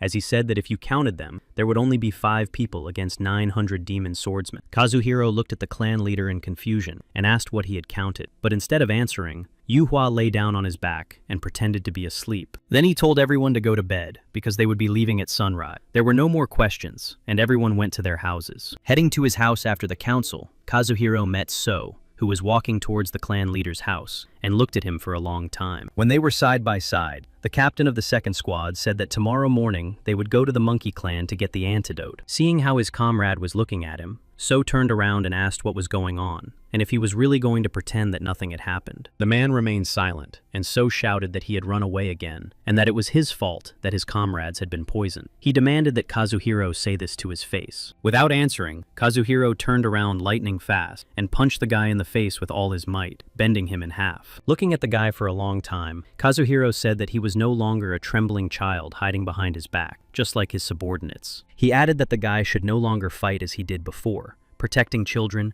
and using sweeping movements to attract attention. At that moment, images from the past floated before them. Kazuhiro said that the boy should no longer save anyone by constantly sacrificing himself. Everyone except Senmon left the clan chief's house. He remained and watched silently, then said that he was trying to understand why Yuvi needed him so much. The guy smiled and replied that, in his opinion, it would be much more fun than if Senmon didn't go with them. But Senmon asked him to tell the truth. Looking thoughtfully at Yue, the man suggested that it was all because of his unique ability to turn to stone. The guy grinned and did not answer. Senmon said that regardless of the circumstances, the guy would fight the monkey queen. Yue sat down and replied that now this battle was inevitable. Senmon flew into a rage, grabbed the boy by his clothes, and shouted that with his strength, they could avoid direct confrontation, but the boy just smiled in response. Then Senmon thought that perhaps, in case of defeat, the boy wanted to use him as the only witness, and asked if that was so. After a pause, the young man said he was asking for his forgiveness, and the man asked why he was doing this, whether he wanted to leave the world a heroic story about himself. Yuha looked at him and said that there are situations in which one cannot retreat, regardless of whether one wins or loses. Senmon yelled that with his strength, the guy could destroy demons left and right, gain wealth and fame, or live a life helping the innocent. Senmon continued to hold the guy by his clothes, and the guy started to say something to him, looking him in the eyes, and a glow formed around him. When everything was said, the guy looked at him again, smiled, and asked if they could consider that he had answered the question. The man let go of the guy, sat down in front of him, and said that even though he was a worthless person, he would serve him faithfully and be the captain of the third squad. In the morning, in the Golden Fortress where the Divine Monkey Clan was located, the clan's warriors were preparing for the invasion of the Divine Dog Clan. A huge army of monkeys lined up in front of the Golden Fortress, against which only 5 people from the Dog Clan came, led by Yuwa. After an evening conversation with the clan leader, Senmon was unperturbed, but Nito was indignant, saying without hesitation that it was complete madness to go with only 5 people. Despite his calmness, Senmon said that it was worth calling on the rest of the Dog Clan's forces from the main base. Sen replied that it was small in number. Senmon asked if he was serious, but Yukwa finished the sentence for him, raising his right hand and saying that the dogs were practically everywhere. There was a rumbling sound, and Yukwa's companions asked if it was thunder or an earthquake, but very soon they realized what was causing the noise. One after another, groups of people wearing dog masks began to appear out of thin air. The first to arrive was the team led by the head of the Eastern Division. They were followed by the teams from the Western and Southern Division, each announcing in turn that they were ready to follow their leader. Next came the Southern branch of the Mad Dog. There were so many of them that you couldn't see the end of them. They all had burning eyes and dog masks on their heads. They kept coming, and soon almost the entire sky was covered with the burning eyes of the Dog Clan members. The monkeys were shocked by this sight in the sky. Senmon said that there were 5 times more of them than their opponents. Nito decided that Yuhua knew where the Kaide clan was, and snorted at why he was pretending to be stupid. When everyone was assembled, silence fell. Everyone waited for the signal to attack, and finally, Yuhua stretched out his right hand and said it was time to begin. After the command was given,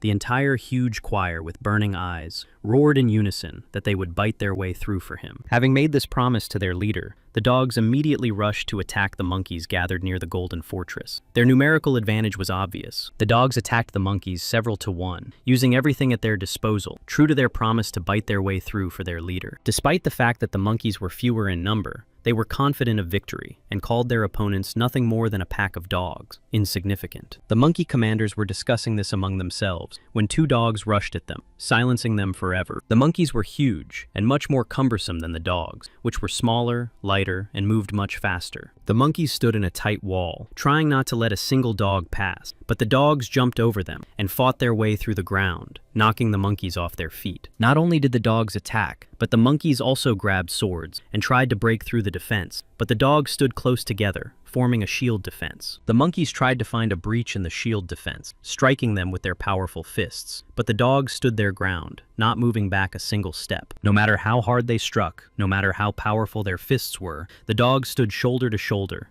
and their shields were incredibly strong, which infuriated the monkeys. Then a command was given, and a gap appeared in the shields, through which the monkeys were let in, and then they were pinned down on all sides, causing them to growl. One of the leaders of the mad dogs jumped on top of the shield and raised his club, shouting at the dogs to perform a symphony of their enemies' screams. Without turning into a monkey, but with the dog's shield, he yelled to his comrades that surely Yuva had decided to found his own state. Otherwise, how could he have gathered such strength? So was standing next to him, and he heard the question addressed to him too, and replied that he couldn't say that they were directly gathering this strength. He said that in 3 years, Yuva had become a candidate for the Heavenly Sword, and the boy had followed him, getting rid of demons and helping people, without forgetting to fight back. So continued that one by one, people gathered around Yuhua under his protection, and then were ready to defend him themselves. He added that he could see this in Kazuhiro. Instead of creating demonic swordsmen, the king dog left a legacy so that everyone could defend themselves. So also notice that the squad commanders had 4 stars each, and only Kazuhiro had 6, and the dogs cried out that the leader was coming. For Yuhua and his 4 companions, the dogs cleared a path through the air, pushing the monkeys to the edges, where they were held back by dogs with shields. Flying through the gate leading to the Golden Fortress, with pieces of wood flying around, Yuwa shouted that they had come for the Monkey Queen. Senmon said he never would have thought he could so easily break into the house of the demon swordsman, but Nito replied that something was wrong here. The fortress was indeed completely silent. Yuktha asked why there was no one in the fortress, and then they heard a noise coming from above. Then, not far from Yuwa, a sword made of pieces crashed into the ground with an incredible whistle, and the guy thought that he seemed to have seen it somewhere before. A girl landed next to it, grabbed the sword, and uttered the command, Shadow Blade, and the sword turned into a whip made of pieces of the sword. Senmon couldn't believe his eyes. He asked what had happened to her, and whether she had become a demonic swordsman while they hadn't seen each other. The girl was wearing a mask, through which she smiled, and said that she always chose the most profitable path. It was Cheon, nicknamed the Financier. Taking off her monkey mask and woolen gloves, the girl said that, in addition to working for the Alliance, she was always happy to take on private orders. Smiling, So said that when they were in the Foggy Village, he had asked the girl to infiltrate the Divine Monkey Clan and conduct reconnaissance. Cheon said that they found out about this place thanks to her, and an important condition was to teach her to drink wine and not become a demonic swordsman. Her story greatly frightened Senmon, who grimaced and asked if it was really worth agreeing to such a dangerous mission just for that. Cheon was outraged by his foolishness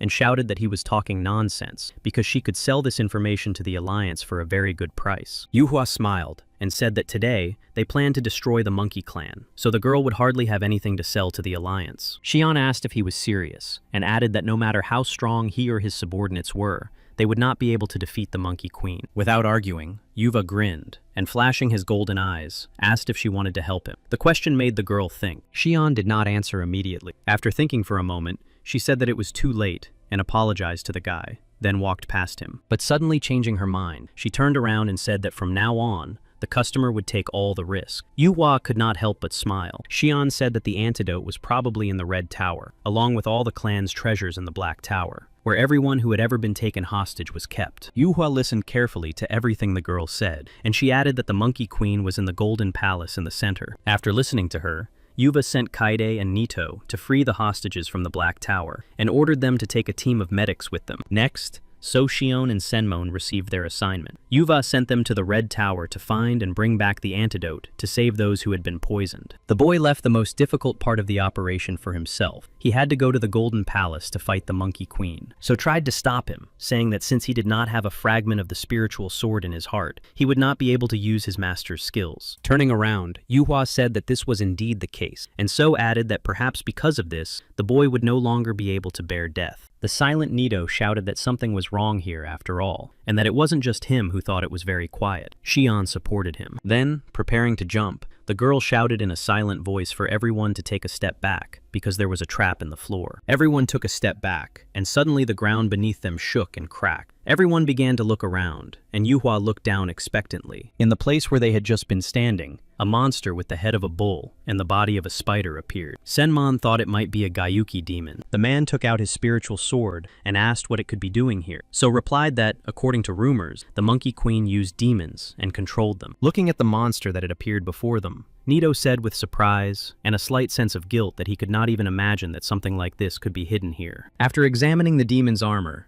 Kaede came to the conclusion that it was made using hunter technology, and the girl understood the reason behind the scam involving their technology. Yuka went up to the monster and, raising his hand, told his companions that he had forgotten to mention that when the shard disappeared from his heart, his own skills returned. This news surprised everyone gathered there. It was the first time they had heard about the guy's own skills, so they began to watch his actions closely, not taking their eyes off him. He was already taking out his sword, using the spell of the sword's power, and approaching the monster, swinging it and preparing to attack and repel attacks. With a swing of his sword, Yuva used a skill called Overwhelming Veil, and the monster disappeared, leaving only a huge hook that crashed to the ground. All that remained was the hollow where he had been hiding before jumping out. Everyone's mouths fell open, and Kaede asked if that was really his true skill. Yuva himself was delighted. Turning to his companions, he asked if they had seen what he had done, and if this skill would be enough against the Monkey Queen. However, his companions had doubts about whether Yuva had used this skill before. The look on his face suggested that he had not. So said in surprise that it seemed their leader had slept well that night. Cheon advised him to use the skill less often, so that its value would not diminish. Yuhua replied that great and important deeds awaited them, and there was no need to worry about such trifle, waving his hand to indicate that they should follow him. The assignments were given, so went to find the antidote. Kaede went to rescue the tribe of winter hunters, and Yuhua headed off to fight the Monkey Queen. At that time, in the Golden Fortress, in the tower of the convicts on the first floor, 4 men sat at a table in the large hall with their heads bowed. Each had a bandage with a hook around his neck like a collar. When they heard the question, they probably waited too long, and they also sadly raised their heads. Mitsuha appeared before them. She was wearing the same clothes she had worn during the kidnapping. She carried a plate of worms, saying that her children were very hungry. Placing the dish of worms on the table, the woman said, ignoring the prisoners' looks of disgust, that their mother had taken care of them and prepared food for them. The woman was very enthusiastic, despite what she had brought, and told them to take their time and chew everything thoroughly so that not a crumb would be left. The captives began to whisper among themselves as they took the live food and began to chew it. Some refused, but others told them to eat if they wanted to live. Mitsuha sat at the same table, and seeing how they were eating, smiled tenderly with her hands folded, and said she was glad that the children would be full. One man felt sick from the food she brought, and wanted to spit it all out, but the man sitting next to him demanded that he endure it. It was disgusting, and the man couldn't take it anymore, and spit it all out. Those sitting nearby cowered in fear, afraid that punishment would follow for everyone. Mitsuha, in the form of a demon, appeared behind him and scolded him, telling him to chew thoroughly. He begged for forgiveness, saying he wanted to live. Suddenly, she took on her normal form and said that she couldn't hurt her dear child, and he asked in surprise if she really forgave him. Mitsuha laughed and began to stroke his head, saying that of course she forgave him, because she was ready to do anything for the happiness of her children. The man looked at her incredulously, cried, and asked if that was really the case. Could she let him go home to his family? Mitsuha began to pace along the table, the men watching her actions intently. She continued that she was indeed ready to do anything for her children. They hoped that the woman was telling them the truth, and began to beg her to let them all go home, saying that they missed their families very much and wanted to leave. After listening to their requests, the woman turned to them in surprise and said that they were already home. Her gaze was empty, and it seemed that she herself believed it. Her face darkened, and she shouted that she was their only family, and that their false families had done nothing when they were captured. captured, so she had destroyed them. The men panicked and shouted, asking why she had done this. Mitsuha calmed down and said that they could not change their decision, or they would disappoint her. Suddenly, the mouth of a huge monster appeared, sucking everything into itself, and the woman said she was ready to comfort her beloved children in her arms. Then she went out into the corridor and ordered the guard of the divine monkey clan, named Yan, to tidy up and prepare a place for the new family. The room was cleaned up, and the captured children were brought there. Mitsuha returned and, taking a little girl with lush hair on her lap, began to stroke her hair. She praised the girl's hair and said that if she had noticed it earlier,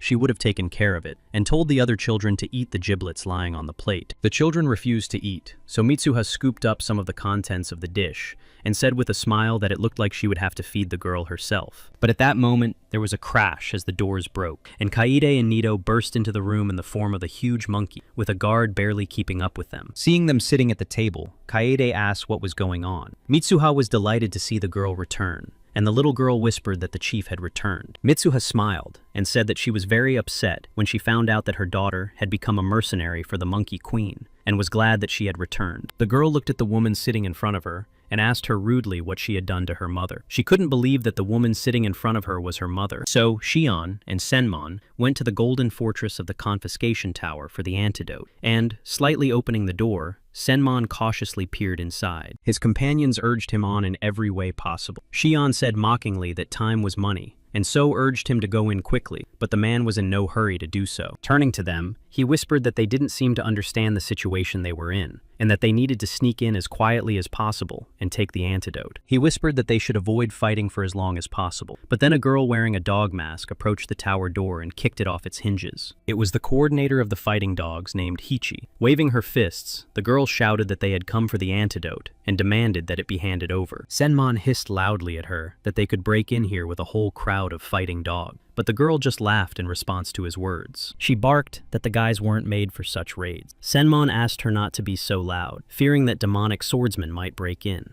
Turning his head slightly, So noticed the girl and said that she didn't look like a demonic swordsman, and Senmon also turned to look. Behind a tall counter, they saw a girl with purple hair. She was the warehouse manager of the Divine Monkey Clan, named Mara. Seeing the guests, the girl stirred, opened her eyes, and said that she was in charge of confiscated property. Not expecting anyone to come, she had fallen asleep. Hichi demanded that the girl give them the antidote. Senmon hissed that she was just a child, and they should be gentler with her. So replied that it didn't matter now. Approaching the counter, he pointed his sword at the girl and said he needed the antidote to the poison created by the shaman Dory. The girl asked in surprise if they were talking about this antidote, leaned over, took out a bottle of pink liquid, and placed it on the counter. Mira added that she was sure someone would come for it, so she had prepared it, and there was nothing else related to Doria in her storage. Hichi reached out to take the bottle of pink liquid and said that since the girl had agreed so quickly, she would only hit her once. Mara fell onto the counter, crying bitterly, and repeating that she couldn't give it to them, because if the queen found out that the antidote had been given away, she would be furious. Hichi was about to hit the girl, and had already raised her hand, but Senmon stopped her, asking her to give him a chance to persuade the girl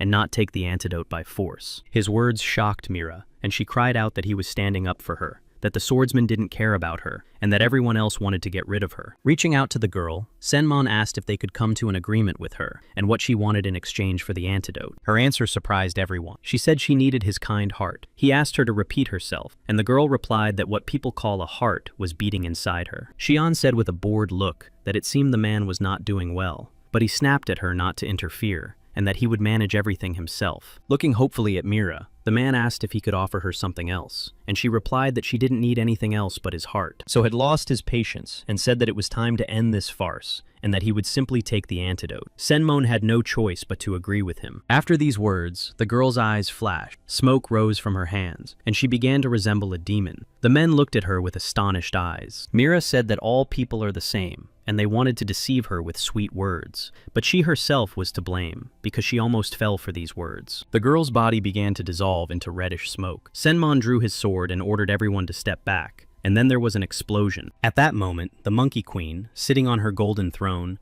managed to dodge Yua's sword, and said that the guy had come earlier than she expected. She added that the boy had appeared even more impressive than she had thought, and called him bold, while he was preparing to attack the queen again. Pulling Yua's sword out of her throne, she called him a boy, and said that it was very foolish of him to rush with the sword. Without listening to her, Yuhua used his ability to dissolve into thin air, There was an explosion and smoke appeared, but the queen only smiled. A few moments later, the guy jumped out of nowhere right next to her throne, saying that it was foolish of her to touch other people's things without asking. The queen did not answer him. She only looked down at him, her eyes glowing red, a slight smile on her face. Yukva stood up, holding the sword to the queen's throat. She grabbed it with her left hand and did not take her eyes off the boy, her gaze completely unperturbed. Without saying a word and continuing to hold the end of Yuva's sword, she moved the tip slightly to the side and stood up from the throne, continuing to look the young man in the eyes. Then, without looking away, Haruko began to forcefully lower the young man's arm so that he had to kneel on one knee to hold the sword. Looking at him mockingly, the Monkey Queen slowly pronounced each word, saying that the strong take from the weak, and that is how the world works. Flashing his golden eyes, Yuhua boldly replied to the queen that in the world he knows, something else happens with people like her. He snatched his sword from her hands, but she threw it away from her with force,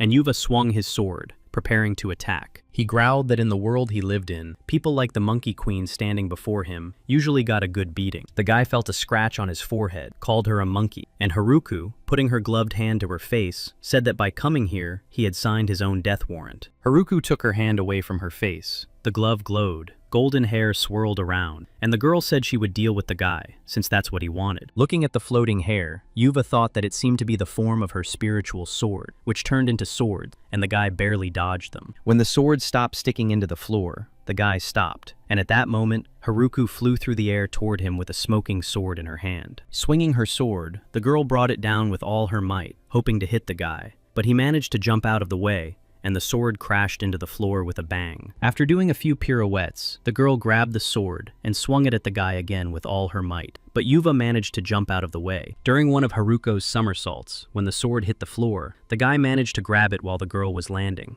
Looking at her, he asked if she really wanted to destroy the weapon of the god of destruction so much. And if she wanted to deal with him, why didn't she come in person? Snatching her sword from the guy's hands, Haruko swung it in the air and angrily replied that she didn't need her help to destroy him. Yuhua managed to jump out of the way when she swung her sharp sword at him with all her might, but it hit the sword Yuhua was holding above his head. The guy asked if it seemed like she had failed, and then she decided to reveal the location of her clan, but the girl remained silent. Yuhua added that over the past 3 years, it had been impossible to find out the location of the Demon Lord, and there was no information from the Alliance of Divine Swords either. Deciding to get around the girl from the side, Yuhua asked if it was worth luring him into her lair and tried to get behind her. Haruko barked indignantly, telling him to shut up, and swung her sword. But Yuhua jumped into the air, and she didn't have time to hit him.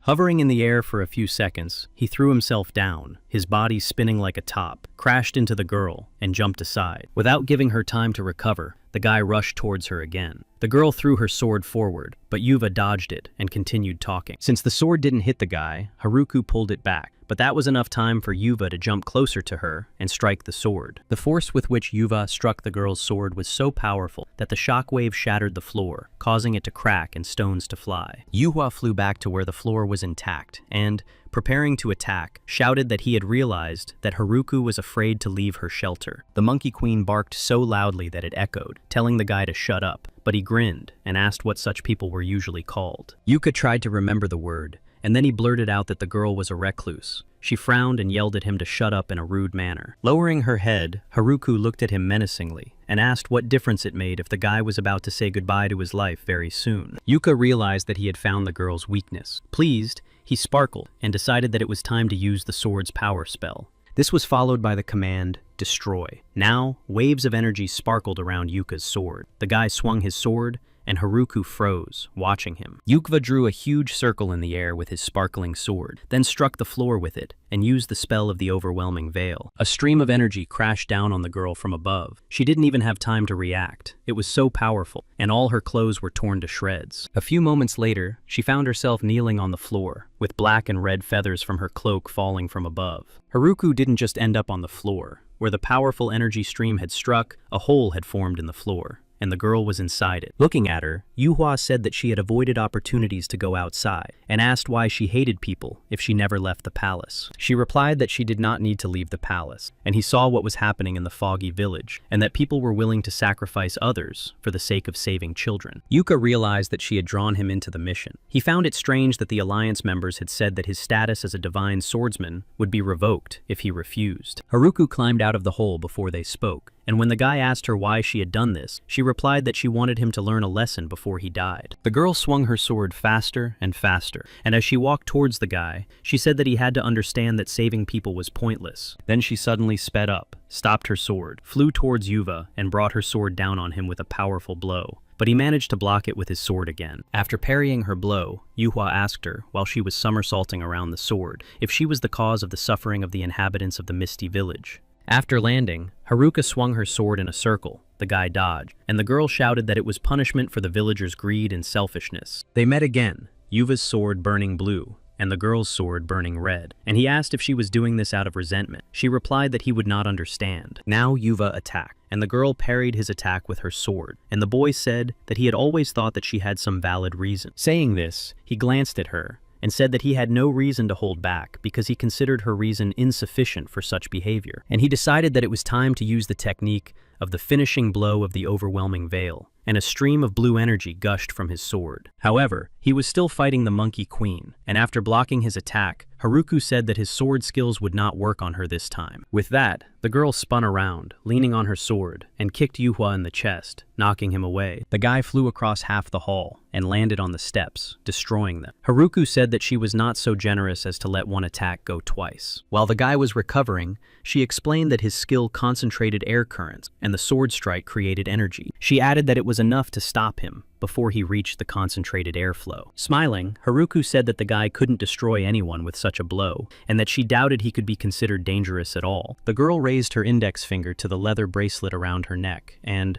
unfastening it, said that she was asking the guy for permission to show him the power of the sword. Haruka uttered the spell of 3,000 great worlds, and suddenly, everything spun and mixed together, the locks of the planet, and the guy's body became transparent. Then Yuva found himself in space, and saw trees flying in the air instead of roots, with rocks and a purple sky above his head. Looking around, Yuva thought that this did not seem like an illusion, but rather that everything that was happening was real, and he heard a voice behind him saying, "Welcome." Turning around, he saw Haruka sitting on a high and very narrow rock, who repeated that she was glad to welcome him to her world. While Kaede was trying to understand what had happened, the little girl from the tribe sitting in Mitsuha's arms cried and asked for forgiveness for what had been done to her. She said that after being captured, Mitsuha had helped one of the men who had been taken hostage, who apparently had a broken leg. The man was seated near the wall and told to rest. The little girl added that, although they had made a crutch, it was better for the old man not to move now. The man said sadly that he had caused trouble again, and another replied that if he did not show up for work, they would have problems with the guards. The woman laughed and said she would ask the guards to assign him to light work, and the little girl replied that the guards would not be able to refuse her. She looked at the prisoners and said that she understood how difficult it was for them, but she asked them to stick together and think about their families waiting at home. Her words inspired the men, and they said that since she said so, they would not lose hope. And suddenly,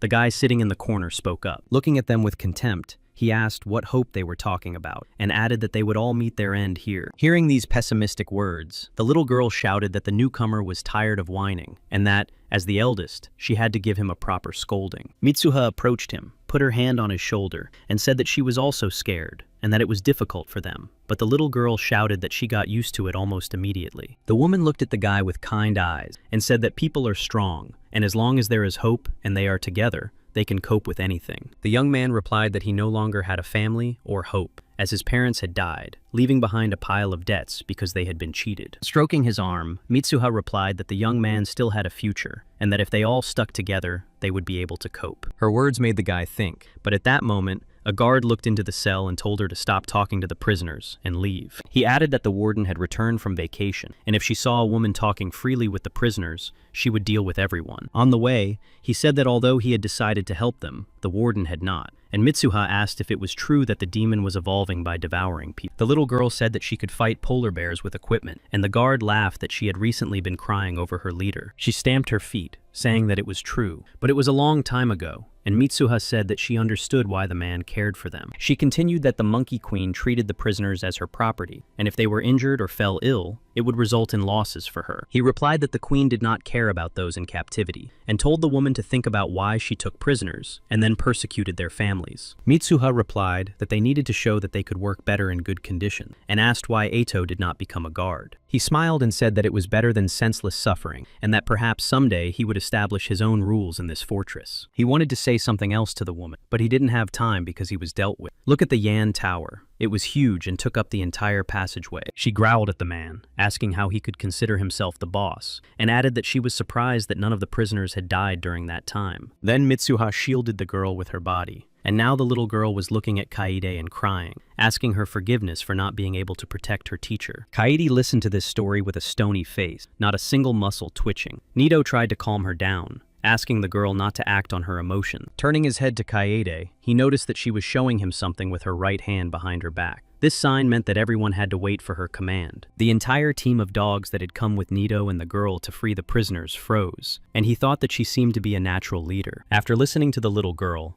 Mitsuha became angry and began to shake her, asking how she dared to cry over her bad daughter, and whether she really didn't care about her feelings. Kaede slowly raised her spear, then flew into the air at breakneck speed, and rushed across the room to the table where Mitsuha and the girl were sitting. Flying up to the table, she landed with one foot on her knee, swung her spear, and struck behind the girl. The woman who claimed to be her mother managed to grab the spear before it touched her face, and the girl yelled that it was time to attack. Nito reacted first, using his monkey grip to grab the girls sitting at the table and throw them straight into the arms of the running dogs. Last, he grabbed little Rumi off the floor, and she indignantly demanded that he put her down, which he hastened to do. Kaede and Mitsuha stared intently into each other's eyes, the girl not even thinking of lowering her spear, holding it to her mother's eyes. The woman said that when she first saw her, she thought she would have a family that would care for and protect the girl, allowing her to rest as much as she wanted. She added that despite this, the girl ran away from her, abandoning her, and now she had returned and attacked her mother, joining forces with those who had once separated them. Throwing off her robe, she added that this would not break her love, not even the fact that she was born to the one who charmed everyone with her unpleasant smile. Straddling a monster with huge fangs, the woman added that she would bring the girl back into her arms. The table beneath her broke, and Kaede fell to the floor. Nito, still in the form of a huge monkey, covered the girls with his hand, so they couldn't see what was coming. But little Rumi saw everything. Turning to Rumi and the others, Nito ordered them to go and rescue those who were in the dungeon, promising that they, Kaede, would deal with the monster themselves. But the girls had their own opinion on the matter. They shouted that they would not go anywhere, and would rescue their tribe's leader. They looked very determined. Nito tried to tell them that they would only get in the way, but the girls called him a monkey, which infuriated him, and asked why he looked down on them. Not wanting to argue and waste time, Nito rushed to Kaede and shouted to the girls to go help the Dog Clan's squad and free the prisoners. Meanwhile, Kaede used a suitcase that shot spears to attack the woman prancing on the monster, but the woman spun the spear like a propeller. Flying up to Kaede, Nito grabbed her arm as the spear flew toward her and simultaneously struck her opponent, riding the monster with several paws. Flying away, Nito said that if the monster took its true form, it would be like the Gyuki that Yuhua had fought, and they would not be able to defeat it. The enraged woman heard his words, and, red with anger, asked how he could compare her to a Gyuki that had not even evolved. Raising her arms so that streams of red energy swirled around them, she said that now she would show them the difference between a beast and a spirit. Kaede shouted that she shouldn't do it, and Nito added that their comrades were still downstairs with the prisoners, but the tower was already exploding. After Mara Senmon exploded in the Golden Fortress, she turned to stone, and when the others came to their senses, they couldn't find the girl anywhere. Cheon asked if they knew a demon who could control her blood, and Hichi complained that Mara had managed to scratch her mask, so interrupted his companions, and declared that whoever the girl was, they had only one goal: to take the antidote from her unharmed. Meanwhile, Mira reappeared in the vault, crying and asking herself why people always wanted to take something from her, so ran up to her on one side, and Hichi on the other, shouting that they had no choice, and that they really needed the antidote. So hit the girl on one side, and Hichi on the other. But she continued on her way, and said that if anyone tried to take anything from her, she would fall silent. Senmon, still under the stone crust, thought that it was impossible to harm her, and that she was not a demonic swordsman. The more she was wounded, the stronger she became. And then he realized that the girl was actually a mermaid, and at that moment, Mira shot her blood, almost hitting So's hand and not wounding Hichi. Yuka, along with the Monkey Queen, saw the explosion of the tower and the fight with the mermaid, and asked her if she could really see what was happening outside. She laughed, and, scratching behind her ear, said that she could, then showed him a picture of the monkey dealing with the dog, and said that it was all over. Yuhua looked at her indignantly, and asked if she meant to say that everyone had died. She replied indifferently that it didn't matter anymore. Jumping off the high cliff where she was sitting, and flying towards the boy, preparing to attack him, she said that the same fate awaited them all. Yuka managed to block her blow with his sword, but Haruku was too strong for him to hold his sword, and the guy had to kneel down again. Finally parrying her sword, the guy flew into the air, and the girl, spinning around with streams of red energy, asked if he had forgotten where he was. A stone hand emerged from the ground, and its index finger struck the boy in the back. Haruku shouted that he was in her world, and that he could not escape or hide from her. Taking advantage of his confusion, the girl attacked him from above, holding a sword with 2 blades on either side, while Yuva raised his hand with his sword. This time, Haruku was able to cut the guy's sword in half, and he,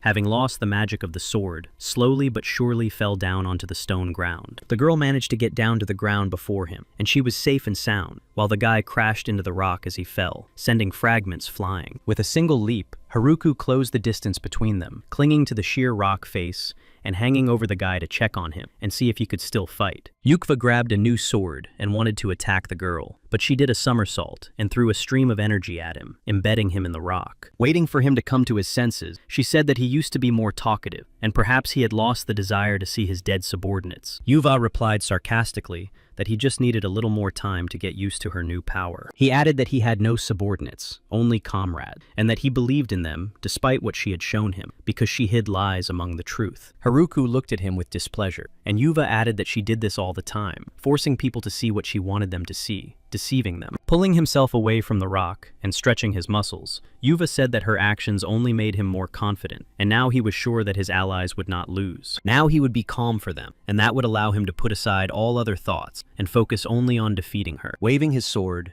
Yuva uttered a spell of sword power, but suddenly realized that the air was not gathering around the sword as it had before. At that moment, Haruku had already climbed onto the rock. Looking at Yuva's futile attempts to cast a spell, she said that she had already told him that this was her world. Waving her hand around, she added that everything here was her land, that he was standing on it, that the laws of nature, the sky, and even the stars all belonged to her. With a wave of her hand, a huge fiery funnel formed in the sky. Looking up at it, Yuva said that it looked very dangerous. At that moment, he decided that if he couldn't use the veil, he would use the technique of forceful impact and the sword that crushed stars. After these spells, his sword became huge, and he was able to go where Haruku stood on the rock. The Demon Lord was shocked by his abilities. Her eyes widened in surprise, her hair stood on end, and she screamed, asking who he was, because he was not a divine swordsman. In the Golden Fortress, So and Hichi continued to fight Mera, who was shooting blood, and the guy decided that it seemed like the girl's blood was acting on its own. Senmon stood covered in a stone crust, and Cheon, hiding behind him,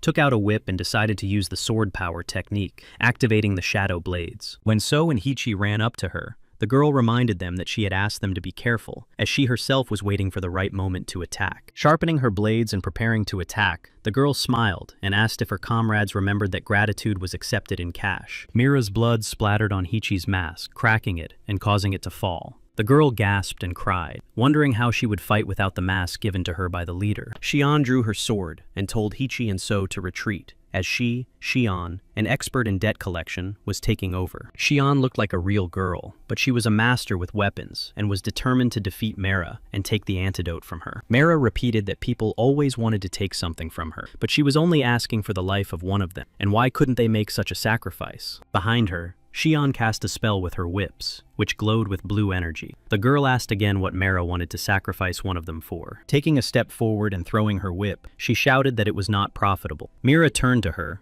and the streams of her blood crossed with Cheon's whips. Several times, Mira's red streams broke when they collided with the girl's whips. Sometimes Cheon spun the whips like a propeller and moved around that way. Cheon bent down and began to vibrate the whips, and Mira's red streams formed a dome around the girl, creating a safe space for her. Watching Cheon fight, So noted that there was nothing superfluous in her movements. The girl was indeed very calm and focused. Noticing how she sent the whip to the ceiling and then flew up, holding on to it in the air, he realized that with his skills, he would be of no use. So didn't understand why she was stalling, but then Senmon broke the spell and said that Cheon had noticed that Mera was a mermaid who became stronger when wounded. The man explained that Cheon was stalling for time, forcing the mermaid to waste blood, and thus weakening her, and said he thought the guy would figure it out. Senmon said he decided this because of the blue uniform, and the guy snorted and said that such uniforms were given to those whose skills were suitable for reconnaissance. Cheon added that it was also given to those who were better at assessing the situation and controlling their emotion, and that they had the highest rate of completed missions. Sighing sadly, he said that he usually became a burden, and that perhaps there had been a mistake with his uniform. Senmon replied that this could not be the case. He said that the color of a swordsman's robe appears after contact with blood and reflects his nature. He learned this from Yuhua when he asked why he needed it. It was the night before the expedition. Yuhua laughed and said that the man was not the weakest. He just didn't know how to take the next step yet. So admitted that he also had a conversation with Yuhua, who said that he fought with a mercenary from the monkey clan and that she saw right through him. Unexpectedly for So, he then asked if the guy knew what his weakness was. So did not understand, and asked the chief what he was talking about. Yukva looked at him seriously and said that his weakness was impatience. When he was afraid of losing someone, fear made his heart waver. He added that tomorrow he would focus on the Lord, while the others would take care of the prisoners and the antidote. So asked why Yukva had asked him this question. Yuhua turned his head, smiled, and said that they were similar in that if a guy trusted those he fought alongside, he would be able to open up himself. So remembered that he had gotten angry at the leader at the time, saying that if he wanted to give advice, he could say so directly, thinking that otherwise he might not understand. And now, standing in the vault, So thought that he would have to figure everything out for himself and turned to Senmon, asking him to take care of him. Then he thought about where he should start, and decided to start with what he had always avoided, and boldly stepped between the two girls. When he appeared, Mira began to throw more red streams, and So thought that he couldn't stand fighting, and hated pain even more. Senmon remembered how he fought when they attacked the monkey clan, and thought that he was acting differently. Before,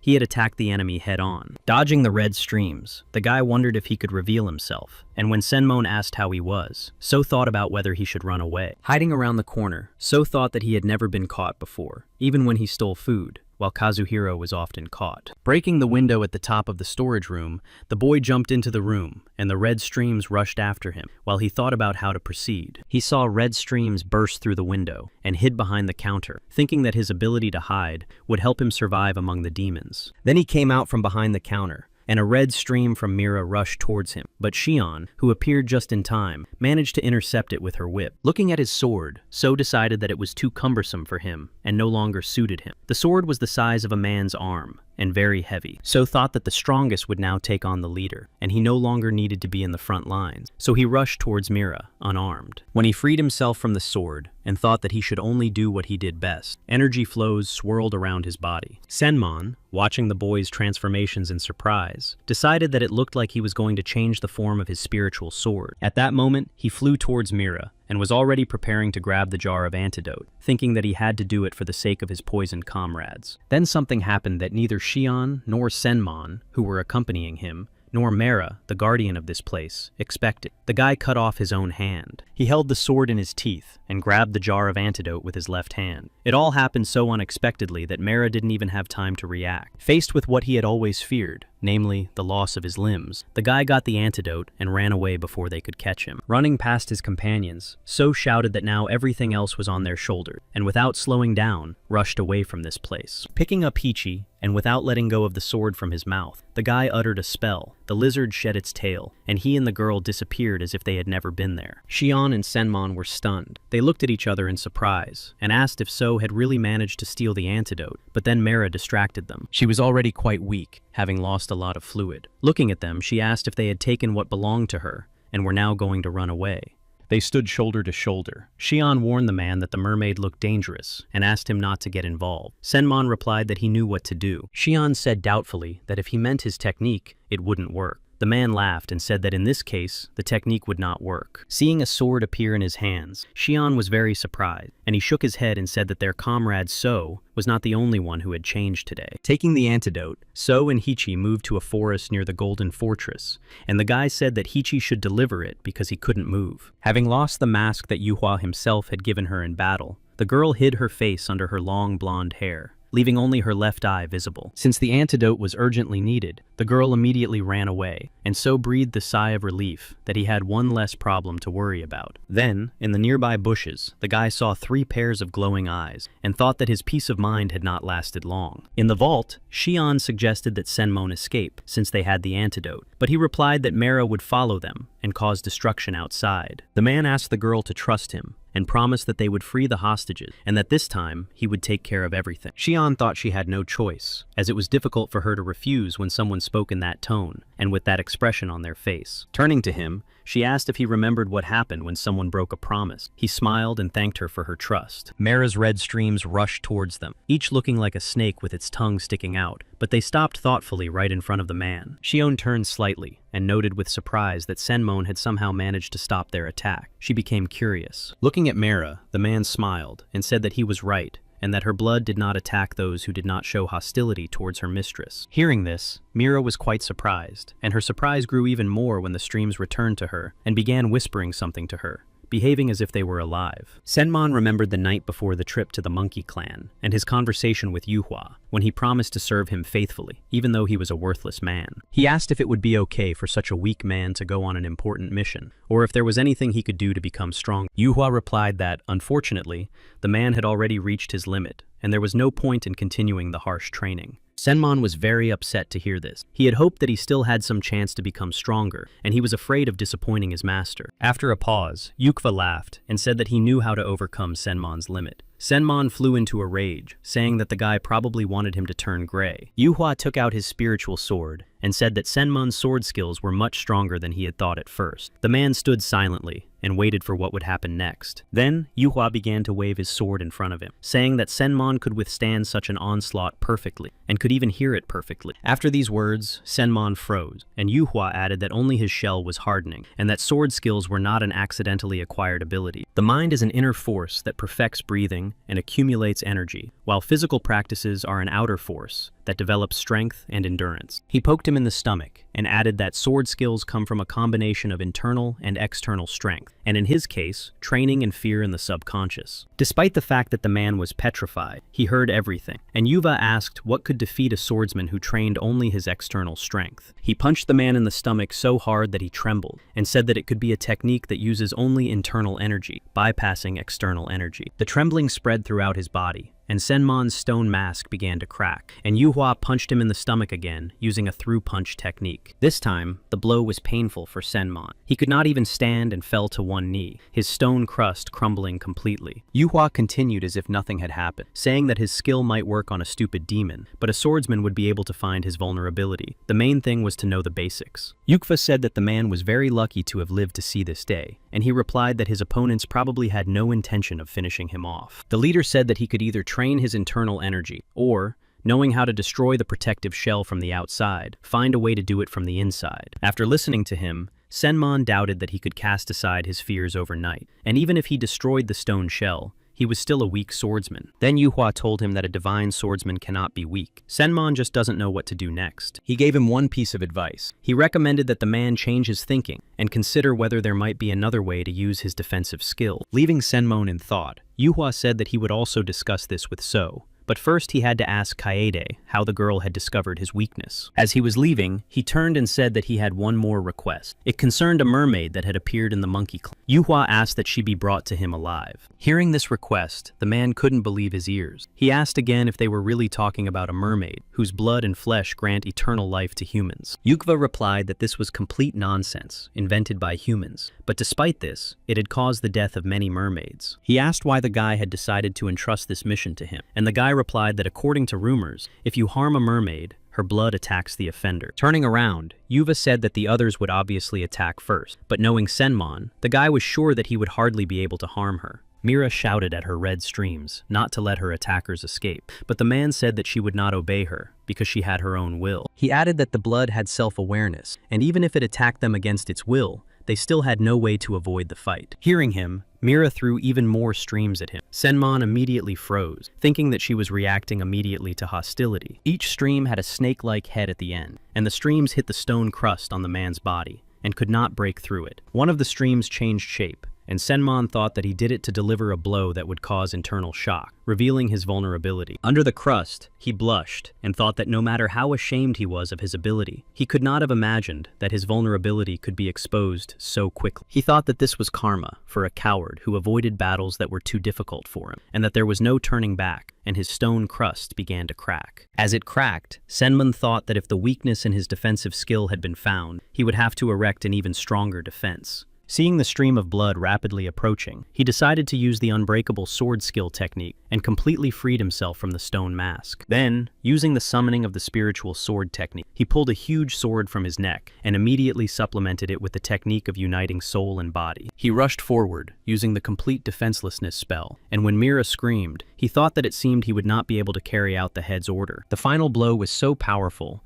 that it caused a crack in the Senmon tower, and he thought with satisfaction that this blow had turned out to be his best defense. Mara's body also seemed to have participated in this blow, and this event awakened long-forgotten memories from her past. It all happened when she and her sisters came out of the water onto the shore, where they met some people and asked them to leave them alone and not do anything to them. But they just laughed and said that the girls would be sold to fools who believed in legends of eternal life for a very decent sum. Among them was a very cruel man, the leader of this group. He told his people to be very careful and ordered them to destroy the mermaids without delay. When her sisters died, the girl was left alone and blamed herself for disobeying her elders and going ashore, and asked why they were treating them this way. He replied that it was all because of who they were, and when he was about to finish her off, she thought that if it was her fault, she didn't want to die like this. At that moment, she heard a voice in her head saying that if she felt bad, she just needed to call out. The girl asked who it was, and was told that it was someone who could help her forget the pain. So the girl saw something huge and red in front of her. Trusting Mara asked how she could rid herself of the pain, and the voice replied that a small wound on her body would be enough to start with. The girl brought her left wrist to her mouth and bit it. The voice said that it was good work, and that she could cope with such intense pain.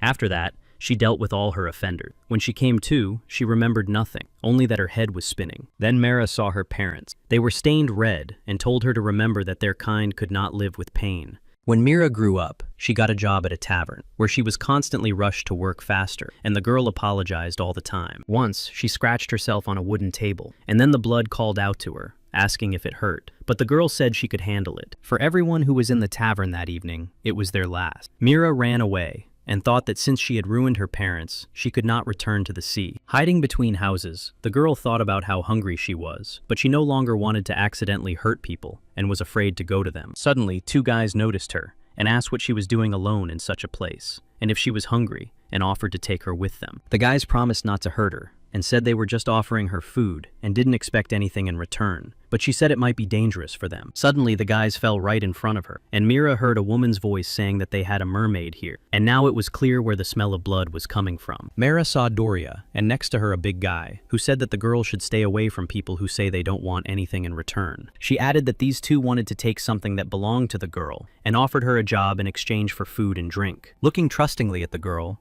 Mira said that she would like to go with her, but it was too dangerous, and she wanted to tell her about her blood. No one listened to her. The thug who was with Doria grabbed her and carried her away, saying that not letting her blood detect the threat was a very effective method. 10 years ago, Nito and other children were kidnapped, just like Nira, on Doria's orders, and then Mara dealt with her abusers in front of the children. The thug who kidnapped Mira reported to Doria that the girl's blood reacted to those who were hostile towards her, and that she had difficulty controlling it. Hearing that after 10 years of training, Mara had still not learned to control this ability, Doria became angry and ordered the thug to simply throw the girl away. He informed the Monkey Queen that the tower needed a new guard, not a demonic swordsman, and suggested sending Mara away, so she ended up in the Monkey Clan. Now, after Senman's powerful blow, the girl felt that everything was finally coming to an end, and perhaps it was for the best. But suddenly she realized that she should be wounded, but she didn't feel a scratch or any damage on her body, and she couldn't understand what was going on. Looking back at Senmon, Mara asked why, and he replied that his sword was incapable of harming a child who was crying out for help with her whole body. He told her to find other members of the dog clan and promised that they would help. He thought that he was unlikely to be able to carry out the order and carry the mermaid now. Senmon felt an inexplicable tremor and thought that perhaps it was because he had disobeyed the will of the sword. After taking a few steps, he collapsed to the floor. Cheon went to see what was happening on the street. Flying past the Golden Palace, she wondered why it had been destroyed, since its value would now fall. She flew up to the tower of the convent convicts and noticed that it was shaking violently. This confused and frightened her at the same time, and she decided to find out what was going on. Meanwhile, in the Tower of Convicts, the demon was growing to incredible proportions, and Kaede and Nito thought that if it didn't stop, the tower would not withstand it. Nito was on the alert, waiting for the right moment, and when the girl shouted that it was time, he used the crushing palm of the monkey technique. Then he added the energy of a moving mountain, and, wrapping his huge fingers around the demon, Nito tried to squeeze it. But there was an explosion, and the demon flew out of the tower, nearly hitting Cheon, who was passing by. The girl managed to lean back and press herself to the ground. Kaede flew out after her with a suitcase full of spears, and when Cheon asked how they were rescuing the hostages, she replied that hunting wild boar was more important right now. Craters formed where the demon ran, and Kaede made an effort not to be sucked into one of them while continuing her pursuit. Spears flew out of her suitcase, which the demon successfully caught, but this greatly upset her, and she asked how she dared to wound her beautiful body. She yelled that she was not ready to accept the girl into her arms, and the girl, pointing the suitcase with spears at her, replied that she herself would never agree to it. The demon continued to rage while sitting on the boar's back, shouting that she would deal with everyone who rejected her love, threatening to turn them to dust. Looking at Kaede, the demon shouted that the girl was unworthy of such a body, and that she would send her to be used as fertilizer, a huge fork appearing in her hands. Cheon shouted that the demon was so fat that no attack could pierce her. Kaede asked her to dodge and hold out as long as possible. The demon growled and cast a spell of boar rage and madness. Kaede flew around her at the speed of light, throwing spears from her suitcase every now and then. Cheon wasn't standing idly by. She used the shadow blade and spatial capture technique. They tried to wear the demon down as quickly as possible. She whipped around the demon's waist with her whips, and the demon was angry that she was so annoying and yelled at her to get out of the way. Cheon asked how long they would have to keep this up. Kaede replied that they would continue until their prey was exhausted, but the girl responded that they would tire first. Meanwhile, the members of the dog clan freed the prisoners, asking everyone to be careful, to come out one at a time, and to make sure that they had freed everyone. Little Rami turned around and looked at the tower that Nito was supporting. He asked her to hurry because the tower was falling apart, and he wouldn't be able to hold it up for long. Rami folded her arms across her chest, tilted her head back, and said that the tower wouldn't collapse from such minor damage. The boy asked how she knew. The girl showed him her scratched hands and said that they had built the tower and it would not collapse so quickly unless it was cut diagonally. Nito asked doubtfully if Rumi was sure, but then lowered his hands and crouched down to see if the tower would collapse at that moment. At that moment, the other freed girls arrived and said that they had brought the hidden equipment they had made from stolen materials. Nito looked at them seriously and asked if they really still wanted to intervene, because in their current situation, they would be of no use. The girls retorted that they were not afraid of demons or beasts, and when it was pointed out that they had been caught by demonic swordsmen, they replied that they simply weren't ready. Rumi stated that winter hunters live in cold conditions 10 months out of 12, which is not easy, and that they can catch mountain spirits. The girls said that everything changed when money appeared. They became lazy, stopped hunting, and some even stopped checking their equipment. Rumi added that their leader fought alone and blamed herself, and they would no longer dare to blame everything on the leader. The girls looked very determined. Nito realized that there was no way to get rid of the girls, and, resigning himself, he asked if they had any plan to defeat this demon. The girls gave him a bundle of equipment they had brought with them, and ran to the pond they had seen earlier, calling him to follow them. Seeing the prisoners leaving the tower, accompanied by people from the dog clan, the demon screamed that they were leaving her, and she became terribly angry. Forgetting that she was fighting Cheon and Kaede, she turned her attention to the prisoners and screamed that she didn't understand why they were leaving her and changed direction. At that moment, Cheon flew up to her and, using her whips, cast a shadow blade spell, spatial capture, shouting, "Stop!" Unnoticed by the demon, the whips managed to wrap around her waist several times, and when Cheon pulled, she realized that it was difficult for her to move. Cheon pulled the ends tighter and tighter, saying that she hated working when the work was not profitable. Soon, the boar was also wrapped in the whips, their ends wrapped around his fang, and Cheon thought that working without money would do more harm than good. However, the demon and the boar proved to be stronger. They broke free, Cheon fell to the ground, and looking at her hands, she asked if it was worth injuring her hands. Seeing what had happened to Cheon, Kaede shouted for her not to take her eyes off the prey, while she herself, holding a spear in her hands, continued to chase the demon. Kaede heard the demon scream that she should have dealt with her earlier, and that she would send her to her mother, but she said that it would not work to provoke her. She crouched down to wound the boar with her spear. Her eyes flashed as she looked at the demon,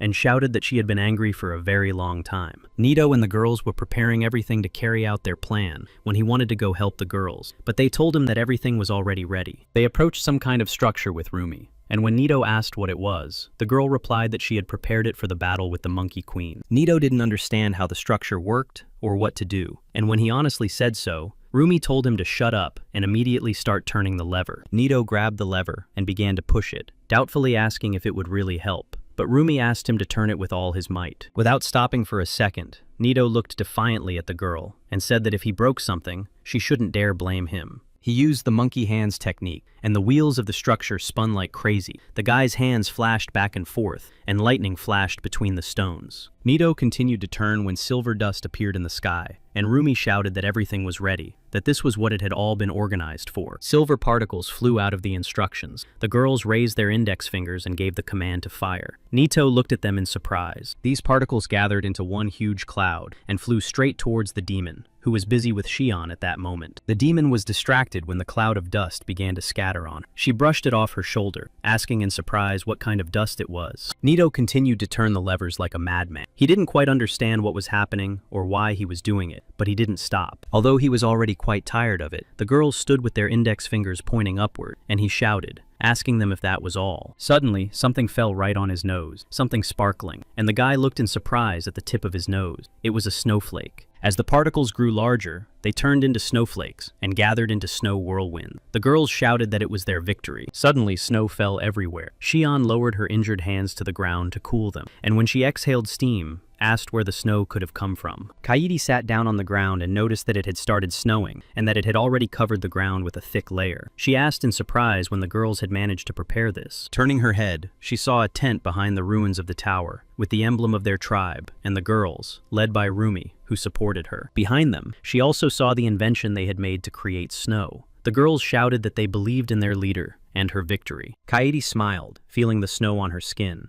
and her face became determined. The girl said that in that case, she would not allow herself to lose. Continuing to turn the handle, Nito asked in surprise why it had started snowing and how it could help them win. He did not understand that it was the result of his work. Rumi replied that water sprayed under the action of compressed air and then froze. Turning to him, she told him to keep turning without stopping. Nito sped up and asked in surprise if it was really possible to change the season so easily, and the little girl replied without turning around that it was possible for them. The girls explained that they were born with a congenital ice heart disease, and that their ancestors used to feed only on crops damaged by the cold. Rumi added that they were more sensitive to the cold than ordinary people, and their bodies involuntarily cooled the air around them. The children jumped into the pond when Rumi said that they needed to hold out until the leader's victory, and that they needed to cool not only the air, but also the water. They supported each other, and Rumi said that the point was not to freeze everything, but to give the leader an advantage, and then the hunt began. Due to the blizzard that had risen, the demon could not see anything around her. She rushed around furiously in different directions, shouting and demanding that Kaede come out. The demon yelled at the girl to stop hiding and come out to fight, and she used the giant spear spell and yelled that this was what she wanted. This was followed by the early winter Ice Lord spell, and an entire ice mountain burst out of Kaede's spear, barely giving the demon time to jump out of the way. Kaede landed on the snow, and the demon praised her work, saying that she was very good, but added that the girl's mother was already waiting for her. The demon got tired of her constantly talking to her,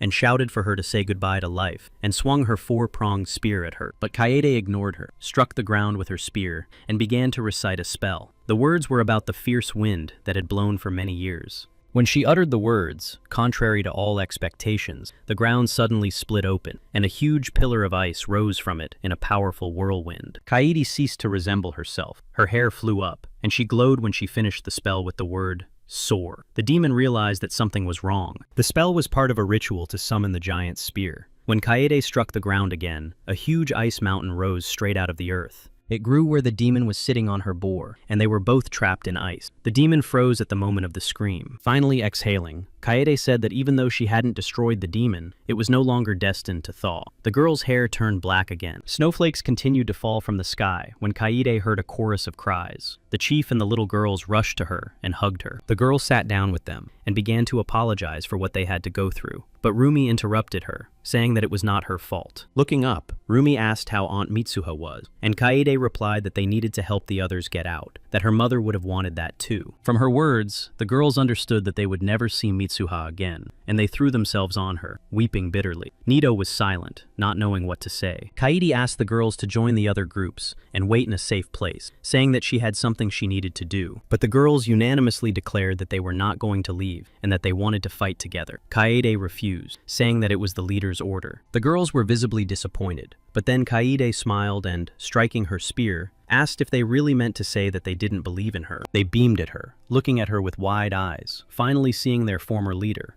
and declared that of course they believed in her and would wait for her return. While the girls were rejoicing, Nito, still in the form of a huge monkey, approached them, carrying the incredibly exhausted Cheon on his shoulders. He asked if this meant that the rescue of the captives could be considered complete, and then he saw something that made his eyes widen and his mouth open. Nito said that all that was left for them to do was to defeat the Monkey Queen, and Senmon, who was being carried by Mera, finished the sentence for him. Nito decided that she had been taken hostage and was about to strike a crushing blow when Senmon shouted for Nito to stop and listen to him. Pointing to the girl who was still carrying him, he said that her name was Mira, and that she had also been deceived like Nito, and that she had saved him. Cheon, who was sitting behind Nito, whispered loudly, "Could it be that they—" He replied that Senmon was much older, and his ears turned red. Looking at the mermaid, Nito became small, so Cheon fell to the ground when he transformed, and the girl remembered that he was a gloomy dwarf. Hearing this, Nito transformed again, still holding Cheon by the legs, who flew into the air again, and growled that he was not a gloomy dwarf. Watching everything, Rumi looked at Kaede and said that the leader had some strange friends. The girl replied that, to be honest, she didn't know them very well. Kaede said she would take care of the wounded. Senmon replied that, as the commander of the 3rd squad, he would stay with her.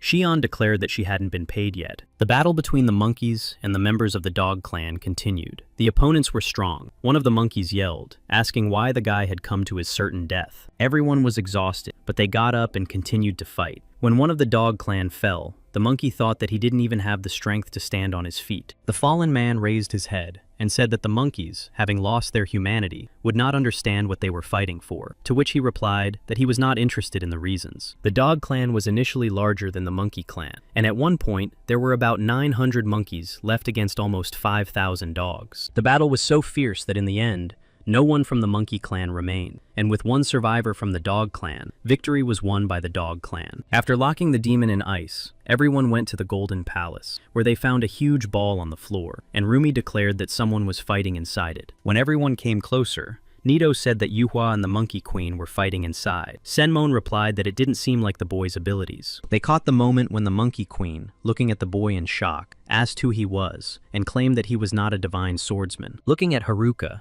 Yuhua replied that he didn't understand why everyone had decided that he would be the instrument that would awaken the destroyer of lords. Gradually, the girl began to understand the meaning of his words, and she began to understand who he really was. Her hair stood on end, and her eyes widened in horror. Electricity kept flashing around the guy's body, and he asked her why she thought he appeared in the guise of a lord dog and not a divine swordsman. Standing at the other end of his sword, he said that the battle was not between the demon lord and the divine swordsman. His eyes flashed, his hands turned into huge paws, and Haruka saw an explosion at the other end of the sword that served as a bridge between the rocks. What she saw there terrified the demon lord Haruka. Her face froze in an expression of fear and panic, and she couldn't even find the words to say. Yukva, who had been standing against Haruka just a moment ago, turned into a huge demon in a few moments, inside which was the image of the Lord Rabbit. Terrified by what she saw, Haruka ran away, but since they were in her world, the girl suddenly wondered why she was running away. She felt someone pull her by the tail, and before she knew it,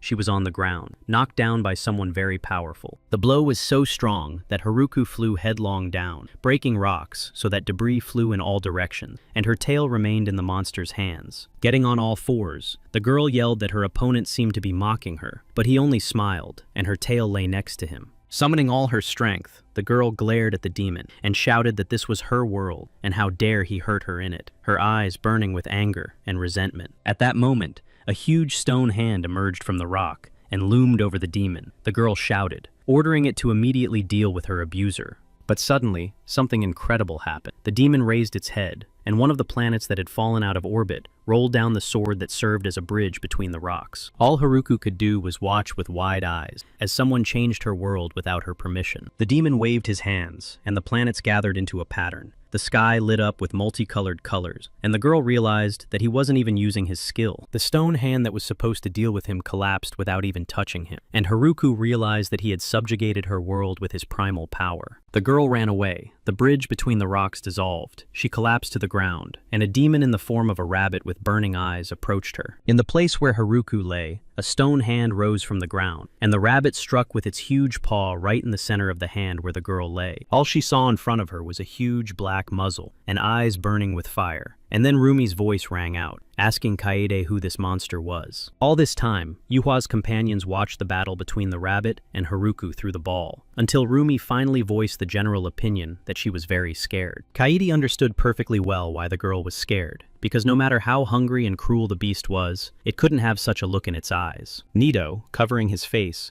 said that he had left one lord for another. Cheon replied that she had accepted the assignment because there were no demonic swordsmen in the clan. She lamented that if her help to the Lord became known, her missions and money would be lost. Nido asked if she was really worried about money now. Still holding Senmon in her arms, Mara thought for a moment and told the man that she had seen a similar look before. It was long ago when she had encountered soldiers nicknamed Children of Enmity, and they had had exactly the same look. The girl recalled with shock that the eyes of those boys had revealed unbearable pain and fear, as well as immense sadness mixed with anger. But that wasn't even the worst part, according to the girl, because her huge eyes were filled with complete emptiness, and that was unbearably scary. Senmon said that she might be right. That night, Yuhua told him that he was the son of the Rabbit King, who was born to destroy the demon lords. The man remembered that when he stayed with Yuhua, the latter looked up at him with golden eyes and confessed that he was the 8th demon lord of the rabbit deity. Senmon didn't believe him and replied that the boy was talking nonsense. At that moment, this confession was shocking and absurd to him, and he didn't pay any attention to it. Yuhua then explained that the 12 lords had such power because the strength and abilities of the previous lords were passed down through inheritance. 3 years ago, after the battle, his friend Ren buried him, but the guy was still alive. He rose up, destroying a mountain of rocks. And that's when it all happened. After that rebirth from the sword in his heart, he received the power and abilities of the previous lords. It looked as if a stream of lightning had descended upon him. According to the guy, he also inherited the memories of all the past lords, the most vicious of the 12 lords, and it was like hell. He saw the second Rabbit King, Tariq, and the monsters she summoned, and these were the first demons to set foot on Earth. Thanks to her, the fourth Rabbit King, Inaba, exterminated countless people and instilled terror even in other deities. Yuka said that when the power of the divine demon manifested, the emotions of all the past lords filled his mind, suppressing his own will. There were so many of them, and their intensity was so great that the boy realized at that moment that he could not control himself. And when he, in the form of a huge rabbit, received all this information, abilities and emotions, something inside him suddenly exploded. It was the fragment of his master's sword stuck in his heart that reminded him of himself, and it did not allow him to fully gain this power and helped him come to his senses. According to Yuhua, of all the memories he received at the moment of initiation, only one ancestor did not have a guilt-ridden feeling. These were the memories of his mother, whom he saw when she was still pregnant with him, crying and telling him that he would learn about the sins of the past lords. Yuhua saw memories of his mother, helping a poor family remove a stone lying in their field, and how they thanked her. With tears in his eyes, the boy said that his mother had spent her whole life helping people, not out of mercy, but in order to atone for the sins of their ancestors. Then he said that he wanted to drive away all demons and protect people, and until he gained power, his heart was filled with his mother's intentions. Senmon remembered that Yuhua's golden eyes shone with joy, and the boy said that he would live on, inheriting his mother's kind heart. Senmon added that now it was clear what sin the boy was talking about. Kaede sadly added that she thought he was a fox pretending to be stupid. Nido summed up that now they knew that gaining power was accompanied by a flood of emotions from their ancestors, and then they understood what that meant in this situation. Sitting behind him, Cheon said that the same flood of information and emotions had overwhelmed the Monkey Queen, and at that moment, she smiled. Haruko was kneeling, scratching the ground, when Yuhua, in the form of a giant rabbit, said that he was giving her a chance and that she needed to unleash all of the Lord's power. Beside herself, the Monkey Queen clenched the stone in her hand and growled that he would bitterly regret not dealing with her when he had the chance. Looking at the guy with hatred from under her brow, she shifted her gaze to the stone in her hand and said that the first memory she had inherited was hatred. It was the memory of the second Monkey Queen named Haruna. The girl was distracted by some noise and indignantly went to look for its source. On one of the paths, she saw a man whose sword had been taken by her monkey. He was cursing and demanding the return of his sword, saying that he was the ruler of Kamakura. He threatened to punish them for insulting his noble family, but then the girl appeared and declared that names and titles from the human world meant nothing in the forest. The guy recognized her and fell to his knees, asking if she was Haruna, the guardian of the winds and ruler of the forest, the merciful deity who destroys evil. Haruna was surprised at how long her name sounded in his mouth, and she said that the guy should leave the forest immediately since he knew who she was. Suddenly, he fell prostrate before her, crying and begging the girl for mercy and asking her to save the poor people of Kamakuri from the impending battle. However, after listening to him, Haruna turned away and was about to leave, saying that her mercy would be shown by not interfering in human affairs. He grabbed the hem of her dress, saying that innocent people were being unjustly deprived of their homes and families, and promising to do whatever she said. His audacity enraged the girl, who asked what he could possibly do for her, since he had come to beg without vassals or an escort. And then the guy said something that surprised the girl incredibly. He promised to be her friend for the rest of her life. This proposal was so surprising that the girl was taken aback. She asked again if she had heard correctly, that the man wanted to be her friend. The guy looked at her with his black eyes. He was serious, even though he could hear the monkeys laughing around him. Haruna couldn't help herself and laughed until she cried. In the end, she said okay, let him be her friend, and she would save his people. Her words made the guy happy, and with tears in his eyes, he promised to be a friend who would never dare to tarnish the honor of the great deity. Haruna saved his people, and 40 years later, Konoe Yokai was still the ruler of Kamakura. He was sitting on his throne when his friend appeared. The girl burst in like a whirlwind, and noticing her appearance, the man greeted her and asked her to guess the reason for her visit, asking what he had done wrong. As she walked towards him barefoot, he asked with a smirk what had put his friend in an awkward position this time, his expression defiant and bold. Putting her foot on Haruna's throne, she shouted that they had recently finished a battle, and now there was a new one. Did he know that the soldiers were exhausted from constant fighting? The girl added that their opponent was not a small country like Kamakuri, and asked him why he wanted to do this. He replied that he wanted to save their people. He said that the country was constantly being invaded by its neighbor, but the king and his vassals did not care. Looking into the girl's eyes, he asked what would happen if the king of that country decided to lie to a deity like her, asking for help. He added in a serious tone that even if sacrifices were required, it was his duty as king to protect his people from any possible danger. After listening to him, Haruna said she would fight alone. He asked if she would be all right, because according to rumors, she had not been herself lately. Without turning around, the girl put her hand on her stomach, stroked it, and said confidently that it would not be a problem for now. At dawn, the girl arrived at the battlefield and said that the Kamakuri soldiers had lost their fighting spirit due to endless battles. Looking closely at the army, she thought that it was different from what King Konoe had told her. She saw the king and his vassals ready to defend themselves. The girl did not want to stain her hands with blood anymore, and decided that it would be enough to simply scare her opponents, and they would surrender. Suddenly, a bright flash lit up the army, and a powerful wave of energy knocked the girl off her feet. She realized that her enemies had turned to another deity. When Haruna came to, she felt pain in her stomach. Looking up, she saw the Rabbit King Inaba and wondered why it had to be her. She asked how far the mercenaries' request had gone, and whether the girl wanted to stop the battle or destroy Kamakuri, then silently walked away. The girl wondered why Inaba had destroyed the people who had asked for help, but then she turned around and said that she had simply cleared her path. Haruna couldn't believe her ears when suddenly the Rabbit King returned and leaned over to ask if the girl was pregnant. The girl remained silent, but Inaba said that she wouldn't do anything to her, that she had already beaten her up badly, and, declaring that she was tired of the girl, turned around and left. The girl lost consciousness, and when she began to come to, she heard someone calling King Kanu, saying that they had found Haruna. In a semi-conscious state, she opened her eyes and, seeing the king, reached out to him, saying that he must take care of her child. But instead of helping the girl, the king told the warrior that she had to be gotten rid of, because he no longer needed her. He added that lately the girl had been interfering in his affairs too often, and when the warriors carried out his orders, he stood and watched. Remembering Haruna's words that she must give birth to the child and endure everything, Haruka promised that she would never allow people to boss her around. Haruka waved her hand and streams of fire flew from it. She said that the one who takes away what is dear to someone else will become better. When the girl said this, two of her clones jumped at the rabbit, and he asked if she really thought she could stop stop him with these clones. But she just smiled and looked at him defiantly, asking what he thought about her sending these clones to those outside. One of the clones jumped out of the ball, his eyes burning with fire, tongues of flame sparkling everywhere. Senmon shouted to everyone in the hall that they should retreat. Having sent the clone to the Golden Fortress as promised, Haruko laughed wildly and asked the rabbit what he was going to do now. One of the clones managed to slip through the portal, but he caught the other two, and a voice in his head told him that it was more important to defeat the enemy in front of him. The rabbit thought about those in the fortress, but the voice continued, saying that for the greater good, he must defeat the Monkey Queen in order to fight the other lords. Another voice shouted that he was not going to fall for the monkey's tricks, while another insisted that he should not dare to ignore the teachings of his ancestors. Yukva repeated his offer to voluntarily release the energy of the demon lord, mentally berating himself for letting the clone escape. He saw what was happening in the Golden Fortress and decided that he needed to save his comrade, but the voices continued to insist that he should return and fight. He noticed that the Monkey Queen had taken control of the world, and the voices replied that it was because he was constantly distracted by useless things. Several clones attacked him, striking him with lightning speed, and he couldn't respond to them all,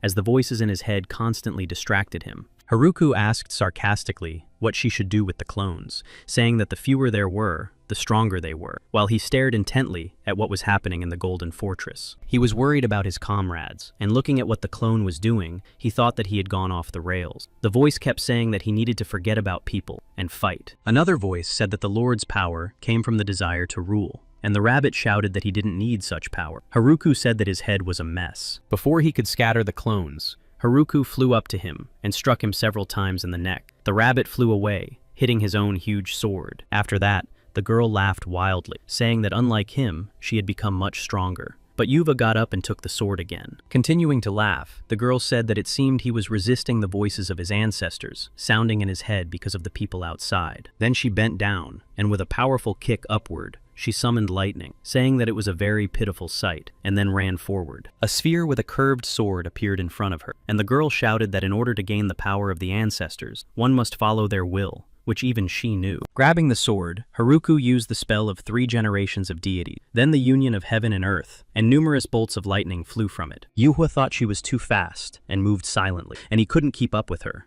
but the voices asked him to listen to them, promising to give him the technique. In response, he shouted that he also had the technique of the Veil of Liberation. He struck the ground, and it vibrated. The voice was indignant that the name was strange. Next, Yuva used a technique of forceful impact. His sword vibrated from the energies rushing through it, but the Monkey Queen was able to parry the blow. In response, she swung her sword using the technique of the 4 generations of deities, supplementing it with the technique of the Great Sage, equal to the heavens. Having charged her sword in this way, the girl brought it down on the ground right in front of her. The blow was so strong that the earth began to crack. In addition, the tip of the sword blazed with real fire. The earth caught fire from the blow of the sword. An explosion flashed, and the rabbit was caught in its center. Deciding that this was not enough, Haruko walked over to Yuvi, who was lying on the ground, and prepared to use the technique of the 6 generations of deities. Striking the ground next to him, the girl did not expect him to suddenly jump up using the water dragon technique, which resembled a huge wave. The water not only helped him recover from the previous fire, but also protected him from the technique Haruko was about to use. Throwing her head back, the girl said that it was in the Golden Palace that she first inherited memory, and that it was the first place she remembered. In these memories, the man Yuhua fought near his village was walking through the dungeon of the Golden Palace toward the girl's ancestor. He found her crawling out from under a huge stone that was completely covered in chains. The girl couldn't even speak and was afraid of bright light. The man leaned over her and said that she had spent her whole life locked up instead of awakening her power, and did not know who she really was. She was the 8th Monkey Queen. Her name was unknown, and the girl held out an empty bowl to him, trying to explain what she wanted, and hiding her eyes from the light. The man said that even if she tried to awaken the power of the Lord, her consciousness could not be corrected, and she was useless. But the girl held out the bowl and asked for food. After taking a few steps, the man returned, said he had changed his mind, and promised to free this place from people and build a new home for the girl. He added that even though the girl was useless, he was very curious about what kind of child she would have, what her memories would be. Haruko said that her mother had lived her life as a tool in the hands of the King of Men, and died immediately after giving birth to her. Yuhua listened to her through the water, and Haruko confessed that she had decided to deal with him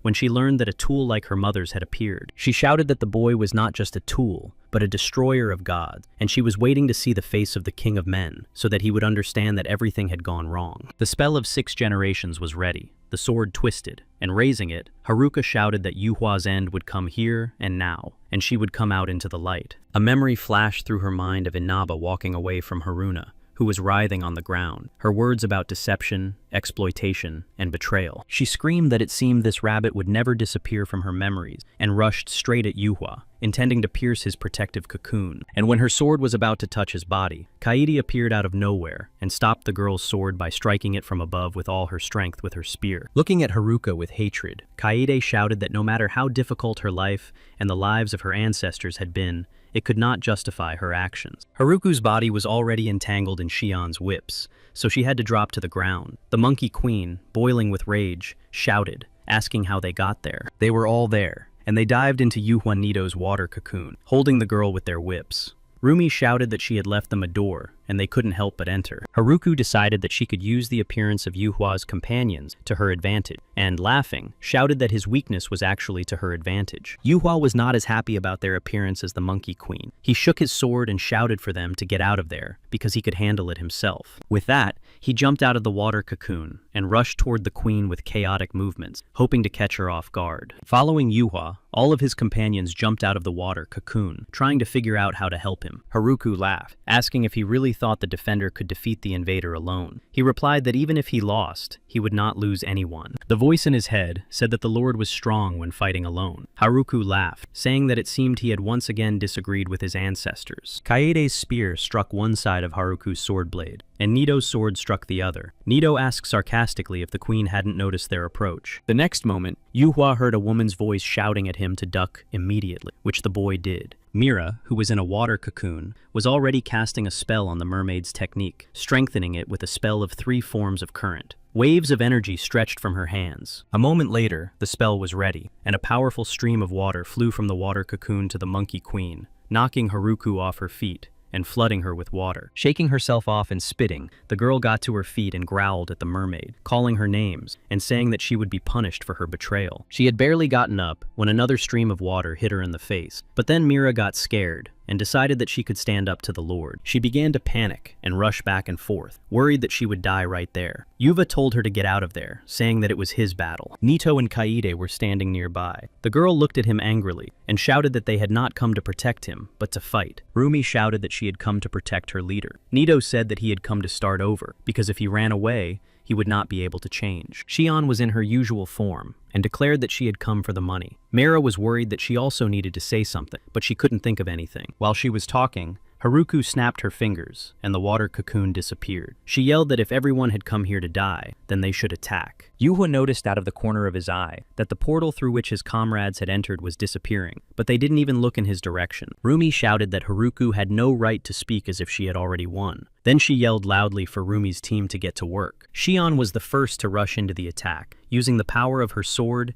and Haruku's shadow spell. Haruku tried to strike the girl with her sword, but was too late. Following Cheon, Kaede rushed into the attack, thrusting her spear forward and using the Winter Hunter style and a deadly lunge while crouching. Then Nito joined the fight, using his monkey hand technique and his sword to deliver a powerful volley, forcing Haruku to retreat. At one point, Haruku was fighting off 3 opponents at once. Cheon was attacking from the air, Nito was attacking from below with his sword, and Kaede was attacking with her spear. Watching, Yuhua said he had doubts that they could defeat the Lord this way, and at that moment, the stone Senmun told him to watch carefully. Rumi, who was standing next to them, said that the chief's hunting style was based on the law of the jungle, and that she also had her own style because they were Rumi's team. Remembering her tribe, the little girl said that her hunting style was to defeat a strong enemy all together, as they did with bears. This style was being implemented right now by Yuhua's 4 comrades. Kaede and Cheon attacked Haruka from the air, while Nito and Mera attacked the girl from the ground. Haruka set both blades of her sword on fire, and Rumi commented that there was a difference in style, which she had seen when the Monkey Queen fought with clones. Drawing Yuhua's attention to their team, Rumi said that they had their own strengths and would use them. Yuhua said that Haruka could use the experience of previous generations, but Rumi replied that she had developed a plan that they would stick to.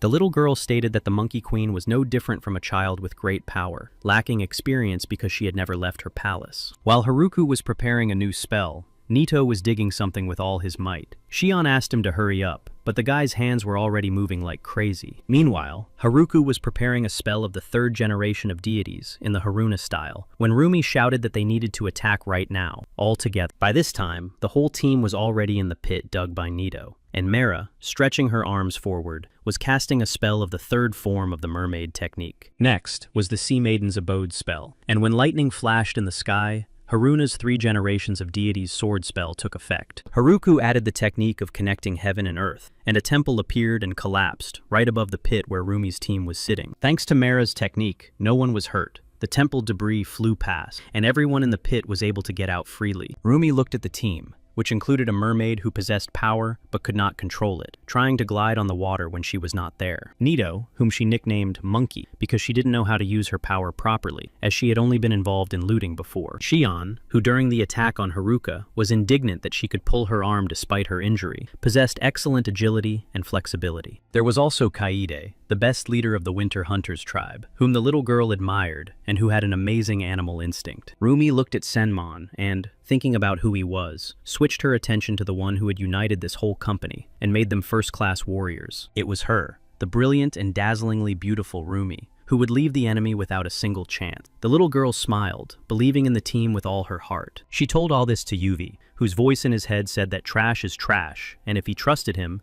he would put Haruko's heart right into his hands. Noticing that Yuhua was distracted, the little girl asked him not to pay attention to the voices whispering in his head, and added that the Monkey Queen was wrong. She was referring to Haruko's words that his comrades were his weak point. The little girl smiled again, and said that those who have something to protect are stronger. Surprised by the wisdom of the child standing next to him, the rabbit turned his head toward her, and asked if she meant that they should all fight together. The little girl laughed and said that Yuva was quite clever, and that she would add him to her list of potential suitors. He asked her what he should do now. Rumi replied that he should strike at the decisive moment. Yuhua asked if he should do it now, and she replied that it was not his turn yet. The whole team was watching Haruka, and at that moment, Rumi shouted to Cheon that it was her turn. She called her greedy, and the girl boiled over. Receiving the command, Cheon raised her hands. Her hair also flew up, and the girl shouted that she really didn't want to use this technique. It was a shadow technique, and a screen appeared under the girl with the current balance of her storage, which was more than 4,700 silver coins. All the participants in the battle froze. It was their first time encountering this technique, so they watched Cheon's actions without taking their eyes off her. Haruko froze. She did not use this technique,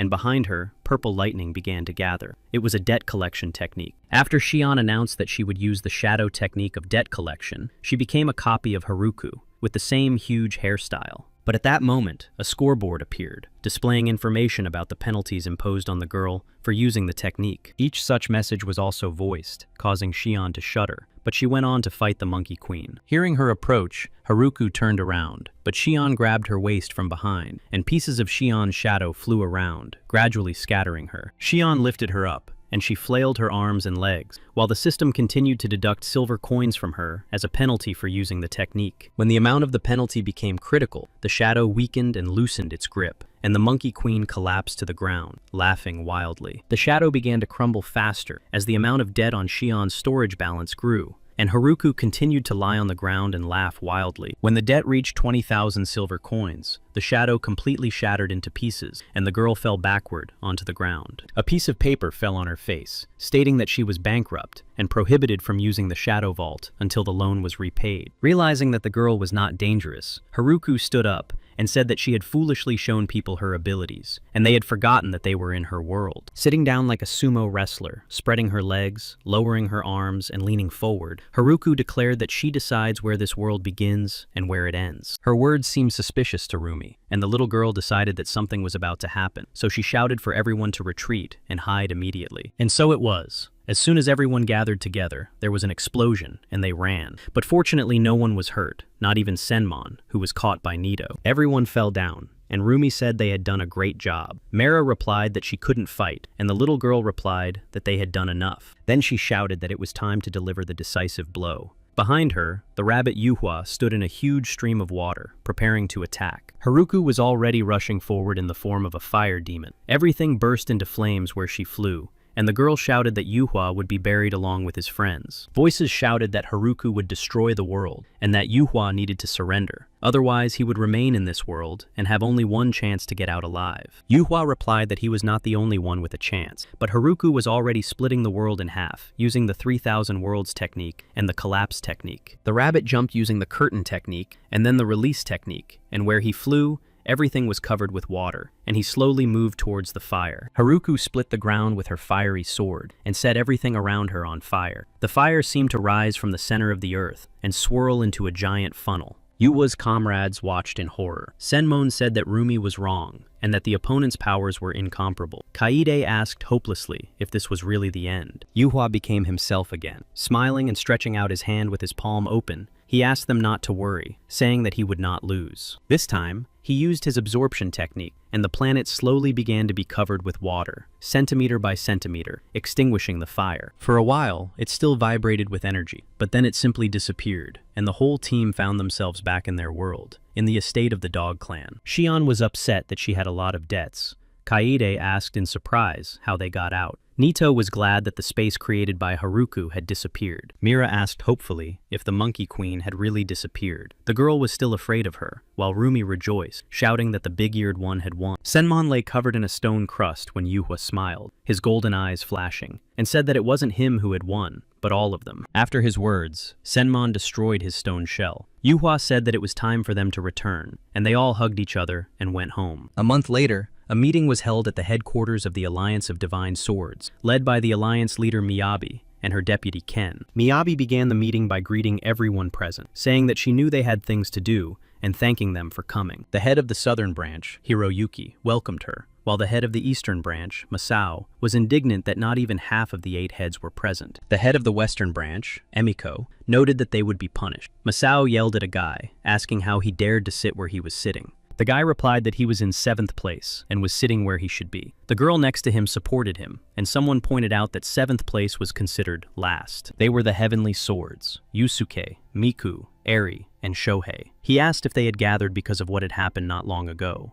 The deputy leader of the alliance, Ken, said that it was true. He turned the board towards them and scrolled to the very beginning of the materials he wanted to show them. On the first page was a photo of Yuhua and information about him. Eri asked when he had awakened his powers. Ken replied that he was as much of a genius as they were. Ken said that a month ago, Yuhua had used the army of one of the demon lords, the Monkey Queen, to destroy the Golden Palace. In response, Yusuke said that if they had known the location of the Golden Palace, they would have dealt with her earlier, and asked what had prevented the alliance from finding it. Miyabi replied that they couldn't act rashly because of Haruko's control of the Shadow Mark, and that she still didn't pose a threat to the alliance. The guy couldn't believe his ears, and asked if she was serious, because Haruko had deceived and caused suffering to many people and their families. Emiko asked if he would take responsibility if a global battle began. Masao shouted, asking how the guy dared to speak to the leader like that. Shohei peeked out from behind his bang and said that he didn't mind arguing with stupid Yusuke, but if they had intervened earlier, everything could have turned out differently. Masuo roared that they were getting out of hand, that he had fought demons when they were under the table. Eri asked him what the divine swordsmen were for. Her words enraged the man, and he shouted that he would teach her good manners. Turning to Emiko, he told her not to think about stopping him. The head of the alliance told him to be quiet, and Ken continued, saying that all the demons captured by the alliance had been destroyed, and Haruku's demonic swordsmen were in custody. He added that the sources of funding had not been found, and then Hiroyuki asked why they had gathered if the investigation was not yet complete. Mia replied that she had summoned them to decide the fate of the divine swordsman, who had defeated the demon lord,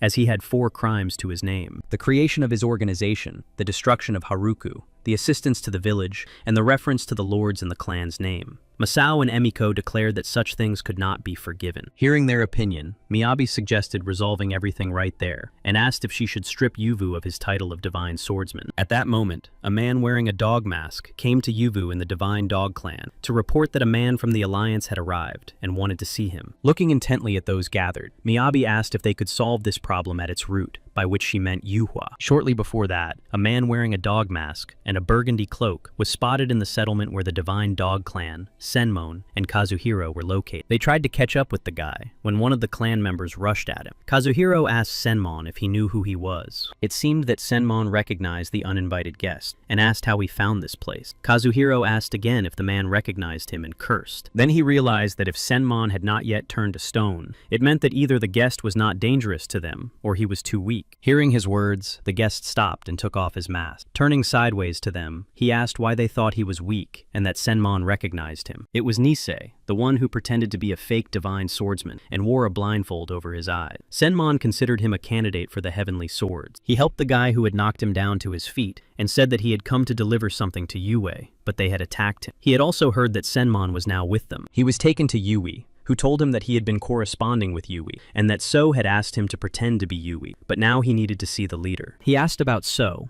and the man told him that when they attacked the monkeys, they were supposed to meet to make a deal with the bull deity clan. Senmon shared that after So used his skill and went to recover, he might have encountered those near the Golden Palace. Nisei said that after human trafficking was banned, the traffickers began to act very secretly, and it would not be easy to track them down. Kazuhiro walked alongside them and listened to their conversation. Snapping his fingers, he said that So was not one to be easily intimidated and would definitely find a way out. They heard a scream and saw Cheon on the roof, lamenting about the money. Nisei asked if she was with them, and Senmon replied that she had simply stayed behind. The men moved on. Kazuhiro told Cheon to come down. Senmon said that a month had already passed and it was time to calm down, but the girl continued to lament. Rumi and the other girls from the tribe were training hard, and Rumi had already learned how to use the Monkey Queen's artifact, which she told everyone about. She put on a show, pointing the artifact at the clan members and shouting that if they bowed their heads, she would take pity on them and become their commander. Then she lowered the artifact, and at that moment Kazuhiro appeared and began to tease her, saying that she should try to convince him first. The girl grabbed the artifact, raised her right hand, and quietly uttered a spell.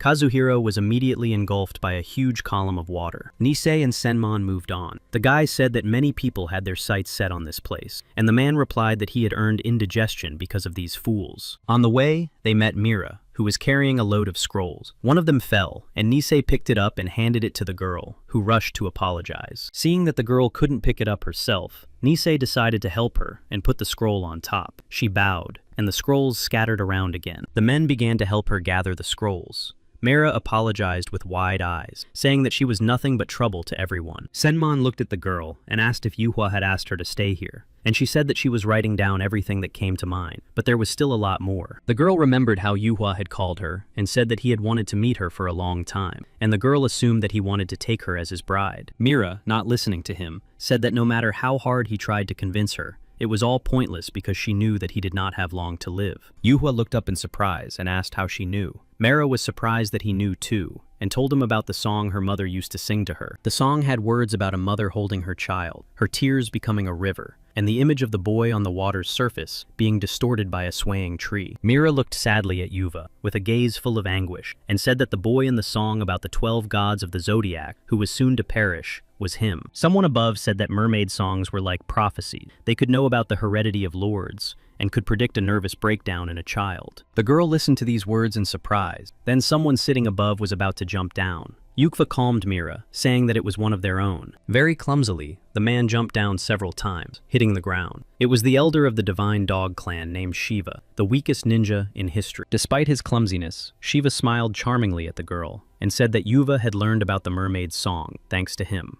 Yuva replied that after hearing the song, he had been waiting to meet the girl, because among his memories of his ancestors, there was only one memory of the first rabbit king. Shiva, with his hands behind his back, walked around them, and indignantly declared that even the 7th queen of dogs had no memories of her first ancestor. He added that there are only 2 stories known about the first 12 gods of the zodiac, the queen of dogs and the queen of dragon, and they are preserved in the songs of the mermaids. Looking at Mira, Yuva smiled awkwardly and said that according to Shiva, the legend of the rabbit deity was one of the mermaids' songs. Mira raised her finger and said that her mother also believed this, because mermaids love stories related to water, and this song had been composed a very long time ago. After listening to the girl, Yuva replied that this was why he was interested in mermaid songs, because perhaps they contained something about how to deal with the gods. Mera gasped and replied that there were hundreds of mermaid songs, so it would be quite difficult to understand which one the boy was interested in. The girl promised to help him, but asked him not to expect too much. Yuva thanked her and said that if she didn't find anything, it didn't matter.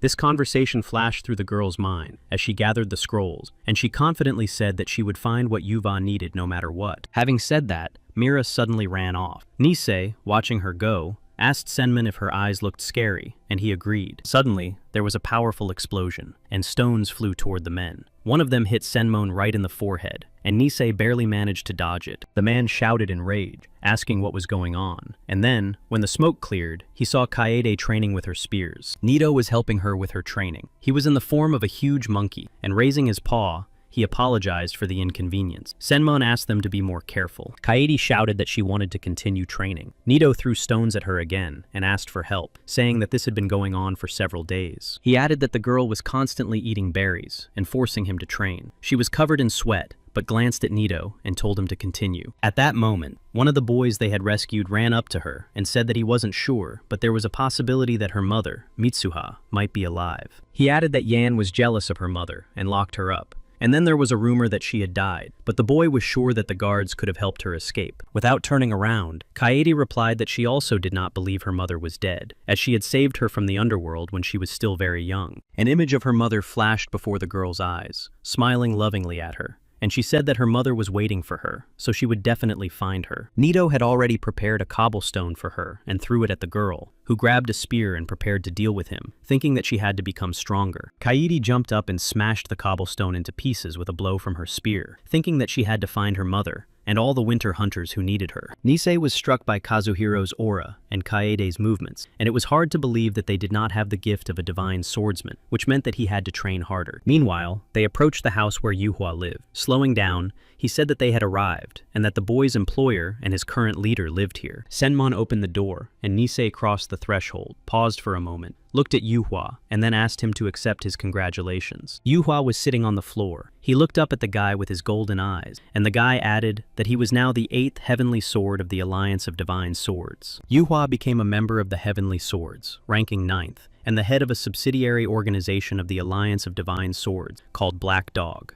Yukva was surprised by this news. He honestly told Nisei that he had expected punishment, and added that he did not understand what these guys from the Alliance were thinking. When Miyabi raised the question of Yukva's punishment, Hiroyuki asked why they should not punish the guy, but instead place him in the vacant position of Heavenly Sword. She added that Heavenly Swords could create organizations. Masao yelled that they wanted to reward the guy, while Emiko said he should be executed. Hiroyuki replied that Haruku had no heirs left, and that punishing him could cause discord in the alliance due to the interrupted lineage. Mia thanked everyone for their opinions, and said that it seemed that the head of the southern branch was favoring the boy, and that perhaps he should be promoted. The girl lowered her eyes and said that this was possible, as she understood that she was now going against the members of the alliance. But for her, it was the right thing to do. A month ago, the spiritual swords that Yuhua had taken from the demon in the Misty Village were delivered to the Alliance, and Miyabi felt indebted to him. She added that instead of deciding on the boy's punishment, perhaps they should decide on how to help the victims of the Golden Palace, and so they decided. Mia announced that Yuhua would take the place of the 8th Heavenly Sword and become Tushin,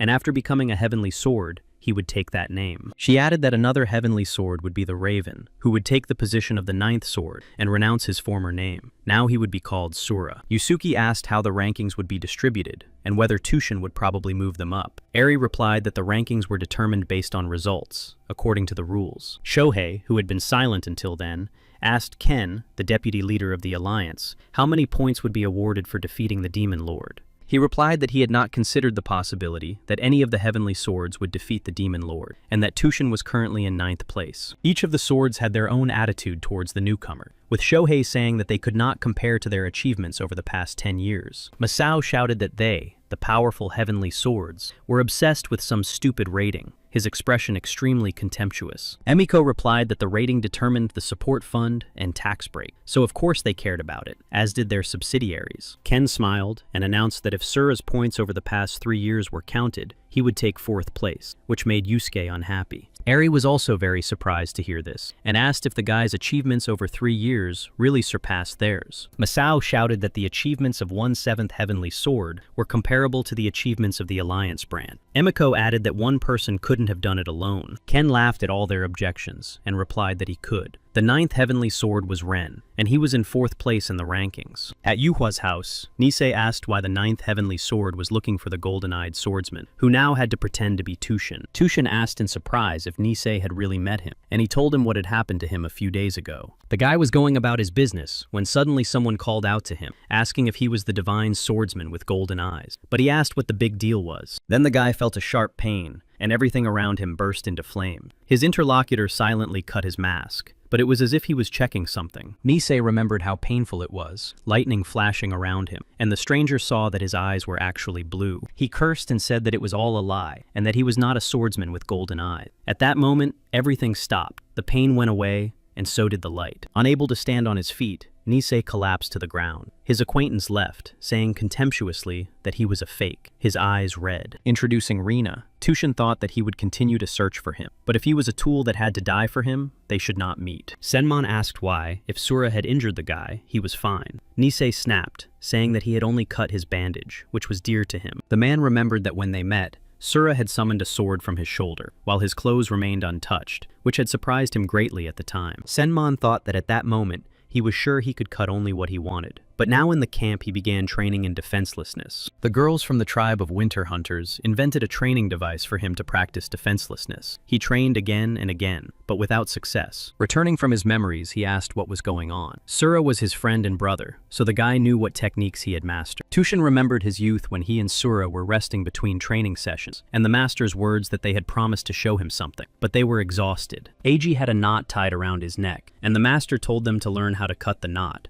Otherwise, they would not be able to move on from basic physical training. Barely able to stand, they got up. Yuva said that in order to end these damn training sessions, Ren continued, they had to do it. Barely moving their feet, the guys jumped up. Yuhua used the power of his sword, and Ren then used the heavenly step, and they rushed to fight the master. Watching his students and fighting back, Eiji then thought that the guys were learning sword techniques without his knowledge, but for some reason, they were using the same technique. After analyzing it, he noted to himself that Yuva used the force of the blow to reduce the speed of the fall, and he observed this time and time again in training. Ren had a different tactic. He always attacked from above, and then pushed off with all his strength, and the guy also repeated this technique every training session. He was very surprised when he realized that his students were able to create a unified and unbreakable bond by combining their fighting styles. During that training session, he teased his students with a smile, saying that, according to his calculations, they would be able to complete their basic training next year. Yukva then became extremely angry and shouted at the master to stop mocking them because they would finish this training today. He used the veil technique and made a cut on the master's neck bandage. The master, assessing his style and the nature of the cut,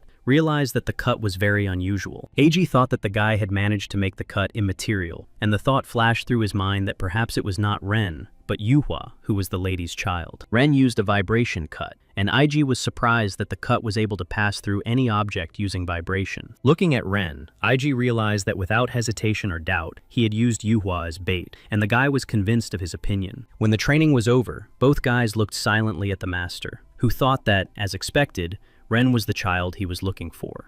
The guys had a great time and were happy that their teamwork had paid off. Yukwa danced, saying that basic training was now over. The master's reaction that followed was very unexpected. He approached Ren and punched him on the right, then explained his actions. To the surprised look on the boy's face, he yelled, calling Ren stupid for spending all this time mastering an imperfect technique. Ren disagreed, looking at him from under his brow, and slowly said that his technique was perfect, the abrasion on his cheek stinging unpleasantly. The master nodded at Yuhua and said, "You wouldn't know." Ren looked at his friend, but he didn't understand what was going on, and said he seemed fine. Having said that, he felt dizzy, and barely standing on his feet, added that everything was fine because they no longer needed to do basic training. The master said that their basic training would be doubled, and that he forbade them to use both techniques until they had honed their swordsmanship skills. Yukva pointed to the scratch on his forehead and his broken nose, and began to whine and complain that why was he being punished too, since he hadn't done anything wrong. Eiji replied that he had excellent technique, which even he found difficult to dodge, and he wasn't sure until the end that he would succeed. But he added that the boy's body was not yet ready to use it, and showed Yuva his dislocated wrist, which made him cry out. Ren laughed. Sura had this dream when he woke up sitting on the ground, leaning against a tree, and someone's voice asked if the guy was dreaming about peaceful days. When he finally woke up,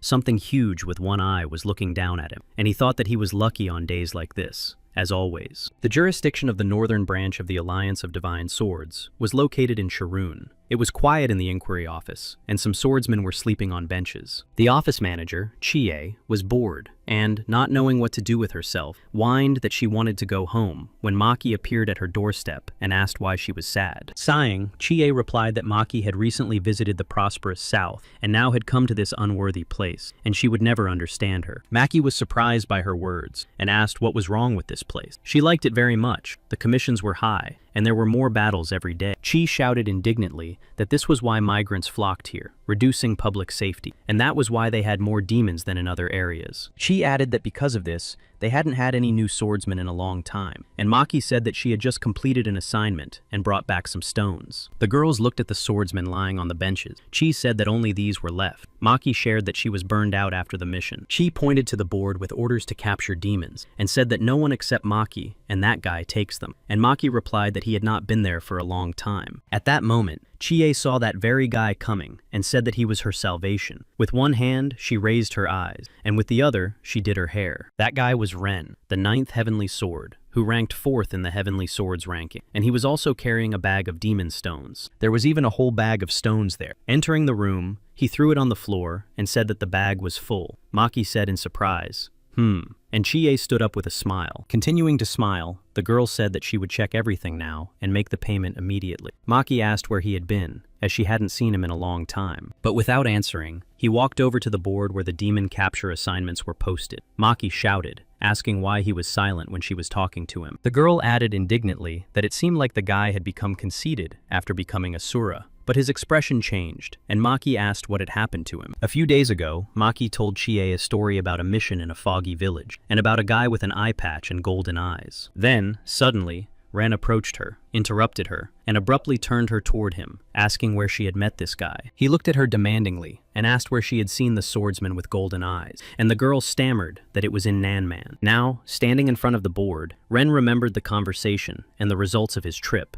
and thought disappointedly that he had wasted his time. Maki was still waiting for him to pay attention to her, but then Chie distracted him by shouting that she had finished her calculations and invited him to collect his payment. She said that the amount was large and that she would put it on an alliance voucher. She put the small change in a bag she had sewn for him, but Ren took only 1 coin out of it. The girl jumped up and shouted that he was going to take only 1 coin from all his earnings, adding that it would barely be enough to eat. Leaving her question unanswered, Ren walked over to the board and tore off the demon capture mission. Maki asked indignantly if she wanted to take it. Her question went unanswered, and the girl shouted that she had not come to the north to take on 3rd and 4th rank missions. In response, there was silence. Maki became even more angry, and asked since when he had not been taking the reward. Chie smiled and replied that it had been since he arrived 3 years ago. Maki asked how much the guy had saved up, and Chie replied that considering his 4th place ranking, he could afford several palaces. Hearing this, she laughed and said that although she didn't care much about money, she knew who would be speechless, and she imagined Cheon. Chi hastened to reassure the girl, saying that everything Ren hadn't taken would be paid back to the last coin, and she would transfer it to the Alliance headquarters in his name. Maki thought about something when Chie asked why she started a fight every time she saw Ren, and the girl honestly replied that she was worried. Maki added that she had once seen him fighting a demon, and in her opinion, it was very reckless, so now she was worried. She shared that she could deal with the demon without getting hurt, but looking at the guy, she got the feeling that he didn't care about himself at all. She added that during the battle with the demon, Ren behaves as if he doesn't care what happens, and he fights as if he is punishing himself. Maki was sure that no matter how strong Ren was, his behavior and attitude towards fighting demons could only lead to his demise. After receiving the task of capturing demons, the young man went to one of the villages, and when he had dealt with the demons, almost the entire village came out to see him off. The village chief apologized and offered to feed him, but the residents said they were sure the young man would receive a large commission, and that would be enough. The people thought they could have handled it themselves. Some admired him, while others said that if the swordsmen were good, the villages would not suffer from demons. Leaving the village and walking a short distance through the forest, Ren suddenly stopped and ordered those who were hiding from him to come out. 4 people came out into the clearing. One of them was very surprised, saying that he had done everything he could to hide his presence, and asked how long ago the guy had realized he was being followed. Ren was calm and unperturbed, despite the fact that there were more of them, and replied that he had sensed the vibration of the stranger's life energy while still in the village. The man laughed, saying that it seemed he had left the village on foot so as not to involve the resident. The girl noted that the boy had a kind heart and a face to her liking. Suddenly, one of the strangers turned into a monster and yelled that he was just about to slightly change the boy's face by working on him with his sword. Instead of hands and feet, he had hooves. The girl flew up on the right and asked if it was true that the heavenly sword was obtained for achievements and not for abilities. Looking at them, Ren asked if they were renegade, clarifying that this seemed to be the name given to demonic swordsmen who had fled from their lords. Now they all attacked the guy together, and one of them shouted that they were not renegades and had not fled, but had gained their freedom by their own efforts. Ren fought them all off at once, while another shouted, asking if the guy knew how difficult it was to escape from the clutches of the 12 demon lords. Jumping high into the air and driving his sword into one of the attackers, Ren said that he saw nothing special about the demon lords. Having dealt with everyone, Ren moved on, and on the way he was caught in the rain. But the guy had nothing with him to hide under. He reached into his pocket and searched for the piece of paper with the next request to figure out where he needed to go next, but it was stuck somewhere. Deciding to take a short break, Ren sat down near a rock. He was carrying a huge bag with demon stones in it. The rain was still falling. Leaning against the rock and feeling the water running down his face, he thought that he would not sleep in comfort, eat his fill, or talk to anyone. He was sure that the memories of that time were enough happiness for him, and he imagined that his loved ones were now standing with their umbrellas open. Suddenly, a child approached him, stretched out her hand, and held it over the boy's head so that the raindrops fell not on Ren's head, but on the child's hand. The girl's eyes were white and empty. She was wearing a kimono and stood there, continuing to hold her hand over the boy's head, and the rain poured down on them both. The child stood near Ren for a long time, holding her palm over his head, shielding him from the rain, until finally the guy got tired of it and decided to leave. Lifting his hand, he pushed the girl's palm away, then took the bag of stones, stood up but did not straighten up, and thought that he had encountered this before. Without raising his head or looking at the child, Ren remembered that these children were victims of demons. When the boy walked past the girl, she glowed with a white light. These children had lost their families and become orphaned. Raising his hand, he showed the girl something and told her to go away. Bending over, he walked into the forest with his bag. Ren did not turn around, but the girl followed him until she finally tripped over a rock and fell right into a puddle that had formed on the road from the rain. The little girl sat down on her knees and cried bitterly from the rain. Steam rose from her, but Ren did not even turn around. He continued walking with his head down. The child turned her head and looked at him. Her right knee, which she had hit, hurt, but then the girl got up and ran to catch up with the boy. The Divine Swords Alliance's Inquiry Bureau in Hyrule was attacked by one-legged demons, who made their way through the roof and windows. Maki and Chie were at the bureau. Maki was indignant that of all places they had chosen the Alliance Bureau, and said that third-rank one-legged demons were a problem. The manager replied to the girl that they had an annual attack of one-legged demons here, just like in other bureaus in the north. Continuing to draw something, the girl said that at least this time they had Maki to fight back, because usually everyone immediately ran away. She added that among the Divine Swordsmen, their district of Baksan ranked first on the list of districts to avoid. Maki gave the demons a worthy rebuff, using the power of her sword and a parade of swords, then complementing them with striking sword steps for instant destruction. When a crowd of demons rained down on her from the roof, the girl screamed, asking what the northern branch had been doing before, since there was no end to them. Suddenly, something happened that the girl did not expect at all. Her skill ended, and she thought that bad things happen at moments like this. Maki's intuition did not fail her, because just as she felt her skill end, the king of the one-legged demons appeared before her in spirit form. Looking at him indignantly, she asked if he had brought the one-legged demons here, but he hit her so hard that she flew through the air and caught Chi. Flying across the room, hitting the table, and the girl sitting behind it, Maki flew even further amid the booming laughter of the one-legged demon. Maki thought it would be difficult to hold out until her sword skill was restored, when she saw the swordsmen shouting that they had come to help her. There were 2 swordsmen, and they waved their swords and asked her to take a step back. Maki understood that they couldn't handle the demon, and yelled at them not to get involved. Not long ago, Maki had caused a ruckus. She had overturned the table where the swordsmen were sitting and drinking, but they couldn't fight back, only waving their fists. After scolding them and giving them a few bumps on the head, she said that if they were afraid to fight demons, then they should take to their heels and go collect trash. They stood before her at attention, silent and offended, and the girl told them to do something if they wanted to continue wearing their uniforms. The girl really did send them away to clean up, But when one of them got distracted, she flew up to him and, pointing to the trash on the floor, forced him to continue sweeping. Then they begged her for help when a 4th-level demon attacked them. But Maki said that they could handle it and should do so. And now, seeing that they had come to her aid, the girl thought that it was her fault, that it was wrong and even irresponsible to say such things to the weak. The demon was superior to the swordsman, so he quickly scattered them, and Maki thought she should have told the boys that their lives came first. The girl said she would buy them some time so they could escape, but they told her to take the manager and run away herself, promising to deal with the demon. Meanwhile, the bureau manager, Cheon, crawled toward the exit and cried that she should have left much earlier and that this time she might really die. Having said that,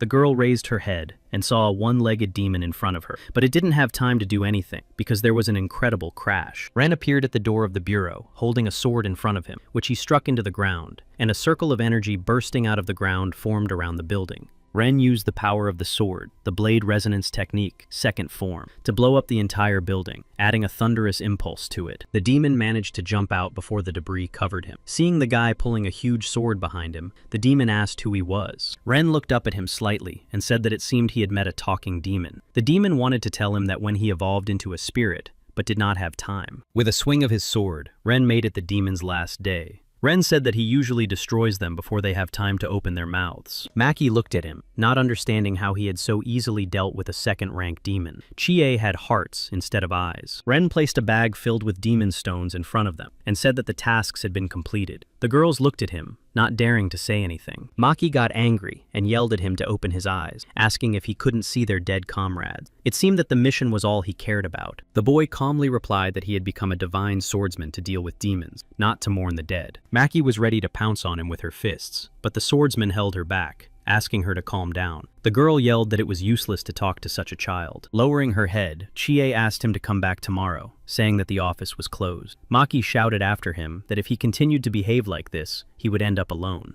Ren did not respond to her word. He turned and left without even looking at the little girl who was still following him. But Maki noticed her. She asked if the girl had followed the boy, and said that if she needed help, she was ready to help, because she could not expect any from the boy. However, the girl looked at Maki indignantly, raised her hand, pushed away the girl's outstretched hand, turned around, and ran after Ren. In the mountains nearby, a conversation was taking place. One person said that he had sent strong demons to the Alliance Bureau and asked if the other could deal with Sura. The interlocutors were an old man and a young guy. The young guy said that it would be difficult when he met Sura, but promised that the old man need not worry. The old man was very excited by his answer and said that he really needed the young man to deal with Sura before he fell out of favor with the Bull King. In response, the young man looked once more at Ren walking below and repeated what he had said to the old man, that it would be difficult, but not impossible. One of the interlocutors was the head of the northern branch of the Alliance of Divine Swords, named Yasuhi, and he asked if the young man knew how to eliminate Sura. The young man turned out to be the third heavenly sword, named Mitsuyomi, and he asked if he knew what the young man had been doing before becoming a divine swordsman. The old man replied that the guy was a well-known priest, who used rituals to treat patients with mental disorders caused by evil spirits. He was recognized by the Imperial Palace itself, and Yasuhi asked if he was going to use that ritual to eliminate Sura. The young man laughed and said that the head of the northern branch was an amusing person, and asked if he really believed in evil spirits and witchcraft. The old man looked at the young man in surprise and asked, stammering slightly, if people possessed by evil spirits really existed. Wasn't that so? Mitsuyomi replied that 3 out of 10 cases of possession can be explained by psychological trauma from childhood abuse, 2 wounds from loss or humiliation. After a pause, the guy added that another one can be explained by the inability to cope with defeat and failure. Looking up at the sky, Yasuhi asked about the rest. Laughing, the guy replied that he couldn't possibly think he was capable of looking that deep. Folding his thumb and index finger together, Mitsuyomi said that purification was not a ritual to exorcise spirits, but a way to find and heal the emotional wounds within. Looking at the triangle that had formed, he added that if he managed to heal even one of the dozens of people, he could already be considered an outstanding priest. After thinking for a moment and folding his fingers differently, Mitsuyomi said that if 3 people were healed, as in his case, he could become a universally recognized genius. Yasuhi listened attentively to the young man, and when he fell silent, he asked what happened to those who were not healed, and the young man replied that it did not concern him. After these words, the old man grinned, and twirling his mustache, said that it seems that all the rituals were just a deception. Turning around, Mitsuyomi replied that there are cases of curses or spirit attachments, which is why the imperial court recognizes this mystical power. Approaching the old man and lowering his voice, he said that it is much easier to hurt than to heal, just as it is easier and more fun to deepen existing wounds. Having said this, he pointed his finger at the old man's stomach and added that this was especially true for those hidden deep inside, as they were like powder kegs. After these manipulations, the old man felt discomfort where the young man had pressed, and he said that the young man did not quite understand who Sora was. The old man said that they saw the same thing, that heartless man, because without thinking twice, he sent the child into the mouth of the demon in order to distract him. Mitsuyomi disagreed with the old man, saying that Sora did not use the child as bait, but rather protected him. Watching the guy walking along the path, he added that he only took his eyes off the child when he had destroyed the last demon. Mitsuyomi continued that it was no coincidence that the boy returned to the bureau just in time, while the one-legged demons attacked him. He returned just in time to save as many people as possible and deal with the demons. Hearing cries for help, he dropped the bag and rushed to the bureau. Mitsuyomi added that he tried desperately to save people and didn't even mind becoming an outcast because he was afraid of losing those he could get close to. Imagining the little girl assigned to Sura, he said that the seeds had already been planted and all that remained was to wait for them to sprout. The old man chuckled thoughtfully in response and said he had no idea what the guy was talking about, to which he replied that his 2 brain cells couldn't understand it. Mitsuyomi explained that he would deal with Sura within a month, and the old man was delighted and said he would take care of his share, but he replied that it wasn't necessary. Yasuhi added that he had received something from the Bull King and therefore needed to deal with the boy, but he was curious as to why Mitsuyomi wanted the boy dead.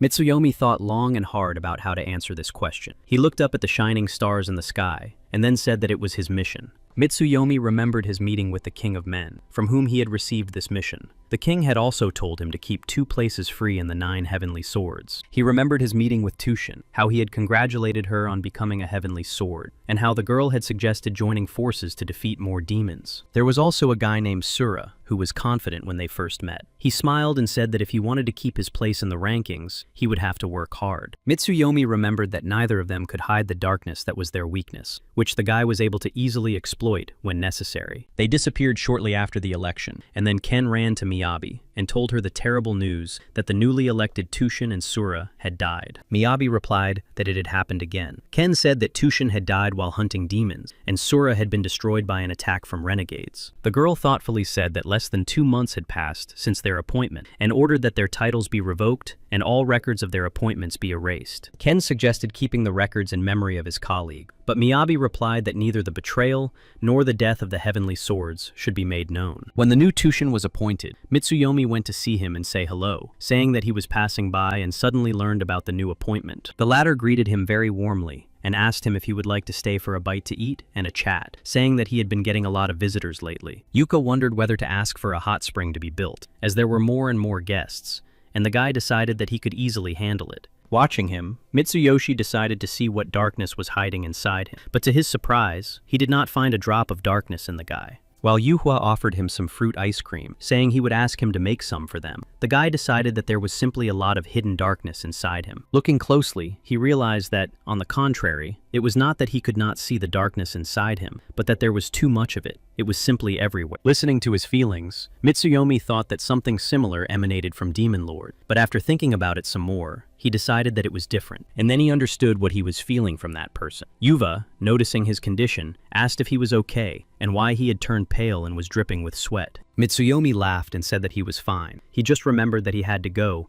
because he still had important things to do. Yukva then laughed and suggested that the guy didn't like going to the bathhouse with others, while Mitsuyomi slowly boiled over, wondering when he would finally shut up. Now, remembering that meeting, he felt a surge of hostility, but Mitsuyomi thought he would have to wait a little longer to eliminate Tushin. He decided that today he would take care of Sura, as he was the easiest prey among the heavenly swords he had ever known. After repelling the monster's attack on the Alliance office, Ren went to a restaurant in the Boxen district, dragging a bag of stones behind him, with the girl following him. He entered the restaurant, sat down at a table, and the owner approached him, greeting him, thinking that the guy was pretending to be something he wasn't, and that it was worth robbing him. Ren turned his head toward the entrance and saw the girl standing silently by the door. The owner thought that the guy wasn't ordering because something was bothering him. Noticing that Ren was looking at the girl, the man replied that if the children children were bothering him too much, he should just tell them to leave. Heading for the door, he asked him to wait, and added that there were many orphans in this area, because there were also many different monsters here. The girl ran away from the porch, and the man rushed after her, shouting that she shouldn't dare run away because he was in a bad mood due to his business not going well. The little girl fell and was slapped by the man. He shouted that even if slavery had been abolished, she was an orphan, and he would still find someone to sell her to. At some point while he was saying all this, the man stopped hitting her, and the girl looked at him with a gaze full of pain and hatred. The man yelled at her not to dare look at him like that,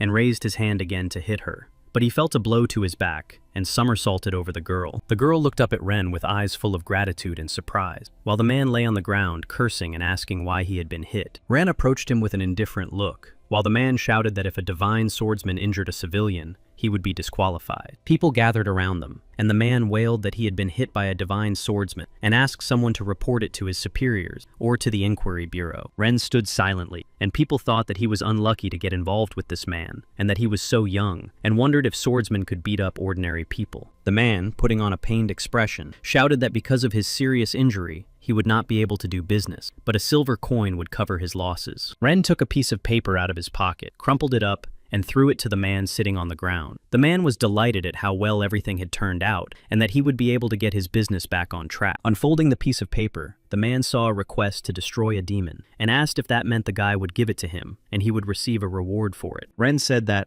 wasn't he in the picture, looking very similar? Out of indignation, the man made a face very similar to the drawing. Having said that, Ren walked away. The man shouted that no one would believe he had confused him with a demon. He was angry and couldn't understand why the man was leaving so easily. The man held the drawing of the demon and screamed that he should apologize, but people compared him to the drawing and started laughing and saying that he really did look like it. Meanwhile, Ren walked on, listening to no one and not looking back, still dragging the bag along the ground. The little girl stood there for a moment, then rushed to catch up with him. Soon, the boy came across a street eatery. He sat down on a long bench, put the bag next to him, and handed the owner a silver coin. The woman looked at him in alarm and cried out that she couldn't give him change, and that it was unlikely anyone on these streets would be able to break such a large sum. Ren didn't answer. He just took the chopsticks and said he would have noodles. The woman said she would prepare them quickly and might be able to find some change for him. The woman was delighted with the money, then looked up and saw a little girl standing nearby, and asked sadly why the child was alone at such a late hour. Smiling at the girl, the old woman asked if she would like some noodles too, and added that she did not charge small visitors. When the soup was ready,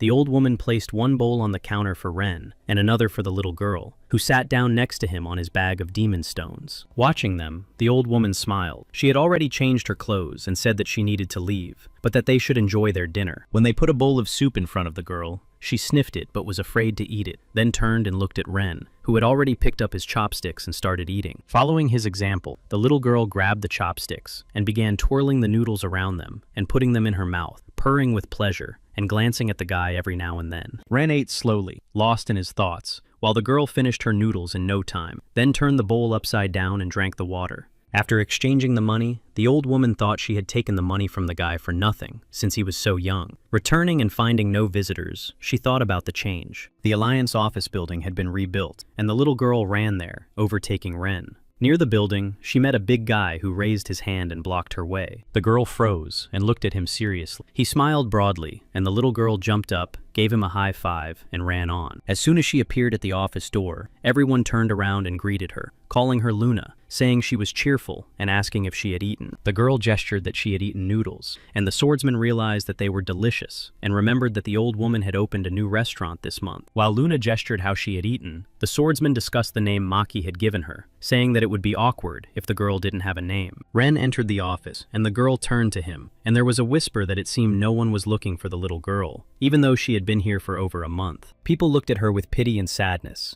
and thought that she was probably one of those orphans who had lost their parents due to demon attacks. They were also surprised that Sora could take such good care of her. Someone said that it was the first time they had seen the boy eat normally in a restaurant. Seeing that Luna had arrived, Maki ran out, shouting that she wanted to high-five her sister, but the girl high-fived everyone except her. The swordsman laughed that the girl was ignoring only Maki, and Maki couldn't understand why the little girl was behaving this way towards her. Approaching Chie, Ren threw down a bag of stone, and the little girl held out her bag. The girl thanked them for their work, and asked them to wait while she counted. Looking at the bag that the little girl had placed on the counter, Chie said that this time the girl had collected more stones than last time. While Ren walked away to the task board, Chie whispered to Luna that it was a big headache for her that Ren never collected small stones. One of the swordsmen told Maki, who had approached him, that no matter how strong the boy was, it was hardly worth sending a small child on dangerous missions. Hearing his words, another swordsman added that they would not be able to influence the boy in any way. He had once watched him in battle, and unfortunately, it was true. The girl next to him said in surprise that even she,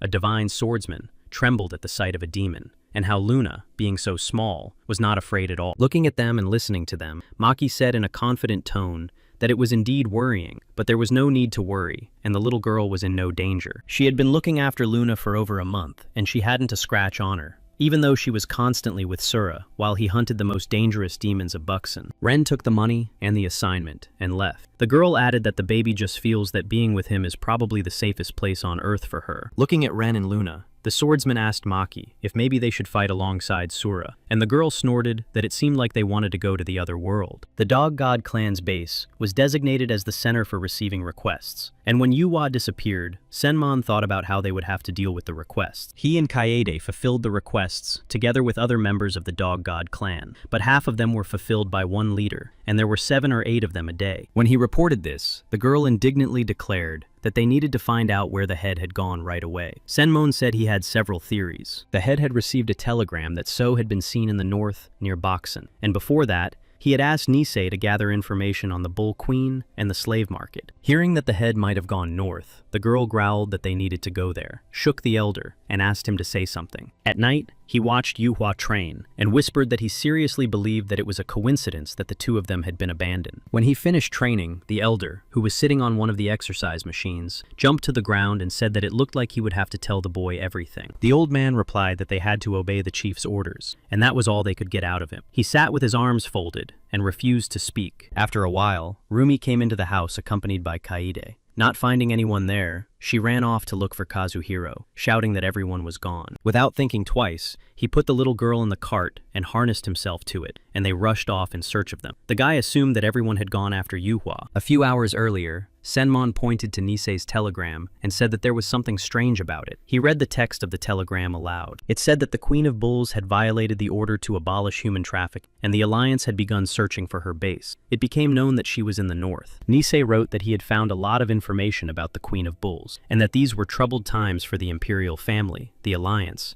and the Heavenly Swords. The guy suspected that the information he had obtained so quickly had been deliberately leaked to him by someone. When Senmon finished reading the telegram, everyone exclaimed that it was a trap, and they began to rush about and shout that the entire department should be summoned for a trip to the north. Cheon thoughtfully said that even if they hurried, they would not be able to find Yuhua, because the north was too vast, and they should trust the leader and wait. Noticing her mood, Senmon asked if she was all right, and she replied that yesterday, Yuhua had paid her debt in exchange for extending her contract. Deciding that they needed to calm down and think through a plan, they scattered again when Mara entered the house, tripped on the threshold, and scattered the scrolls. Someone asked her to be careful. Another replied that they would all die that way, and she said that she had a plaster made by Rumi, especially for her. Taking one of the scrolls, Mira said that there was something she had found while writing down and deciphering the mermaid's song, and now she would give them her interpretation. If the body of a deity perishes, its soul does not disappear. Nito interrupted her and asked if it meant that Yuva was the vessel that held the soul of the Monkey Queen. The girl nodded, and when asked what would happen if the vessel was destroyed, replied that Yuva would perish, and the more souls of the zodiac deities he absorbed, the sooner it would happen. After talking to the elder, Yuhua rushed to find the Queen of the Bulls, thinking that if Rina had the same fate, he had to deal with her first. On the way, the image of the Queen of the Monkeys appeared to him, and asked why he had come to her house with all his people, and why he had now gone alone. She flew alongside him and continued,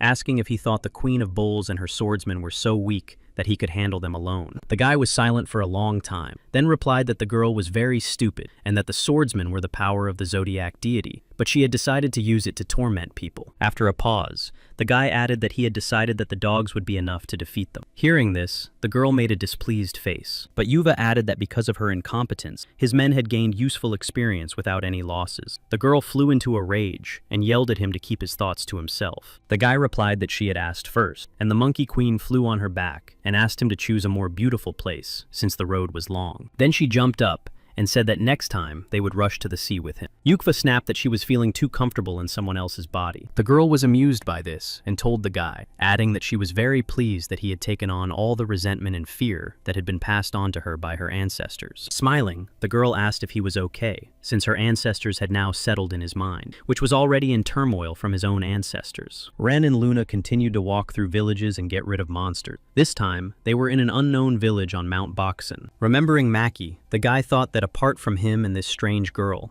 there were no divine swordsmen capable of taking requests above the 3rd level. When another crowd of demons jumped out, the guy realized that the sword in his hand was stuck, but then the sword appeared from his back, huge as a rock. He moved with incredible speed, turning to face his attackers and fighting them off with his giant sword. The attackers were wearing masks, but the guy realized that they were not demonic swordsmen, and he couldn't understand why the divine swordsman needed this. Seeing that one of the attackers was rushing straight at the little girl, the guy slammed his sword into the ground, covering himself and the child. Realizing that the attacker was targeting Luna Ren, he shouted loudly in his mind that he would not allow it, and gripped his sword even tighter. With a loud roar, he raised his sword above his head and then brought it down on the ground, causing a crack to appear and the earth to split in two. Catching the eye of one of the attackers, the boy was once again convinced that for some reason, they were targeting the child. The girl looked up and stared at the attacker. There was no fear in her eyes. She looked at him defiantly and boldly. On the way, Yuhua suddenly felt tears welling up in his eyes and a pain in his chest. Haruko confidently declared that he had been cursed. She added that they needed to find the one who had cursed him and get rid of him. Then they saw warriors wearing bull masks. Yuhua asked the girl if she knew them. Haruko replied that he should stop crying and quickly scattered those who blocked their path. They needed to hurry, and the boy drew his sword as he ran. The men prepared to use their sword techniques, the dance of death, pink mist, and frenzied power. But Yuhua managed to slip past and stab one of them with his sword. One of the attackers used the technique of enhanced hearing and foresight. Jumping at him, Yuhua cut off his ear and shouted, asking how he could hear. Another used the technique of residual image movement, and when several attackers rushed at the guy, it was difficult to tell which one was real. Yukva fought off everyone, and after striking one of them, he realized that he felt better, which meant he had found the one he was looking for, and it was the one who had cast the curse. However, the other attacker also cast a curse, and the guy suddenly grew breast. Yukva spread his arms and shouted,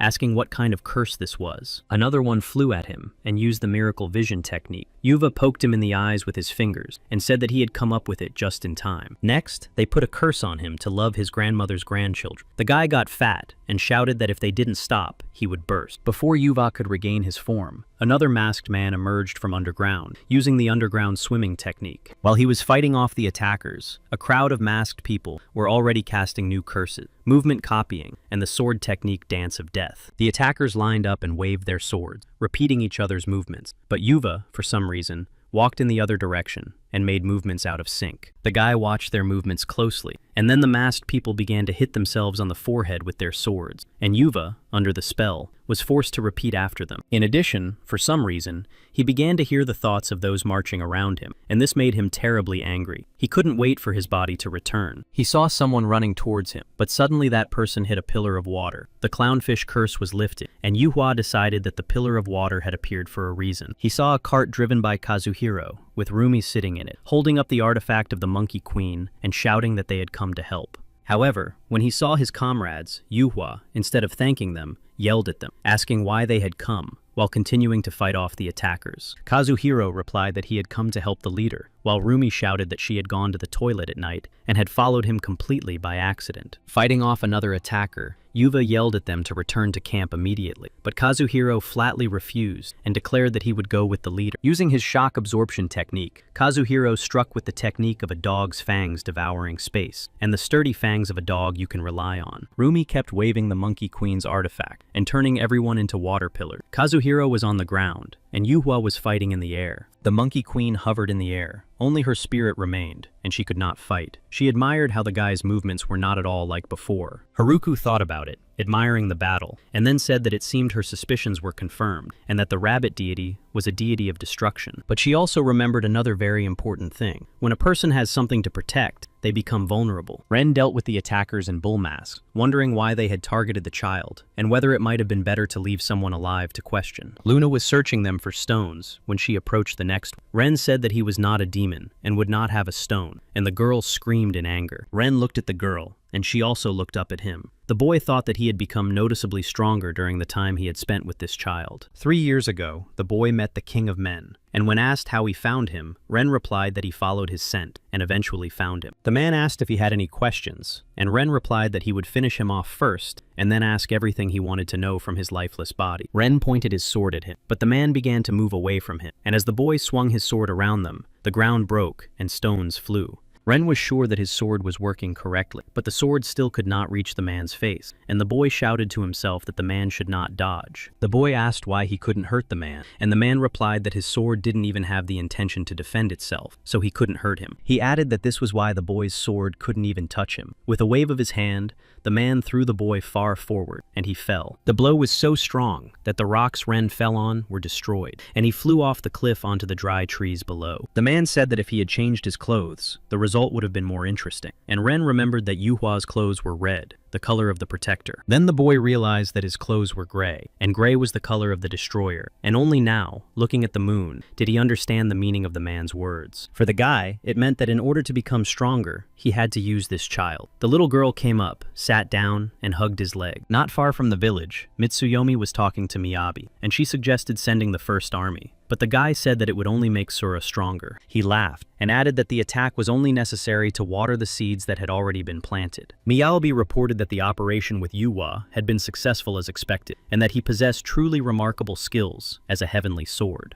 But her people also reported that Yua's movements had become much slower when his two subordinates joined him. She added that in a protracted battle, this would be an advantage. The guy replied that everything was going according to plan, and that he would get rid of both of them using the Queen of Bulls. The girl looked at the guy for a long time, and replied that the Queen of Bulls was acting exactly as they had expected, and asked if it was time for her to make her move. Mitsuyomi laughed, turning his head slightly, and said that she shouldn't worry, because the Queen of Bulls liked to deal with things herself. After thinking for a moment, the guy added that she was a real devil, and imagined the 7th Queen of Bulls, a demon lord named Shota. At that moment, the Queen of Bulls was listening to the manager's report on the slaves. The man reported that the dead and sick had been disposed of. He added that there were 31 divine swordsmen, 92 men, and 15 winter hunters left, including So. All the people listed by the Queen's assistant were currently hanging from the ceiling of a huge hall, where Queen Shota was sitting on her throne drinking tea. The child stepped forward, and the man continued that after the death of the Monkey Queen last month, the delivery of people through the Golden Palace had been disrupted. The Queen stroked the child, while the man said that they could find ordinary people as before, but they would no longer be able to get winter hunters. The Queen said that perhaps this was a good thing. The maid exclaimed in surprise, "Is that really true?" And then, frightened, lowered her eyes. The Queen ordered that their numbers be increased. The assistant replied that he would do as the Queen wished, and she suddenly took the cup and poured the tea on her foot. The maid rushed to wipe her feet, and said in a trembling voice that if the Queen was unhappy with something, she should just say so and she would fix it. Shota put her hand on her neck and told her to learn how to brew tea properly. Her hand was hot, and she added, "In the next life," and the girl vanished. The Queen regretted giving away the maid she had bought from the Monkey Queen. It was Mitsuha, the assistant, who promised to ask the Lord to return her. Without turning around, the Queen said that the assistant was very courteous, and she liked that. None of them even looked at those hanging from the ceiling. Taking a few steps, the Queen put her hands on her stomach, and those hanging began to fall to the floor. Their hands were chained, and their feet were bare. Looking at them with disgust, Shota said that now they would begin their evaluation, and those who received the first rank would be able to stay and work for her. The people stretched their stiff arms, the older ones picked up their children, and the Queen added with feigned regret that the second rank would be sold. Some lost consciousness, and the woman continued that any action beyond the scope of the assessment would result in immediate isolation. Her gaze was cold. She felt absolutely no pity for the prisoner. Turning away, the Queen said she hoped they would try their best. Several divine swordsmen sat together, among them So, who suggested they escape. He was sure that the other swordsmen would follow them. Without waiting, the man summoned his spirit sword and grabbed it. Those sitting nearby followed his example, and also began to summon their spirit swords. One by one, the divine swordsmen summoned their swords and tried to free themselves from the chains in which they were bound. All this time, So watched the Queen closely. He understood perfectly well that they could not defeat her, even together, but he summoned his spiritual sword anyway. He decided to sacrifice his left hand, using the technique of a lizard shedding its tail, thinking that the most important thing now was survival. However, to his great disappointment, the technique did not work. He saw flashes of fiery lightning and, feeling a sharp pain in his shoulder, fell down. Shota had a fiery staff in her hands, which she used to strike everyone, telling them that they would not be able to escape until she wanted to get rid of them. After the events in the nameless village, Luna came to the Alliance office in a new dress, holding a Chinese parasol with a colorful ball. The swordsman poured out into the street, watching the little girl and praising her new outfit and parasol, while Luna twirled around, showing off how beautiful she was. One of the swordswomen asked who had bought her such beautiful clothes, and the little girl smiled and nodded her head, pointing to Ren, who was talking to Maki. The swordsman discussed how Ren was like a father to her, and how he had changed. Now he talked freely with people, and everyone was curious about what they were talking about for so long. One of the dreamers laughed, and said that it would be uncomfortable for her to walk around in such clothes with Sura, and the girl pushed him in the side, and said that he was tactless. Luna made a face, and he added that if the clothes were beautiful, it didn't matter if they were practical, for which he received a slap from the swordswoman standing next to him. At that moment, Maki and Ren finished their conversation. The boy walked ahead, the girl slightly behind, and to the little girl's surprise, Ren walked past her and continued on. Thinking that she would catch up with him anyway, the girl turned around, raised her umbrella with a smile, and started walking forward, but Maki stopped her. The girl crouched down, and Luna had to lower her umbrella. Then Maki hugged her tightly, and said that the girl would stay with her, and she cried. She tried to break free and run away, but Maki held her tightly, squeezing her arm near her elbow to keep herself from crying. They watched Ren leave. The girl said that Luna could no longer walk with him, and the little girl sobbed bitter tears and tried to break free. As he left, the boy did not turn around. The little girl screamed at the top of her lungs and did not listen when Maki said that it would be dangerous for them to be together and that she could not let her go. The girl held the child close, trying not to cry herself, and promised that she would find someone else who could take care of her. Ren left without looking back, accompanied all the way by Luna's loud cries and sobs. Maki's heart was breaking, but she couldn't do anything else. The swordsman approached to ask why she was doing this, since she had said that the baby could only be safe with him. But she told them to be quiet. She couldn't tell them about their conversation, and could only curse him in her mind, thinking that he was forcing her to pretend to be a villain. At that moment, Nisei was sitting in the restaurant where Ren and Luna had once eaten noodles together for the first time, and the owner offered the young man an extra free serving. Hearing voices, the young man turned his head and saw Kazuhiro, Rumi, and Yuhua. The young man apologized for being late and said that something had happened on the way. Glancing at the three of them, Nisei replied that Yuhua had promised to come alone and asked why he had brought a fool and a child with him. The reaction was instantaneous. Kazuhiro bowed his head and said that he was not a child and was 100 years older than him. Rumi replied that she was not stupid, but a genius. Sitting down at the table, Yuhua asked if anyone else was pursuing the Queen of Bulls, and Nisei replied that given the size of the bureau, it was unlikely that Sura would be able to find her. Breathing a sigh of relief, Yuhua said that was good, and that while Ren remained here, he must be the first to find the Queen of Bulls and destroy her. Rumi, who was sitting next to Yuhua, asked why it was so difficult to find the Queen of Bulls, since they could simply ask the slaves she had traded. Ren replied that he had been investigating the matter of her demonic swordsmen and slaves for a long time, and that they had all lost their memories, so they couldn't tell him anything. After listening to him, Rumi cried out, asking how he managed to find her when the Imperial Court and the Alliance couldn't. Nisei replied that they had only just discovered the base in the north and addressed the question to them, asking why no one had been able to find the Queen of Bulls' lair. At the table behind Yuhua sat a group of men, one of whom said that after a whole day in the mine, he couldn't feel his back or shoulders. Yuhua said that now he understood why no one could find the Queen of Bulls for so long, because she was not on the surface, but underground. Shortly after Ren left Luna with Maki at the office, an attack was carried out, and the building was set on fire. Maki was the first to notice the fire and the attackers. That evening, everyone was busy with their own affairs. Luna sat and missed Ren. The fire started on the roof and quickly spread to the entire building. In addition to the fire, there was an attack on the swordsman, and Maki was among those who suffered. When she was given help, she went out to ask how the others were doing.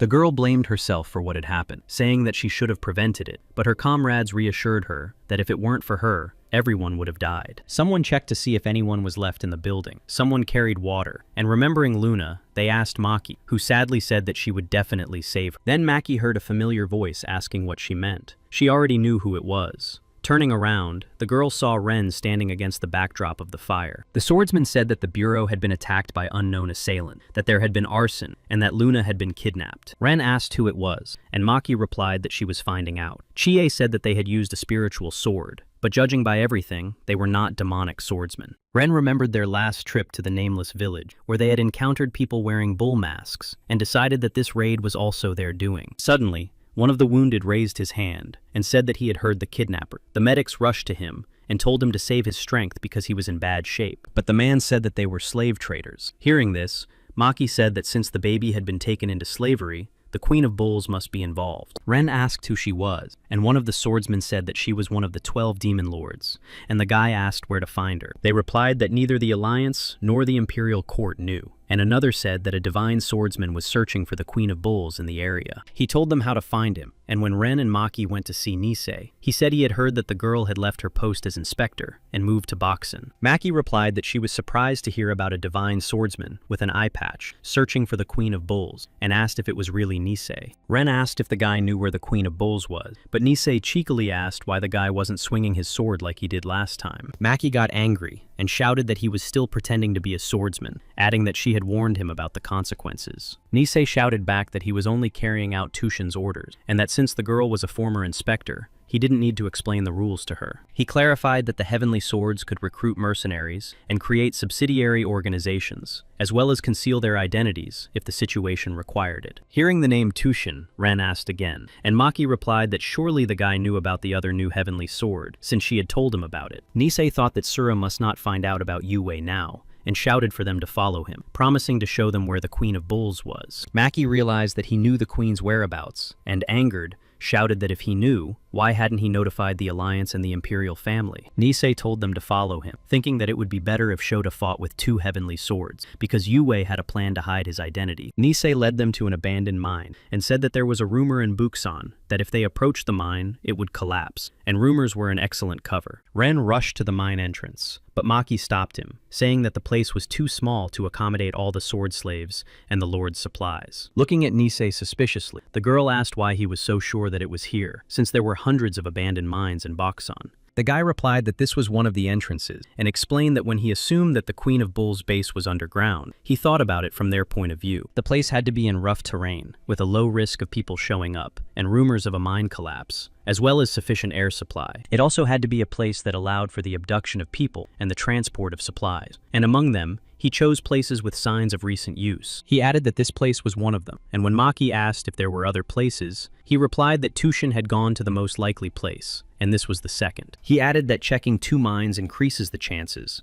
and thought that Yuhua's task was to capture the Demon Lord, while Sora only needed to weaken her powers. Nisei said that Maki's wounds looked serious, and asked if she wanted to wait. The girl growled, asking if he was really suggesting they wait. Visibly saddened, Maki added that there was someone she had to save inside. The girl blamed herself for putting Luna in danger. Ren had already entered the mine, and Nisei laughed and said that the girl should hurry up. Maki snorted and rushed to catch up with him. Yuhua, Kazuhiro, and Rumi went to check another mine and fought demonic swordsmen, and found many dead after trying to escape. Rumi found a boy from the Winter Hunters, and when Kazuhiro asked why they were fighting, she replied that they had been brainwashed, and asked him to pacify them without harming them. Suddenly, the stone floor began to crack, and a mole came out of the hole with a telegram for Yuhua. Nisei informed him that Ren had arrived at the mines. Despite Yuhua's efforts to control himself, his sword lit up, and he exclaimed that they needed to find the queen before Ren arrived. Seeing this, Kazuhiro tried to calm him down. Rumi shouted that if he used his abilities, the mines would collapse, and they would not find anyone. Rumi noticed that the swordsmen, who were in the form of huge bulls, had stopped attacking, and said that perhaps they would be able to get past them without a fight. Kazuhiro replied that all this was not without reason. It seemed they were waiting for someone, and a man appeared in one of the corridors. The guy said he would take care of it. He shouted for the leader to follow the Queen of the Bulls. Rumi shouted that he wasn't going to fight alone. Yuhua apologized for losing his composure. Raising his head, Yuhua said that they would fight together because he couldn't leave them alone. And then the bulls seemed to wake up, their eyes lighting up. Hearing the leader, Rumi smiled and said that it wasn't too late for them to go through together, because they had entered through the most likely entrance. Kazuhiro approached Yuhua, and placing his hand on his shoulder, told him to go take care of his brother, while he would stay and take care of his own. So came out of the corridor. He was now the butler of the Queen of Bulls, and said that out of respect for the past, he would allow the chief to leave, because his mistress was waiting for him. Yuvi and Haruku looked at him in surprise, and the girl said that it seemed to be the power of the Queen of Bulls, and that, according to rumors, the swordsmen were extremely loyal to her. Kazuhiro went out to his former comrade, Haruku, and thought that loyalty was not of his own free will, but that was nothing compared to her thousands of worlds. Turning to Yuvi, Haruku told him to leave the battle to his comrades, because in order to unleash divine power, they needed to catch the Queen of the Bulls. So defiantly asked why Kazuhiro had come out, since a guard dog should stay at home, and the boy replied that he had come to bring back the runaway dog. After Yuve took Rumi with him to look for the Queen of the Bulls, So and Kazuhiro were left alone, and the bulls stood motionless. Looking at his friend, Kazuhiro said that there was something on his clothes, but So covered his eyes and said, "Do you really think this trick will work?" Kazuhiro appeared behind him and said that there really was something on his clothes, and that it wasn't a trick. He poured something from a bottle onto the guy's shoulder. Sniffing, So said that he had used heavenly essence, apparently afraid that he would run away. The guy replied that he would not fight fairly. Following this, Kazuhiro crushed the bottle containing the essence and said that after contact with blood, this mist would last for 3 whole days. So laughed and said that now he understood why the guy had used the essence, apparently so that he could find him in the mist later. At that moment, a huge hook flew down from above, wrapped itself around Kazuhiro, and threw him up. So shouted that it was all in vain and pulled on the rope. So managed to get his spiritual sword, and when he stabbed it, it turned out that it was not Kazuhiro, but a bull. So asked in surprise if there had been a substitution. Meanwhile, Kazuhiro ran away from the guy as fast as he could, and the fog that formed after the heavenly essence spilled began to pull So in. Various knives flew at him from the fog. He caught some of them, and shouted that it seemed that the one who had previously hidden behind him and picked on him had grown up. Hoping to find his opponent, So waved his sword, cut through the fog, and shouted that in order to use the technique of concealment, one must suppress one's presence. Stumbling upon the bull, he said that it was a substitution, and his rival shouted that he had forgotten that the basis of ninjutsu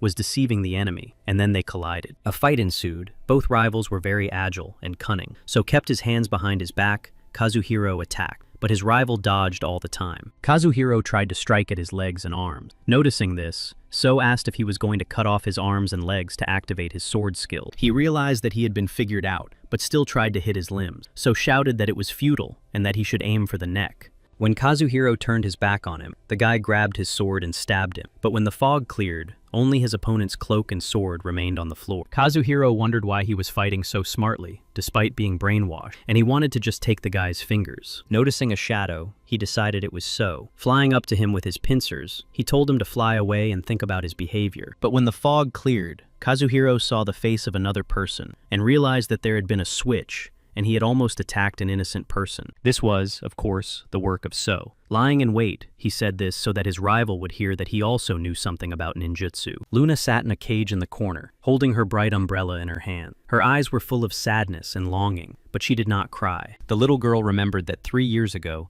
she had held on just like that, but not to an umbrella, but to a dress. It was white with yellow hexagons. 3 years ago, she stood next to the 6th queen of rats named Indara, who said that she had fought against the rabbit clan and lost everything. Her interlocutor was the king of men.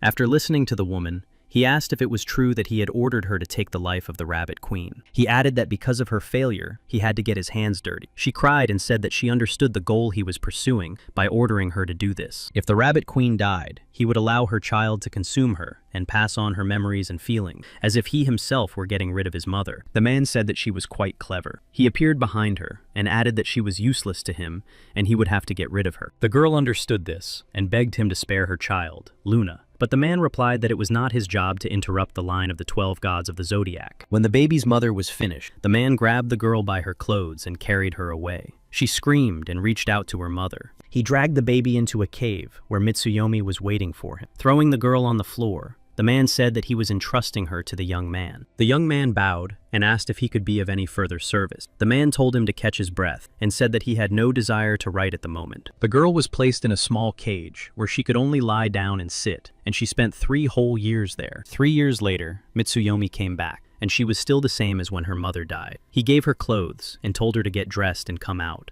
When the girl came out, he showed her Rina and told her that she had to follow him everywhere, threatening that if she failed, she would end up back in the cage. And so it happened that Luna began to follow Rina, and they became friends. And these were the very seeds that Mitsuyomi had spoken of. Now Luna was sitting in a wooden cage near the throne of Queen Shota, looking at the girl and saying that the heavenly sword was already running to save her. The queen thoughtfully continued that since another heavenly sword would soon arrive, it might mean that she would have 2 slaves of the heavenly swords. Luna burst into tears when the queen added that if she had 2 identical things, their value would decrease, and then perhaps she should destroy one of them. Running to the door, Yuhua and Rumi stopped. The little girl was pulling the cart on which she and Kazuhiro had arrived. the boy immediately took a fighting stance. Yuka thought they needed to hurry, and when he saw the demonic butler, he wondered if there was another one. Adjusting his glasses, the butler said he had been waiting for them to arrive. Adjusting his glasses again, the butler said that the queen currently had a guest who had arrived earlier. He took out his sword and drew a beam of light with it. The butler flashed his glasses, swung his sword several times, brought it to his face, and said that he would deal with them himself for now. When Yuva and Rumi met the demonic butler in one of the corridors in the queen's hall, Ren and Maki were already there. Seeing Ren from afar,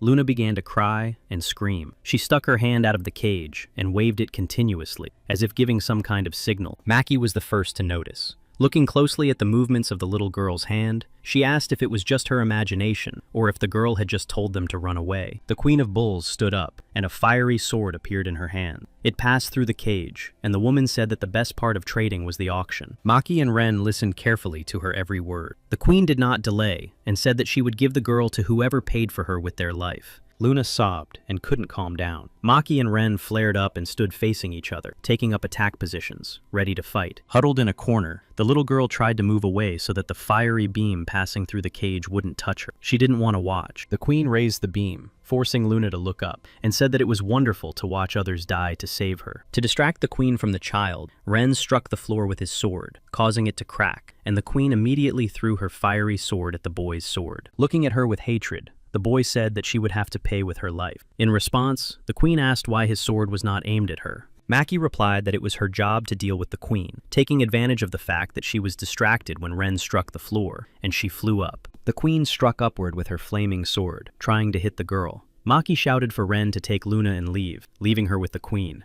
Landing on the floor, Maki struck the queen with her sword, but the queen managed to grab the sword and asked if they had really decided to run away from her. While Maki distracted the queen, Ren ran up and, jerking open the door of the cage where Luna was sitting, reached out his hand to her and said it was time to go. He picked up the little girl and held her close to him. Seeing what was happening behind him, she screamed, and Ren turned around. He saw that the queen was using the technique of the power of God, life and death, to hold Maki in the air and threaten her with her fiery sword. Forcing the girl to her knees and pointing her fiery sword at her, Shota asked what she wanted most. Maki repeated what she wanted. Closing her eyes, she remembered how she and her brother had run away. He said that they couldn't stop, because if they stayed, they would never escape from someone's clutches. They were indeed caught and beaten for trying to run away, and told that if they tried to escape again, their debts would double. Maki remembered that her brother continued to run away and was beaten every day for it, but he didn't give up and shared his food with his sister. Her brother was incorrigible, and his escapes led to his death. Maki was angry with him and was sure that he died because he didn't fight. After his death, Maki asked for a reduction in her payment, but her master laughed and said that her brother's debts were now hers and that there was no one left to take the blow for her. She herself did not know where the rage came from, but Maki rushed forward and struck her master, and when she grew up, she dealt with him and his friends. Then she realized that she was different from her brother. Maki decided that she would always fight for what she wanted, and she felt a thirst for battle within herself. The queen saw her thoughts and asked how strong the girl's thirst was. Suddenly, as if coming to life, she jumped up and said that she would do as the queen wished. Turning to Ren, she said she wanted to fight him, and her sword clashed with his blade, sending sparks flying.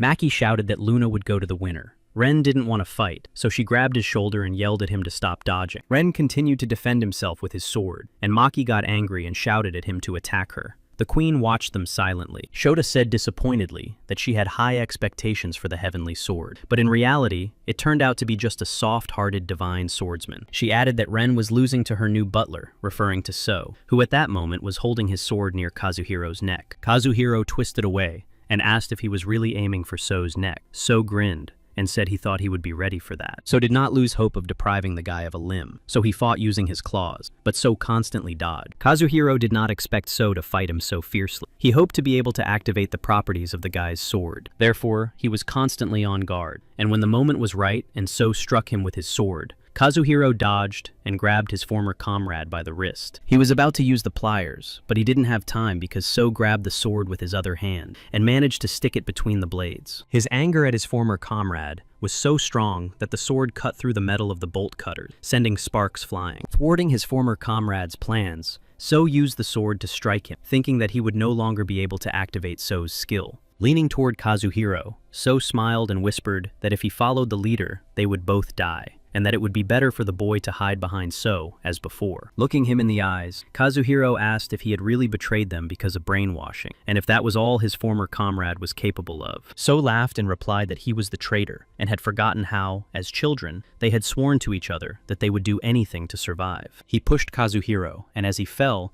he whispered that the boy was wrong, that their oath was not to do anything to survive, but to live with dignity. He grabbed So by the neck and pulled him toward him, and So replied that Kazuhiro seemed to have forgotten that he was wounded, and that if he strained himself, he would die from blood loss. But Kazuhiro threw his head back, and then jerked it back into place, hitting So's head with his own, calling him names, and saying that now it didn't matter anymore. While in the Queen's Hall, Ren defended himself from Maki's attack, and tried to save Luna. The demonic butler used his sword to remove Yuhua's mask. Yuhua shouted that he would hide his identity from Ren, but Haruku said that he should focus on the battle, because the enemy was not easy to defeat. The guy was terribly angry, saying that the mask he wore hid his scent, and that Ren could recognize him by his scent. Rumi stood in the corner and watched Yuhua arguing, thinking that he seemed to be talking to himself again. She thought that she had made a mistake in choosing this move, and that it had not remained a secret, and now Yuhua's friend had reached the queen first, and she needed to fix it. The butler said that he had never before left alive those who dared to follow him, but this time he would make an exception. Standing around the corner, Rumi felt her legs give way,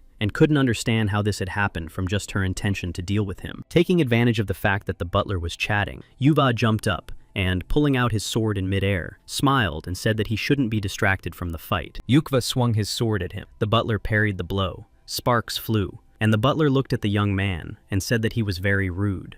Yukva decided to use his sound step technique, began to move chaotically along the corridor, swinging his sword, and said that he had not come to play. In the blink of an eye, the butler moved in front of the young man and fought with one hand, holding the other behind his back. Yuva attacked him, pushing him back. The butler was completely unperturbed, methodically parrying Yuva's attacks. He proudly said that he was always polite to guests who came to his lord. Making a lunge, he said that this was the end. But his opponent disappeared and used the heavenly essence around the butler to raise a fog. He fought by touch. Yuva saw him and, smiling, shouted that he seemed to be a demonic swordsman like So, and that the Queen of Bulls had apparently brainwashed him. But the butler objected that their mistress did not use such pathetic tricks as brainwashing, but gave them a reason to live. He said that once he lost everything he served for, a weak master, his wife, his child, and a friend to whom he owed his life. Nisei was with him at the time, and the man told him not to cry, saying that nothing could be changed now. It was then that he put on the bandage. After that, the man gave him his sword and said that he no longer needed it, then told him to leave. Nisei was his only surviving student, and when the man sent him away, he lost his last reason to live.